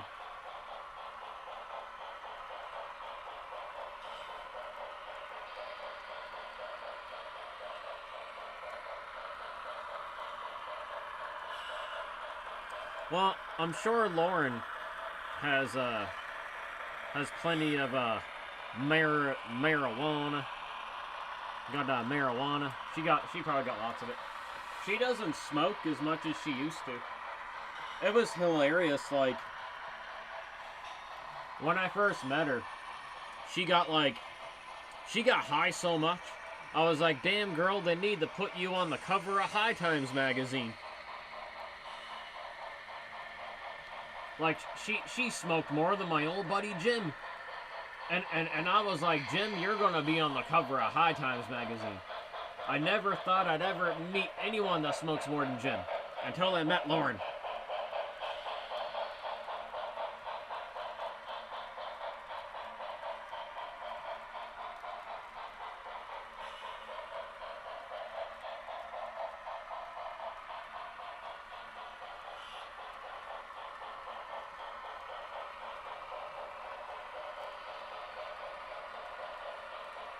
Oh, maybe. There was our neighbor. He was growing some really good stuff, and I really liked it. It was early in the pandemic, during the blip, right? It was the summer of 2020. And, man, I love this stuff so much. I wish they knew how to make it again. But it was, like, the most relaxing stuff ever. I loved it. And, man, Lauren would laugh at me because I would try and keep up with her smoking. And then she's like, Matt, don't do it. Don't take a toke that big. You're gonna... And then I'd, like, be choking myself to death. And she'd be laughing. Cause man, she could take like the biggest tokes ever and it wouldn't even phase her. She's like, don't do it. No. You're gonna... It's not gonna be good. Oh, I'm sure he did. I don't think he missed it.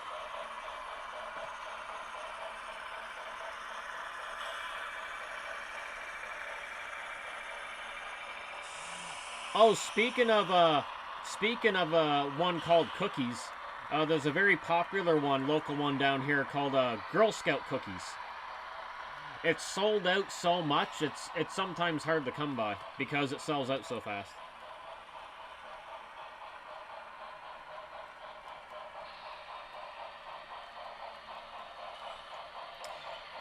Used to wake and bake in like grade 10.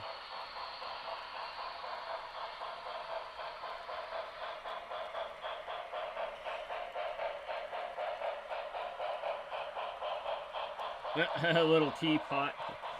Yeah, I'm not a big smoker at all. I just like my ciders and I like my beer, but I don't even have a lot of that.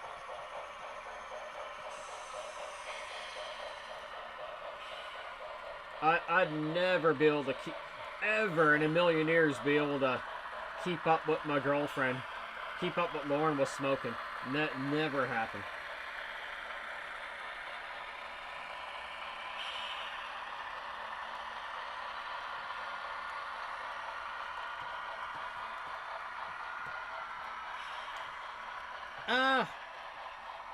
I mean, it's kind of like, I think Brock, I think it really depended on like, and I'm sure I'm not the only one that experienced this, it depended on the company I was with. If I was high around, you know, good buddies that I known really well, the high was really good, right? But I did not like to get high around people I didn't know. I did not like that. I remember one time I went to a house party, and I got high around a bunch of people I didn't know. I didn't enjoy it at all. I actually ended up leaving. I just did not feel comfortable. So yeah, it depended on the company I kept.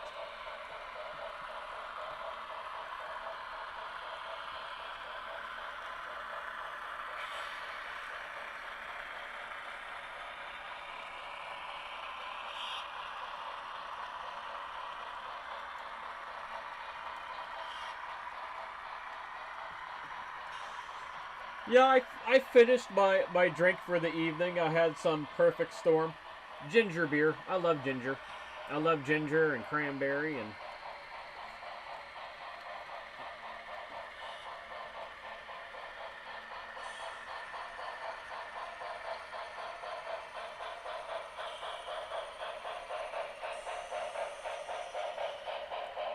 No, man, I don't pay any attention to sports at all. What happened with the NBA? Did the ball go? Did the ball go far? How far did the ball go? The ball fucking went. It went, let me tell you. But like I mentioned earlier, I enjoyed going to the hockey games when I was younger. When my parents used to get the tickets for free from work.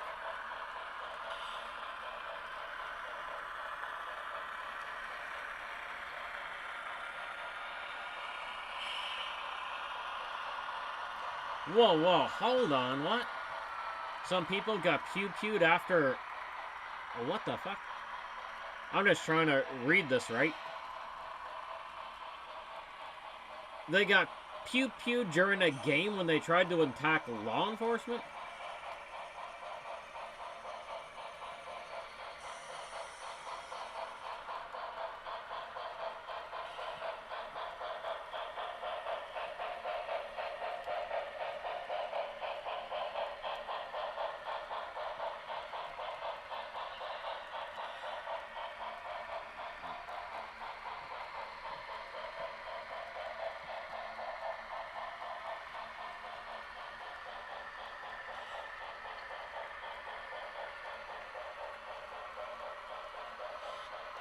Yeah, that's what I mean, though. At the basketball game, because you said the NBA.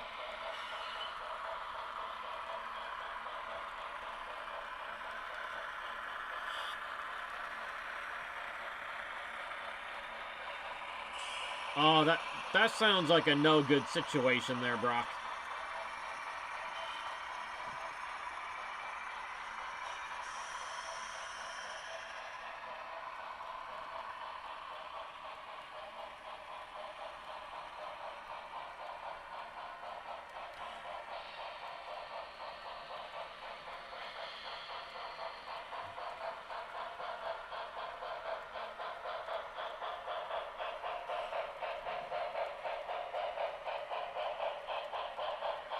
Really? Man. Man, the world's... Man, North America has just gone wacky, man. So have many other parts of the world.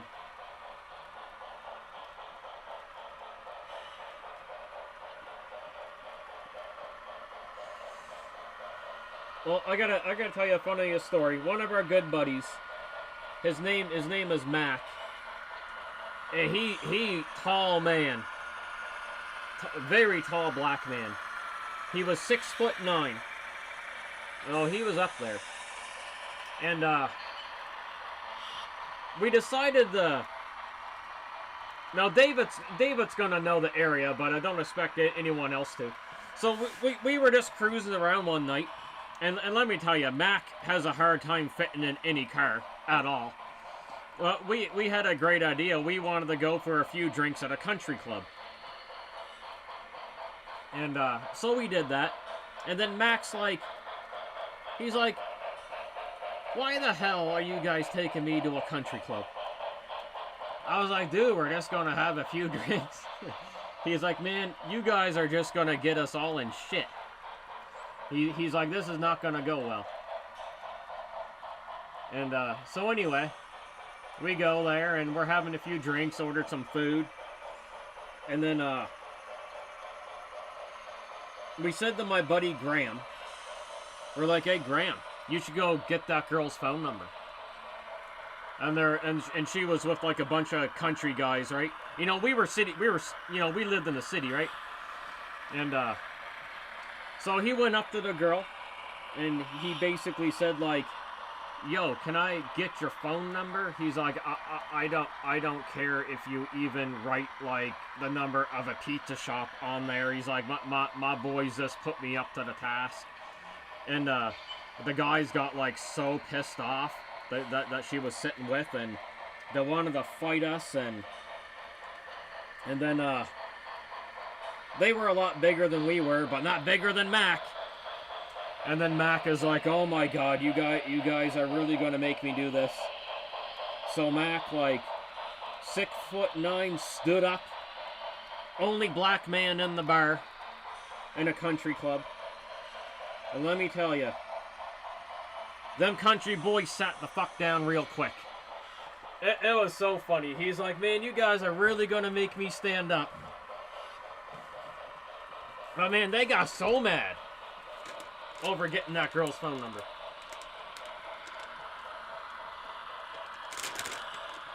Man, I miss Mac, man. I gotta look that fella up. I haven't talked to him in years either.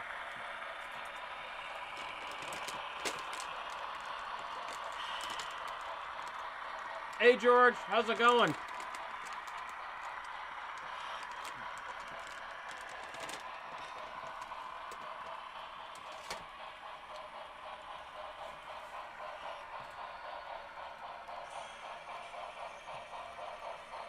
And Brian, our buddy Mac, like, he was so tall. He bought a Ford Crown Victoria back in the day. Like, we're talking back in, like, yeah, 2008. And he could barely fit in that damn thing. Like man, he needed a custom cruiser or something. He's so tall.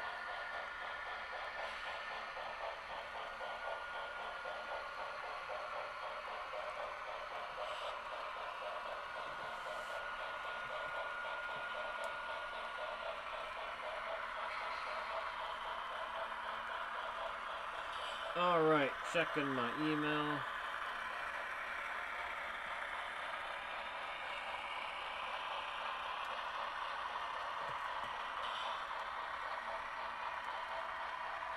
Well, pretty much, yeah. He ended up getting a big SUV.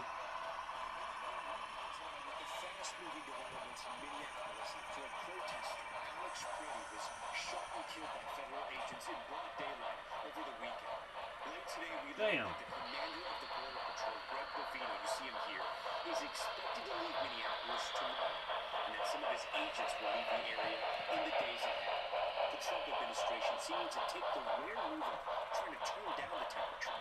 It comes after days of furious protests over the shooting of Preddy, an ICU nurse at the VA. Overnight, angry residents surrounded this hotel where they believed agents involved in the shooting were staying.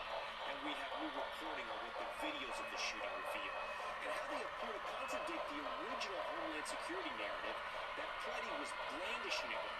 We're going to break it down for you frame by frame tonight.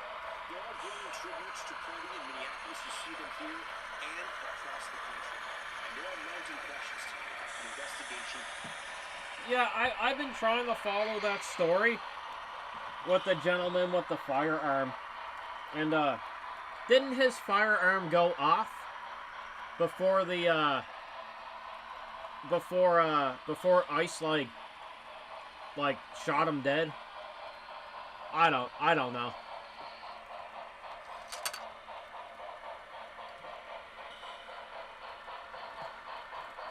Something fell down. What was that? Oh, this thing. That belongs over here. I gotta put that back on soon. Like I say, I've been somewhat following the story, but... Oh, you gotta go there, Brock?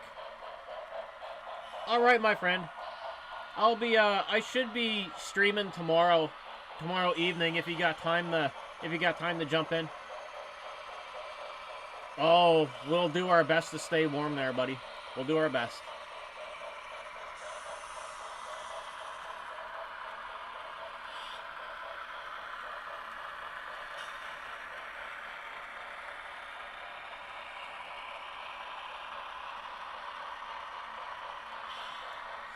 But like in the video, you can see like you can see gun smoke or gun exhaust going off. But like I have a hard time telling who's who, right? To that shooting with some Republicans now breaking ranks with the president over it. We're going to cover that. Like I see there the let me rewind it there a bit. So Buddy's like they're wrestling. You see,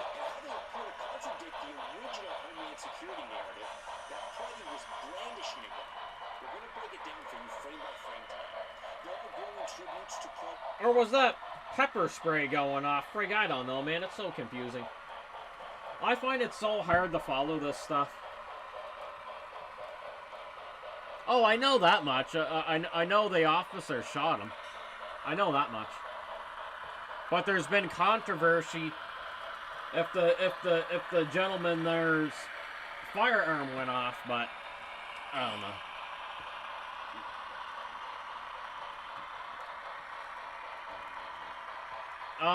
Oh yeah, David, it's 11:30. Yeah. Yeah, I gotta call it soon myself.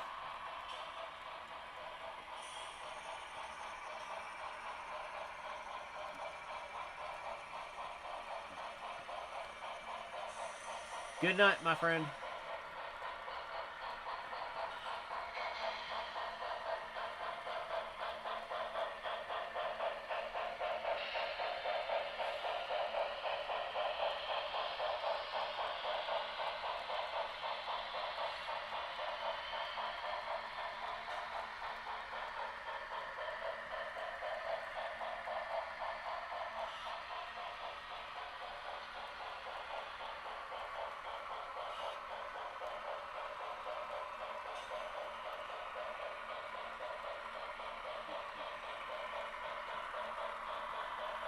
Yeah, I would imagine concealed carry at a protest is a very, very risky endeavor, as what was found out with this.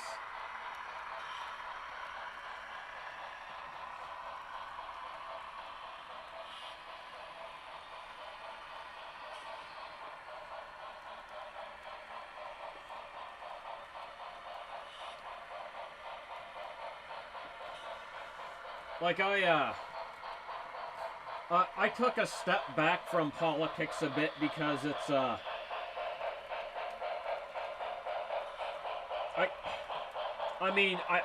it's happening in the United States and Canada.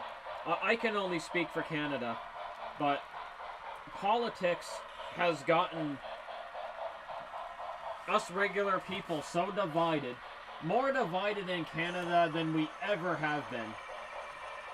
And it's just ripping apart friendships, destroying them. I lost a few friends already, not by my choice, by their choice, because of politics, because, you know, you're either, you know, right or left, right? I think it's a little crazy. But, you know, a belief is a belief, I guess. It's just, it used to never be like that, like, not in Canada, anyway. But everyone's gone kooky, man.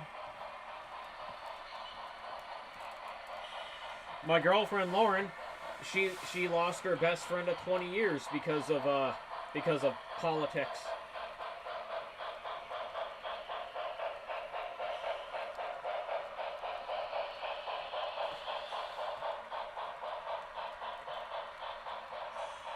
Yeah, I know, I get what you're saying, but I just kind of brought it up, right? It was a long, you know.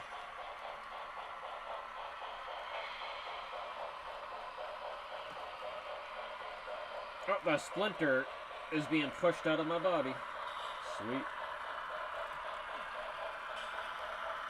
This is not something often I want to bring up on the channel, but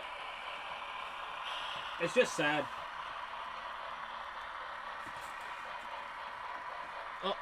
I think the encoder wants me to jump on for a minute. Something popped up. Okay, everything looking good there. 60 frames a second. Only using 13% of computer power. Everything's in the green. Just a tiny little hiccup.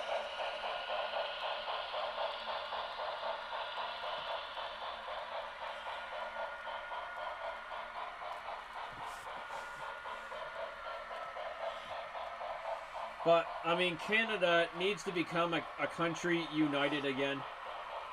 But, you know, That's just my belief.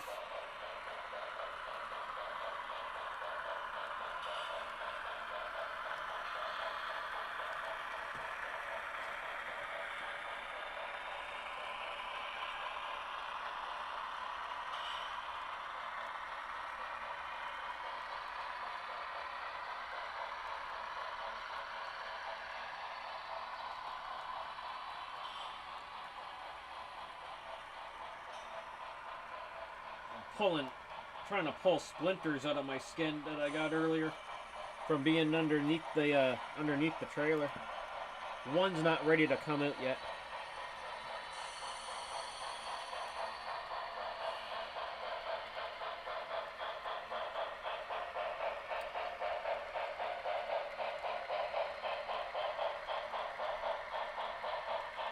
Yeah, like I say, it's a good little machine.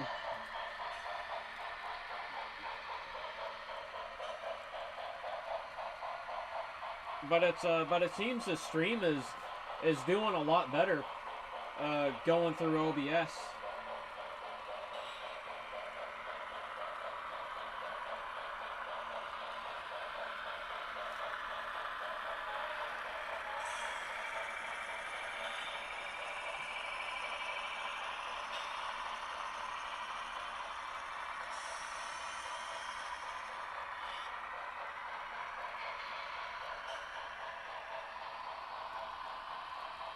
I will finish that video while I'm laying down in bed.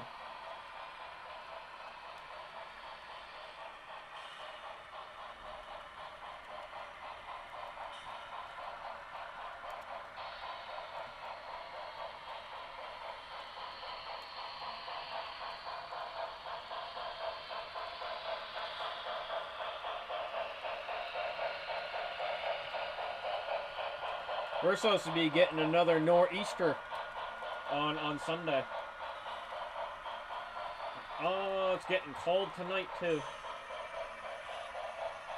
It's minus 20 degrees Celsius right now. We normally don't get this cold. Last night, it was minus 26. That's before the wind chill. So with the wind chill, it's minus 27. This is weird. This has been a weird winter, man. This is really cold for us. It messed up.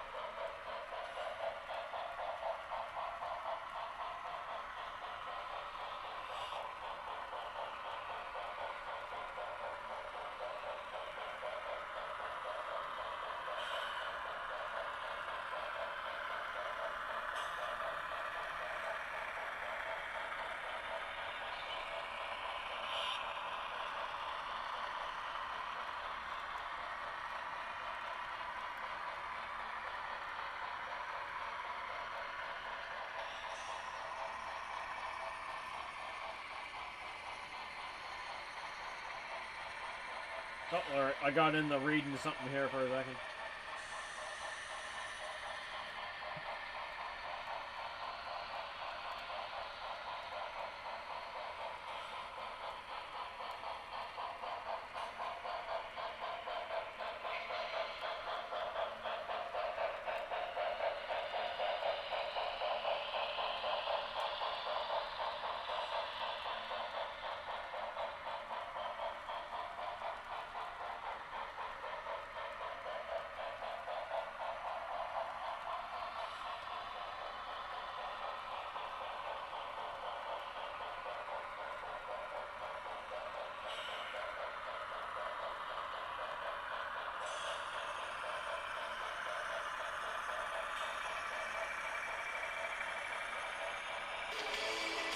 Oh my. What the hell? Holy jeez. What you doing? What, man? Someone driving their Chevelle in the snow? Hell no. Put that Chevelle away. What are you doing? Put it away. Get it out of there.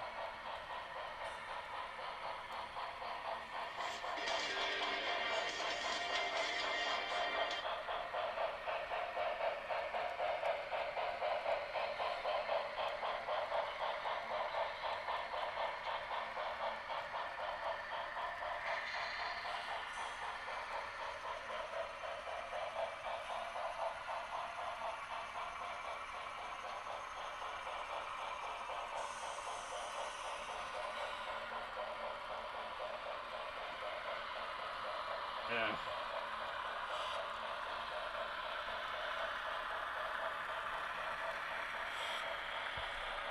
Oh, what I miss?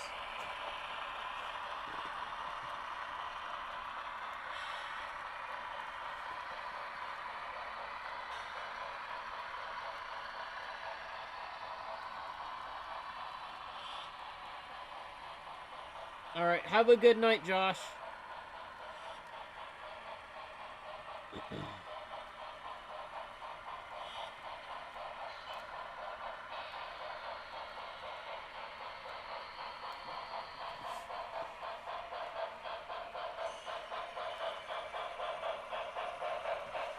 Who all went to bed so far? I think I missed something. Oh no, Josh went to bed. I know David went to bed. James went to bed. I'll be going to bed in like 20 minutes.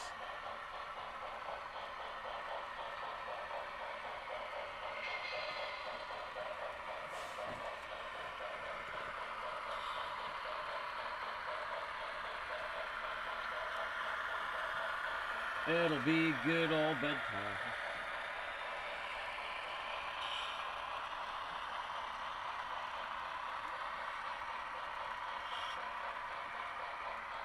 I'll find something to watch and fall asleep to it.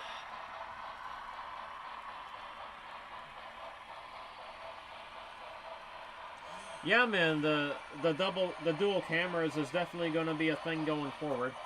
Now that I got some more of the OBS figured out. I want to put a camera right in the yard. I think that'd be cool too. See what happens. Or I could relocate that camera into the yard. I think that'd work too.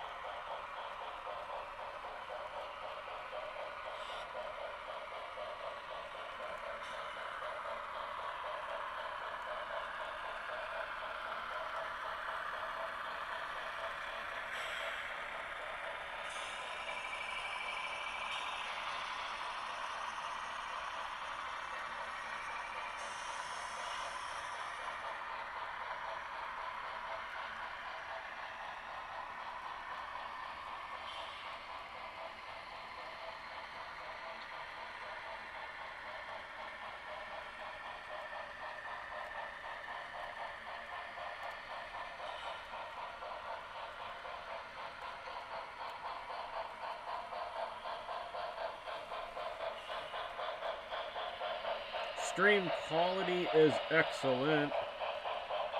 It told me so. Alright, good night, Josh. Get yourself some good sleep.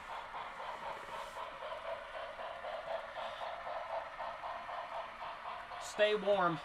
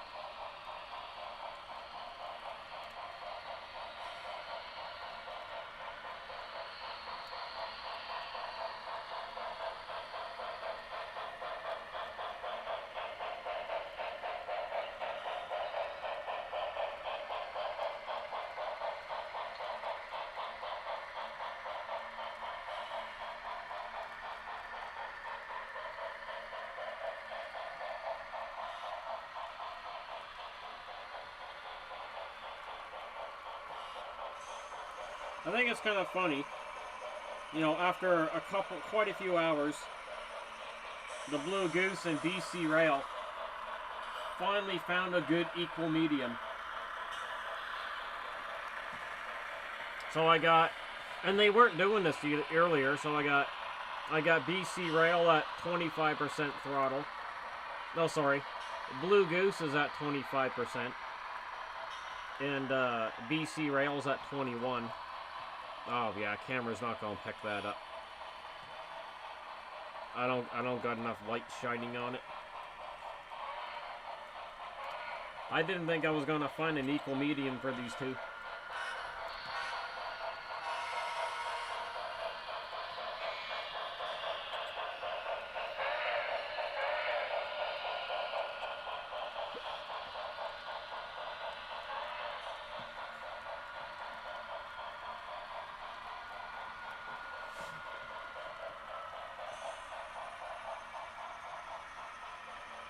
Yeah, I figured it out enough, George, my bad.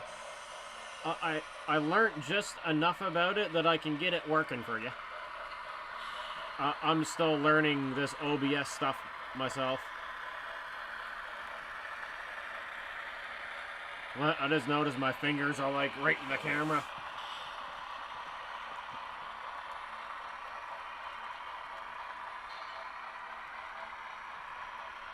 But the best way for me to do it is just to come over and show you.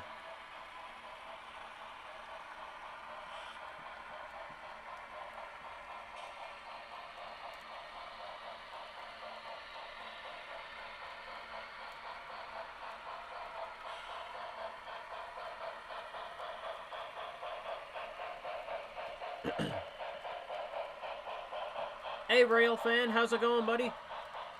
Thanks for popping in.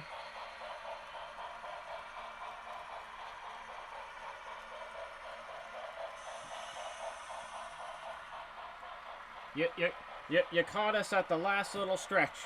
Gonna go for about 15 more minutes, and then I gotta go to bed. 6 a.m. comes too early, as we all know, unfortunately.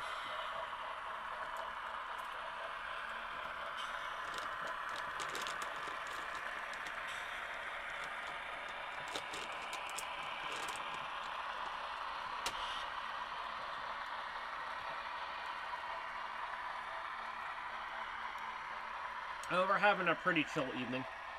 We enjoying it.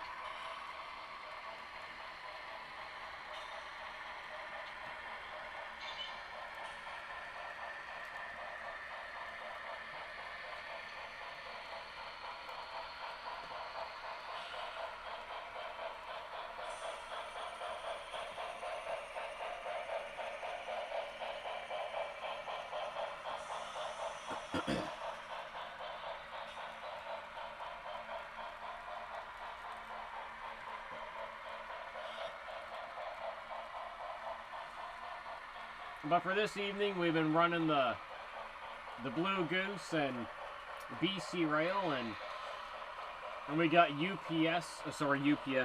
Freaking, you know you're getting tired one. Union Pacific on the inner loop. I've been alternating between 3 Union Pacific locomotives.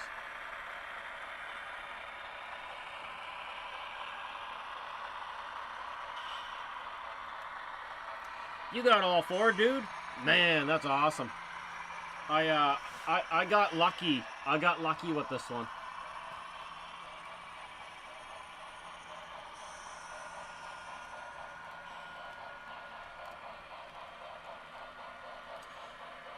Don't stress about it, George. Me and David can help you out with that.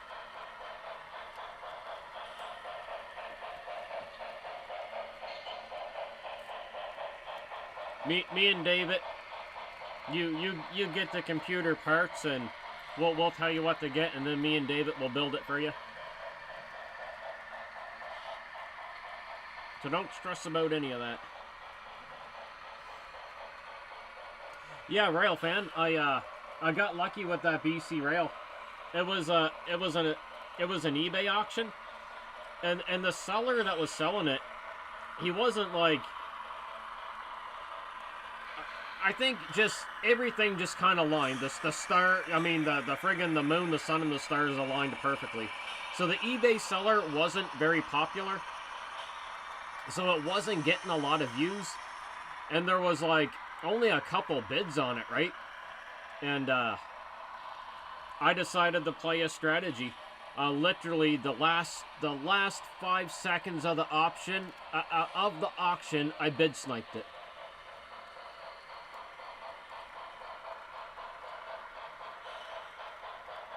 And I'm trying to remember what I paid. It was really cheap for a scale trains.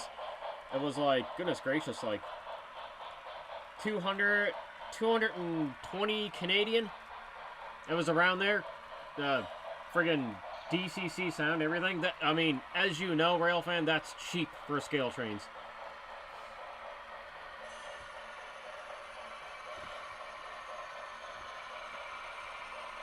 $220 Canadian. Now, if it was a popular eBay seller, I think it would have been a lot higher.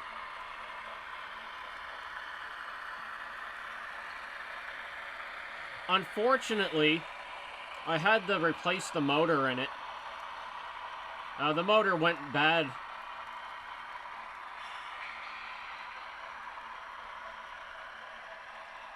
Yeah, after about a month of use, the motor went in it. And I emailed Scale Trains a couple times, but they never got back to me.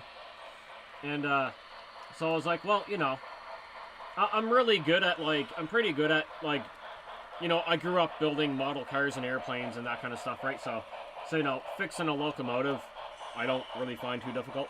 So I was taking it apart, and I love the build quality of it. Like, I love the wire management too. The wire management is great.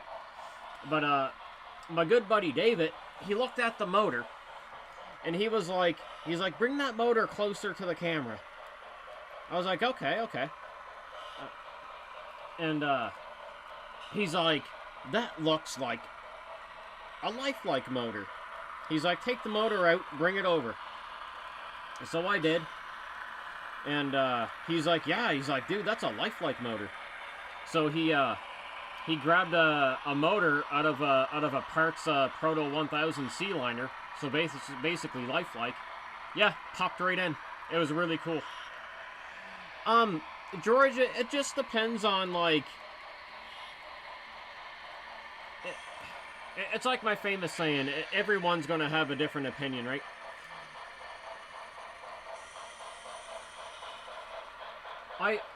When I open up a model train,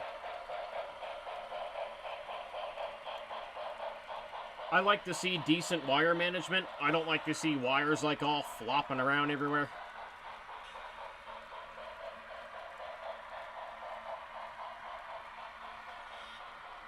They're heavy.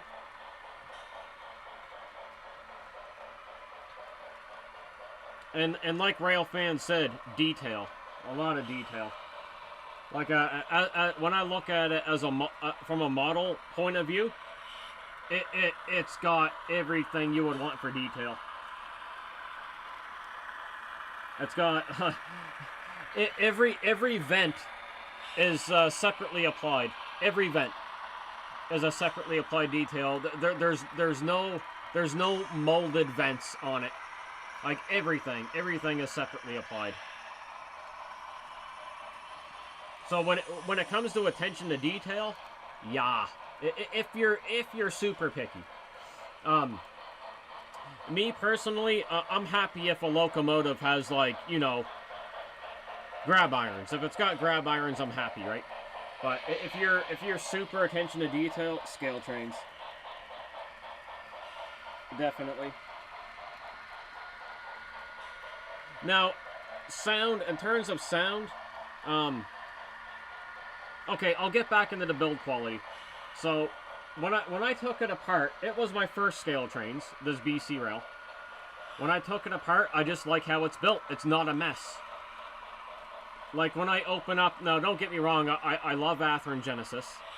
But when I open up an Athearn Genesis, it's a clusterfuck of wires. When I open up the BC rail, the Scale Train, it's all neat and tidy, organized. It's not a mess. It's not confusing.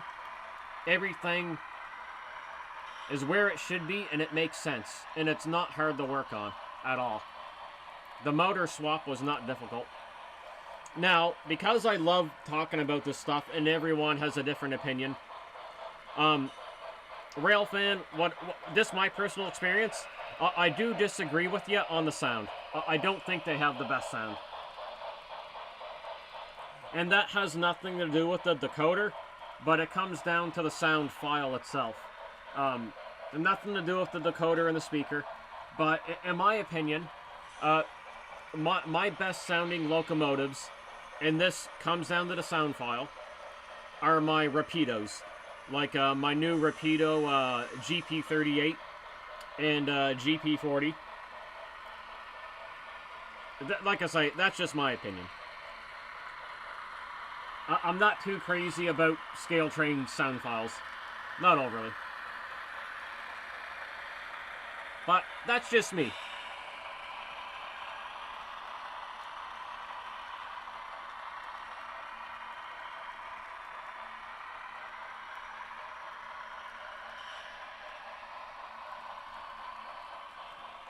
Yeah, like brand new scale trains and Canadian money.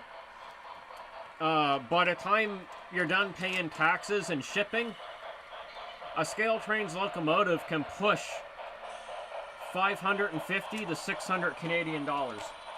So, when I paid $220 Canadian for this BC rail, that was a steal.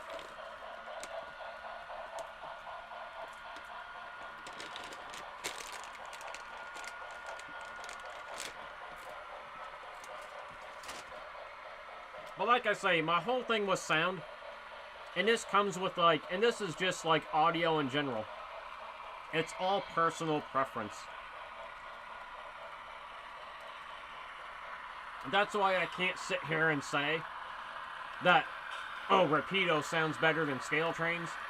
I'll just say, in my opinion, I think, in my experience, that, my Rapido sounds better than my scale train.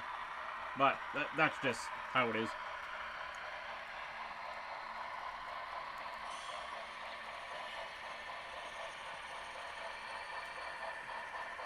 I mean, I don't think my BC rail sounds bad.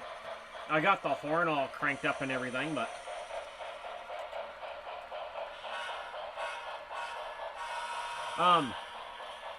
lock sound, for me, I had to have a bit more patience when it comes to programming the volume settings on a lock sound decoder, because there's a lot more steps to it. For simplicity, I prefer Tsunami 2 and Paragon 4. Paragon 4 or Paragon 3. For simplistic wise.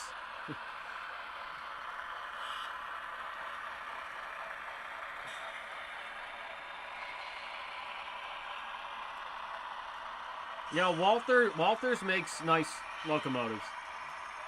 If you like the old school proto 2000s, get a Walters mainline.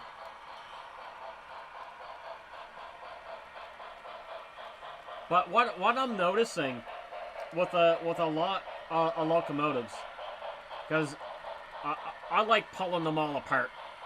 I do. I just do it. I find a lot of them, they're all sharing similar motors, but I mean, that's understandable.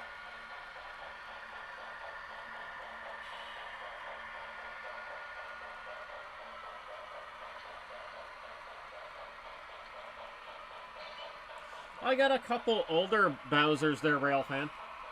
I got my two Cape Breton, Nova Scotia Bowsers. They're older, they're either 2011 or 2012 runs, because they did 2 runs of them. It's one of those 2 years. Yeah, those are the only 2 Bowsers I have, and they run great. Bowser's awesome. But as nice as Rapido is, like Rapido has a crap ton of detail. But they still don't do all the venting that Scale Trains does. Actually, Railfan, did you know that the Intermountain ET Gevos, ET44 AC Gevos, are pretty much on their, like I say, my opinion, I got one. I compared them side by side. They're like neck and neck. I'm not even joking. I don't know if you have Intermountain ET44, but bro, neck and freaking neck.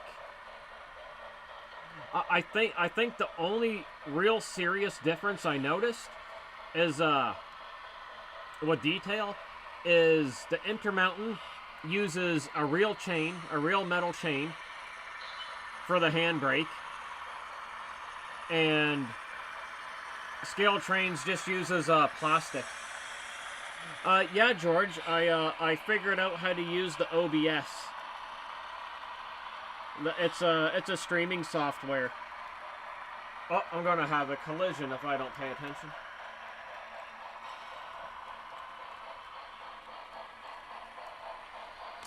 Even the build quality on the inside of the Intermountain is really nice too, in my opinion. I feel Intermountain did just as nice a job on their ET44s as Scale Trains did. Like it's so bloody close, so bloody close. Hey, Strasburg.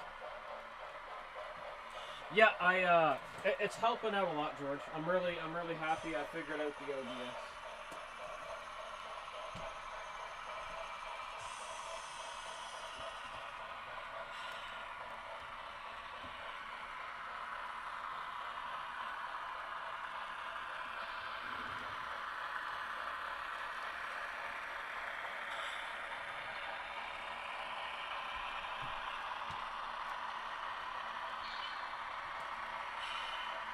So my veteran heritage, their Railfan, I got it's an Intermountain.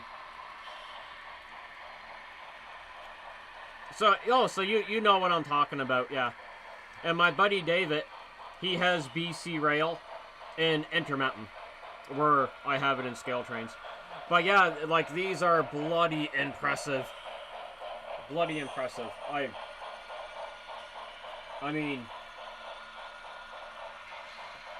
I mean, like, if you got the money, and I completely understand because I like vinyl records. Like, if it literally comes down to box art, you're gonna get Scale Trains because it's got a nicer box, nicer instruction manual, and stuff like that. So it's like, if you're collecting and the box art is really important to you, and I understand that because I like vinyl records, you're gonna get the Scale Trains because you also have that nice box art. Intermountain has, I mean, in my opinion, has like shit box art. But most people probably don't care about that. Oh yeah, Blue Goose and BC Rail, they've been at it all evening. I gotta pay close attention to them.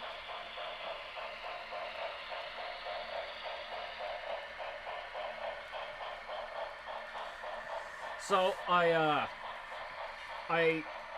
in the past year, I ended up with 3 Scale Train locomotives. So the BC Rail was my first.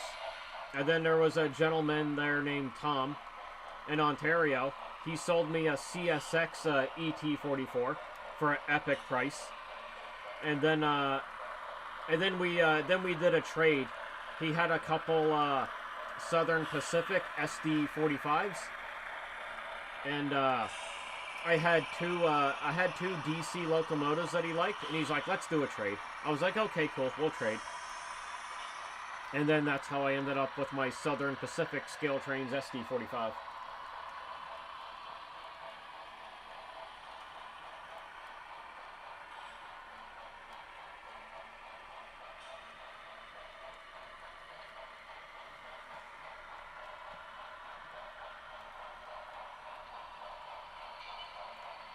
But yeah, the inner mountain, all that's venting is all separately applied.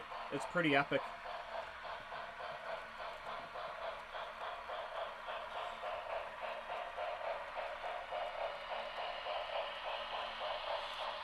Oh yeah, the SD40-2W.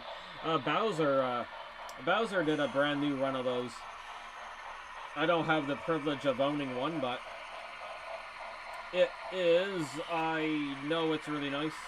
I've seen lots and lots of photos. Ah, I hate fingerprints. Accident.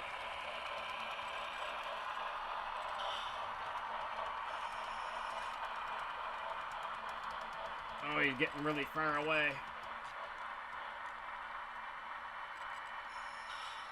I gotta try and reach over there and grab that. Stop these two for a second. I mean, my YouTube channel is derailed, so I mean it's fitting that a crash does happen at some point in time. It usually does.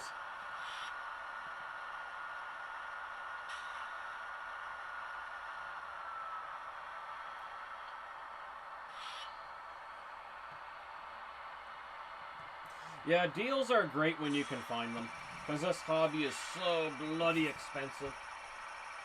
But I'm gonna put this guy away, and then I'll fix that little collision.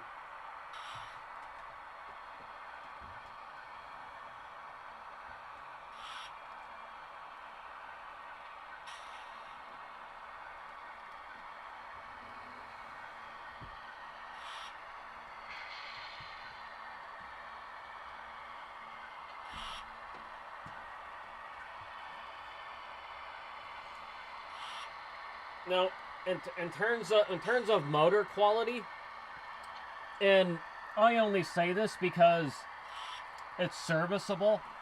My favorite motors are Afrin motors because they're still serviceable to this day.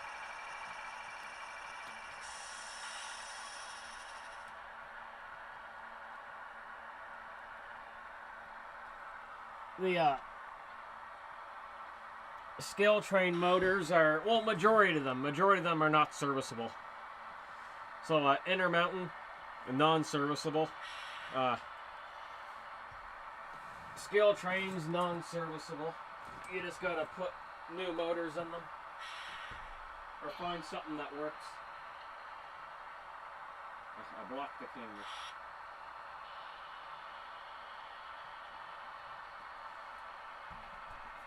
But Athearn motors, they're designed to come apart and go back together. I love it. So they're designed, you can take them apart, replace brushes if you have to. You can clean the commutator. Oh god, now I don't remember my speed settings. Yikes. Well, I'll find out in a second.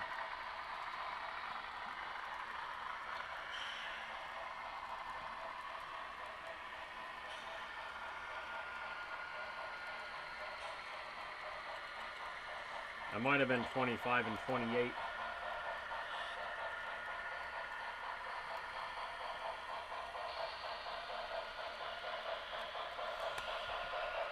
Yeah, George, if you really like detail, my friend, and like you would definitely appreciate scale trains. You'd like it. If you like extreme model detail.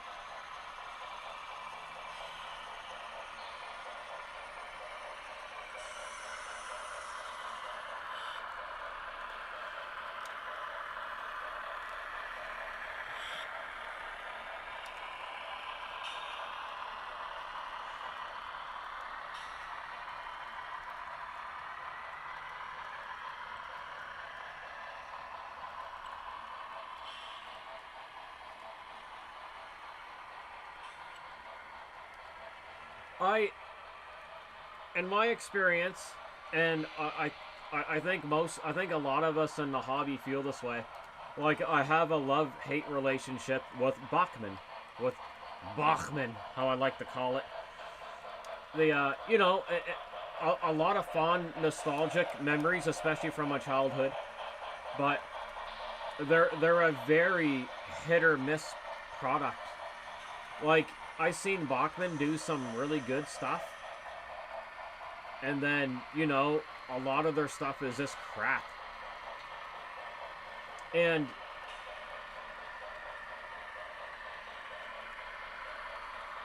what blows me away is what Bachman is charging for an inferior product.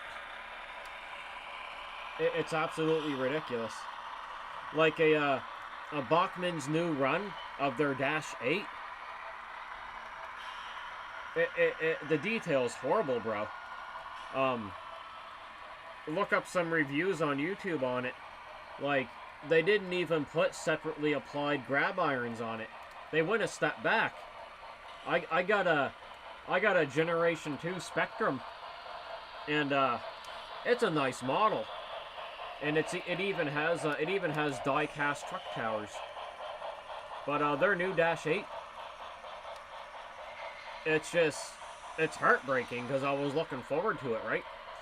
And not just that, Railfan, the price. Go on the Train World or another popular site and look at what they're asking for Bachman's new Dash 8. That's horrifying. It's and Canadian dollars, they want up to $500 Canadian dollars for this Bachman Dash 8. Some places. Like, what? Why would I ever pay scale train prices for a Bachman? I don't know, man. I just... Does someone make it make sense, because it does not make sense. But then again, at the same time, I love Bachman because, you know, that's what I had as a child, right?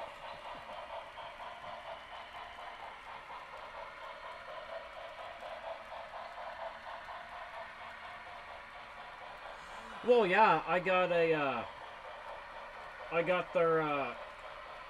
Amtrak charger, and it doesn't work anymore. It just completely failed.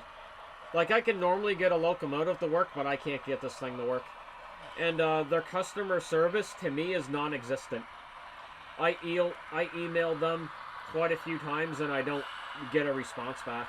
So, I'm very reluctant to get anything from Bachman ever again.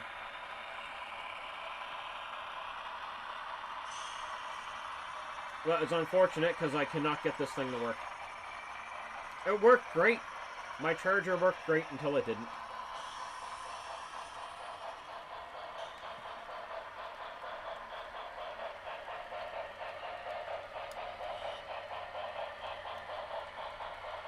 Yeah, oh yeah, they do.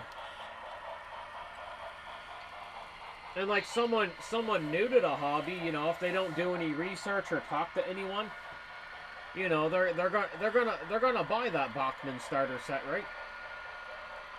And you know, if I could, I would directly steer them to a Walters starter set, like right away. But that's just me.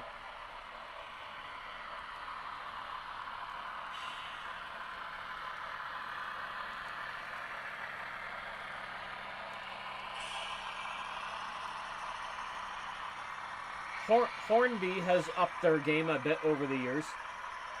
I got two other modern steam locomotives with the water steam generators. They're a lot of fun. And they have upped their game. They're nice. I was running them there, on yesterday's stream.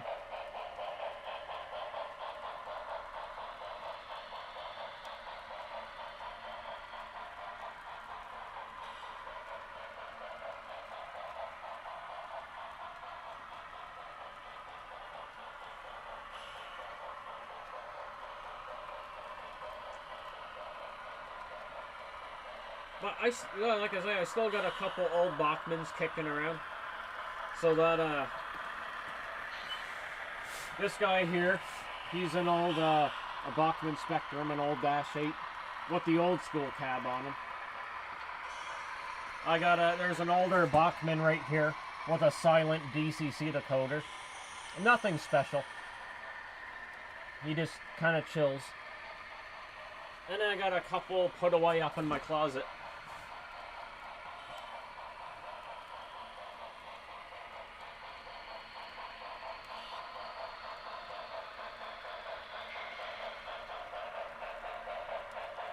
Yeah, that is true, pretty much.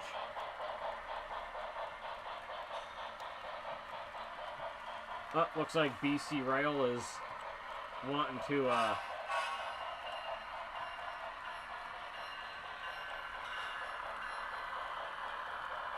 wanting to smash in the Santa Fe again.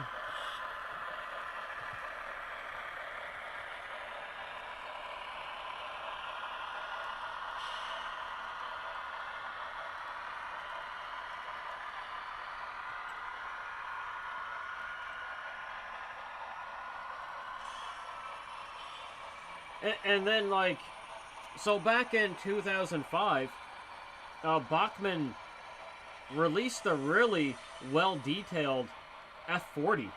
I have one. And, even the venting is see-through.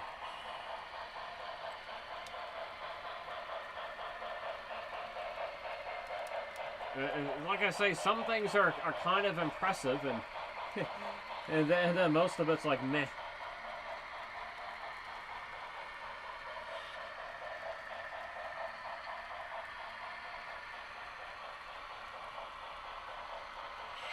Yeah, exactly, Strasbourg. They do like some really weird stuff. I'll grab my Generation 2 Spectrum, my Dash 8.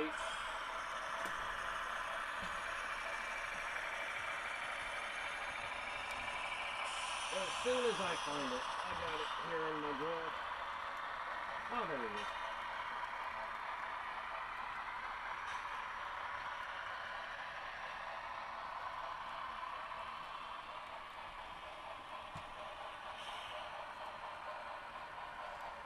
So this guy here would have been about early-ish 2000s. So this is a Generation 2 Spectrum Dash 8. And, you know, it's got separately applied metal grill on both sides, right? It's got separately applied grab irons, which is great. Even the little ones on the front and on the back are separately applied. Really cool feature is the die-cast truck towers. So it has die-cast truck towers, which is really robust. It's got separately applied see-through steps on the front and the back. The grilling in the back, it's just all molded, but I mean, most locomotives, even by today's standards, are all molded. But like oh yeah, and the air tanks, the air tanks are separately applied. There's interior. We got sliding windows. So, you know, this is an example of something Bachmann did good back in the day. And they just stopped doing it like this. Ditch lights work. We got, you know, we got the MU cables. I mean, you're not going to see the separately applied see-through steps on the camera, but they're there. So, you know, example of something cool that they did. And their new Dash 8s, are nothing compared to this old one. Not even close. It's sad. Like I say, I just like, I was so disappointed because I was like, yeah, Bachmann's redoing the Dash 8. I was like, I'm so buying one. And then after seeing the reviews, it was just like sadness.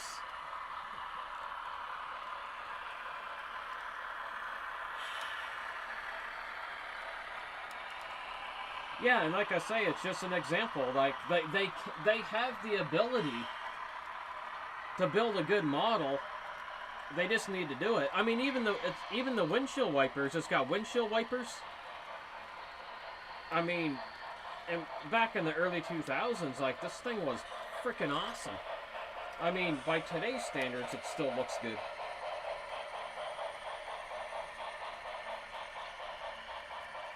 The decoders weren't that good, though. But I mean, just pop another $25 Canadian decoder in it and you're good to go. Pop a Digitrax in there or something. Whatever you want to pop in there and it's good.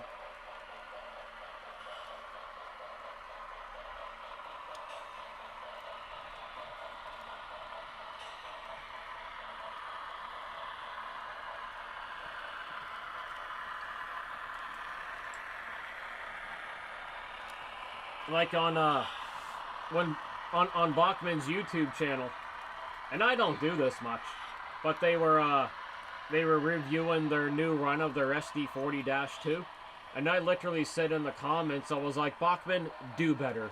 I know you can. Do better. I was like, you got no detail on this locomotive. There's no separately applied grab irons. You got no windshield wipers. Like, do better. Not that they would really, you know, give a crap of what I say, but I said it in the comments anyway.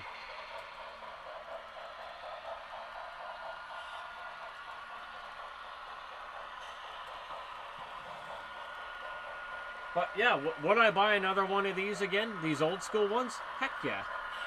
If I can get it for an epic price. They're just, like I say, just their decoders are not good. But the model's good.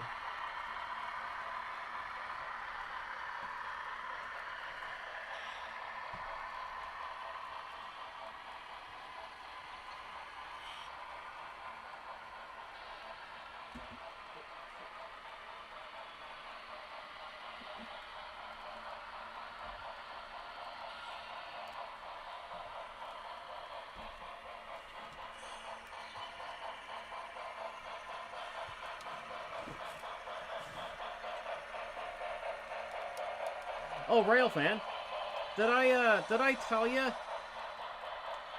Oh, it's funny you asked and I just thought about it. So the Gevo on the inner loop, that is an old Tower 55.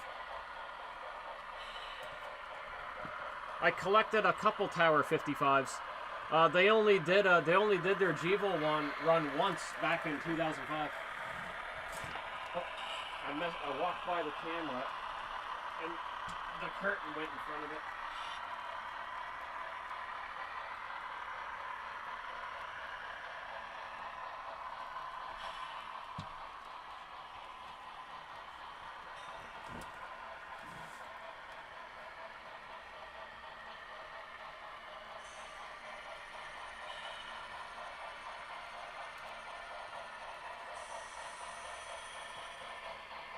Yeah, Tower 55s are pretty unique.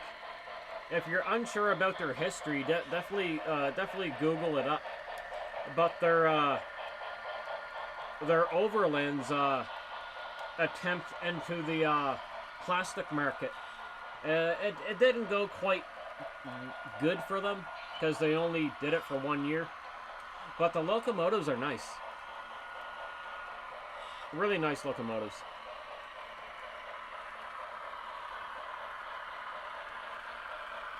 All the separately applied details are all brass. It uses the same brass Overland drivetrain. This one here is old school Digitrax. I mean, it doesn't sound great by today's standards, but I mean, it works. You can kind of hear his horn.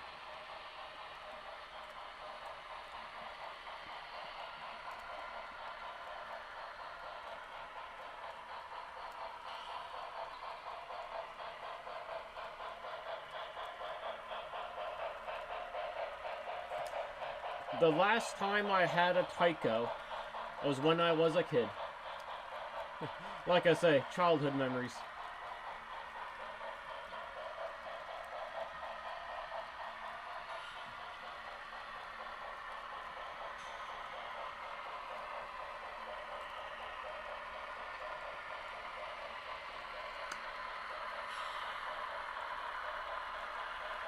There, rail fan. I'll bring him to a stop for you.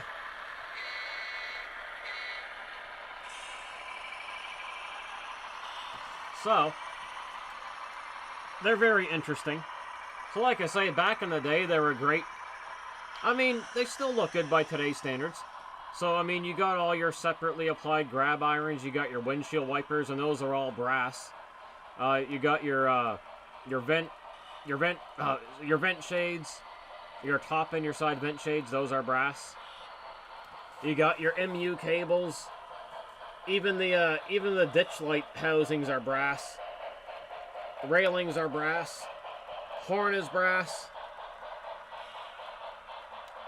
The walkway, if I remember correctly, the front walkway, the textured walkway, it's brass, and same with the back, it's brass. So I mean, they're really cool. Now, what happened to Tower 55 is when, if I pronounce it right, so Overland, so the company, is it Ajin, made in South Korea, right? So they ended up, they sold the body tooling, and I had to dig deep for this. So the body tooling was sold to Athearn, and the tooling for the chassis was sold to Intermountain. Now here's what's cool. So if you want to upgrade the details on your Tower 55, if you like to collect them, if you want to upgrade like the bottom details, this kit bash an Intermountain ES44. It's the same thing. So if I want the separately applied chassis details, I mean, you could call up, you could call up Intermountain and buy parts, and they go right together. It's plug and play, bro. Plug and play. The fuel tank, everything. Like, if you want underbody detailing, get the parts from Intermountain. So it's kind of cool. And it's got for a motor, it's got a massive Cannon motor in it. Big sucker. But yeah, it's just one of those really cool things that's fun to have.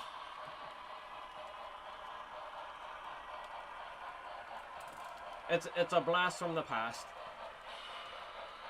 But yeah, if you are curious about them, like, just Google them if you're bored sometime. Now, if you plan on getting one, there is a drawback. This one's been fixed, but they have tiny little drive shaft gears, and any Tower 55, you have to know this going into it. They're all cracked. So any Tower 55 that you buy, if they haven't been replaced, they're going to be cracked. But there's a website you can buy them from, and I'm just having a brain fart. What it is called. Oh God, Clintonville. He might be gone. He might have went to bed, but he keeps on reminding me what the website is called. Northwest Shortline? Yeah, I think it's Northwest Shortline. They sell the little drive shaft gears for the Tower 55s. But that's the only hiccup. I mean, it is a nasty hiccup, but it's the only known hiccup that these locomotives have.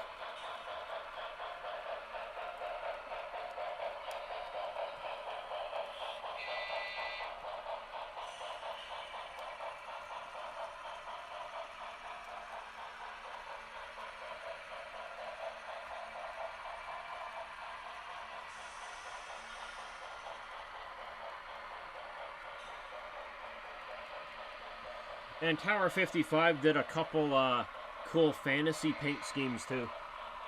I have a couple of them. They did a nice yellow and blue Santa Fe Gevo fantasy paint schemes. I got 2 of the road numbers. They're awesome.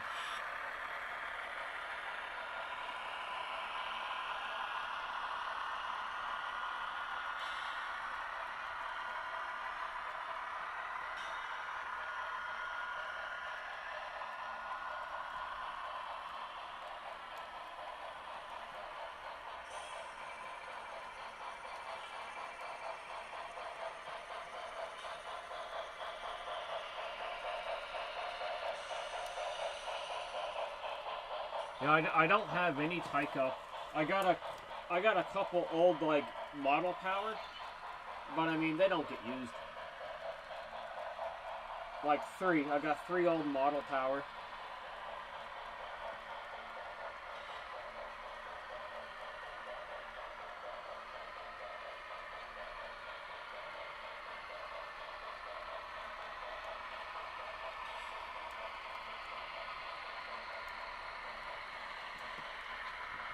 All right, my friends. I do gotta call it a night. It's actually a half hour past my bedtime. So I'll get these guys stopped, and then I gotta call it a night. I gotta get some sleep. 6 a.m. comes too early. Sorry, 6:30. I might be able to sleep in till 7 if I'm lucky. But I'll park the Gevo up there. I'll wait till Union Pacific comes around again.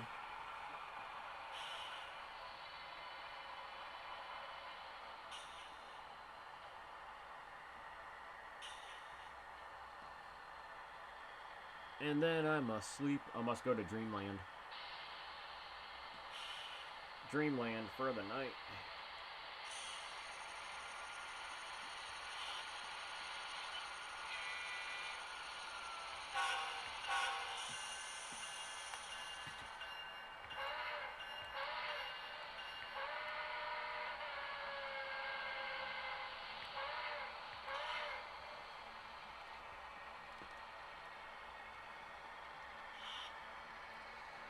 There comes the old Tower 55.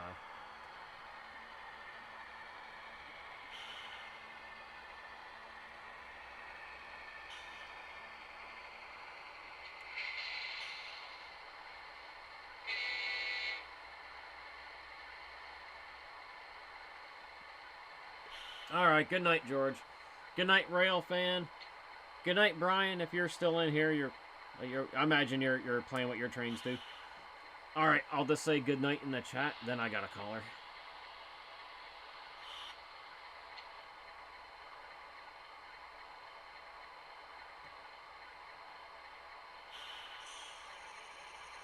Alright. There we go. Alright, have a good one, guys. I'll be on tomorrow evening. I'm not sure exactly what time yet, but you'll see it once I start it up. Alright, take care, everyone.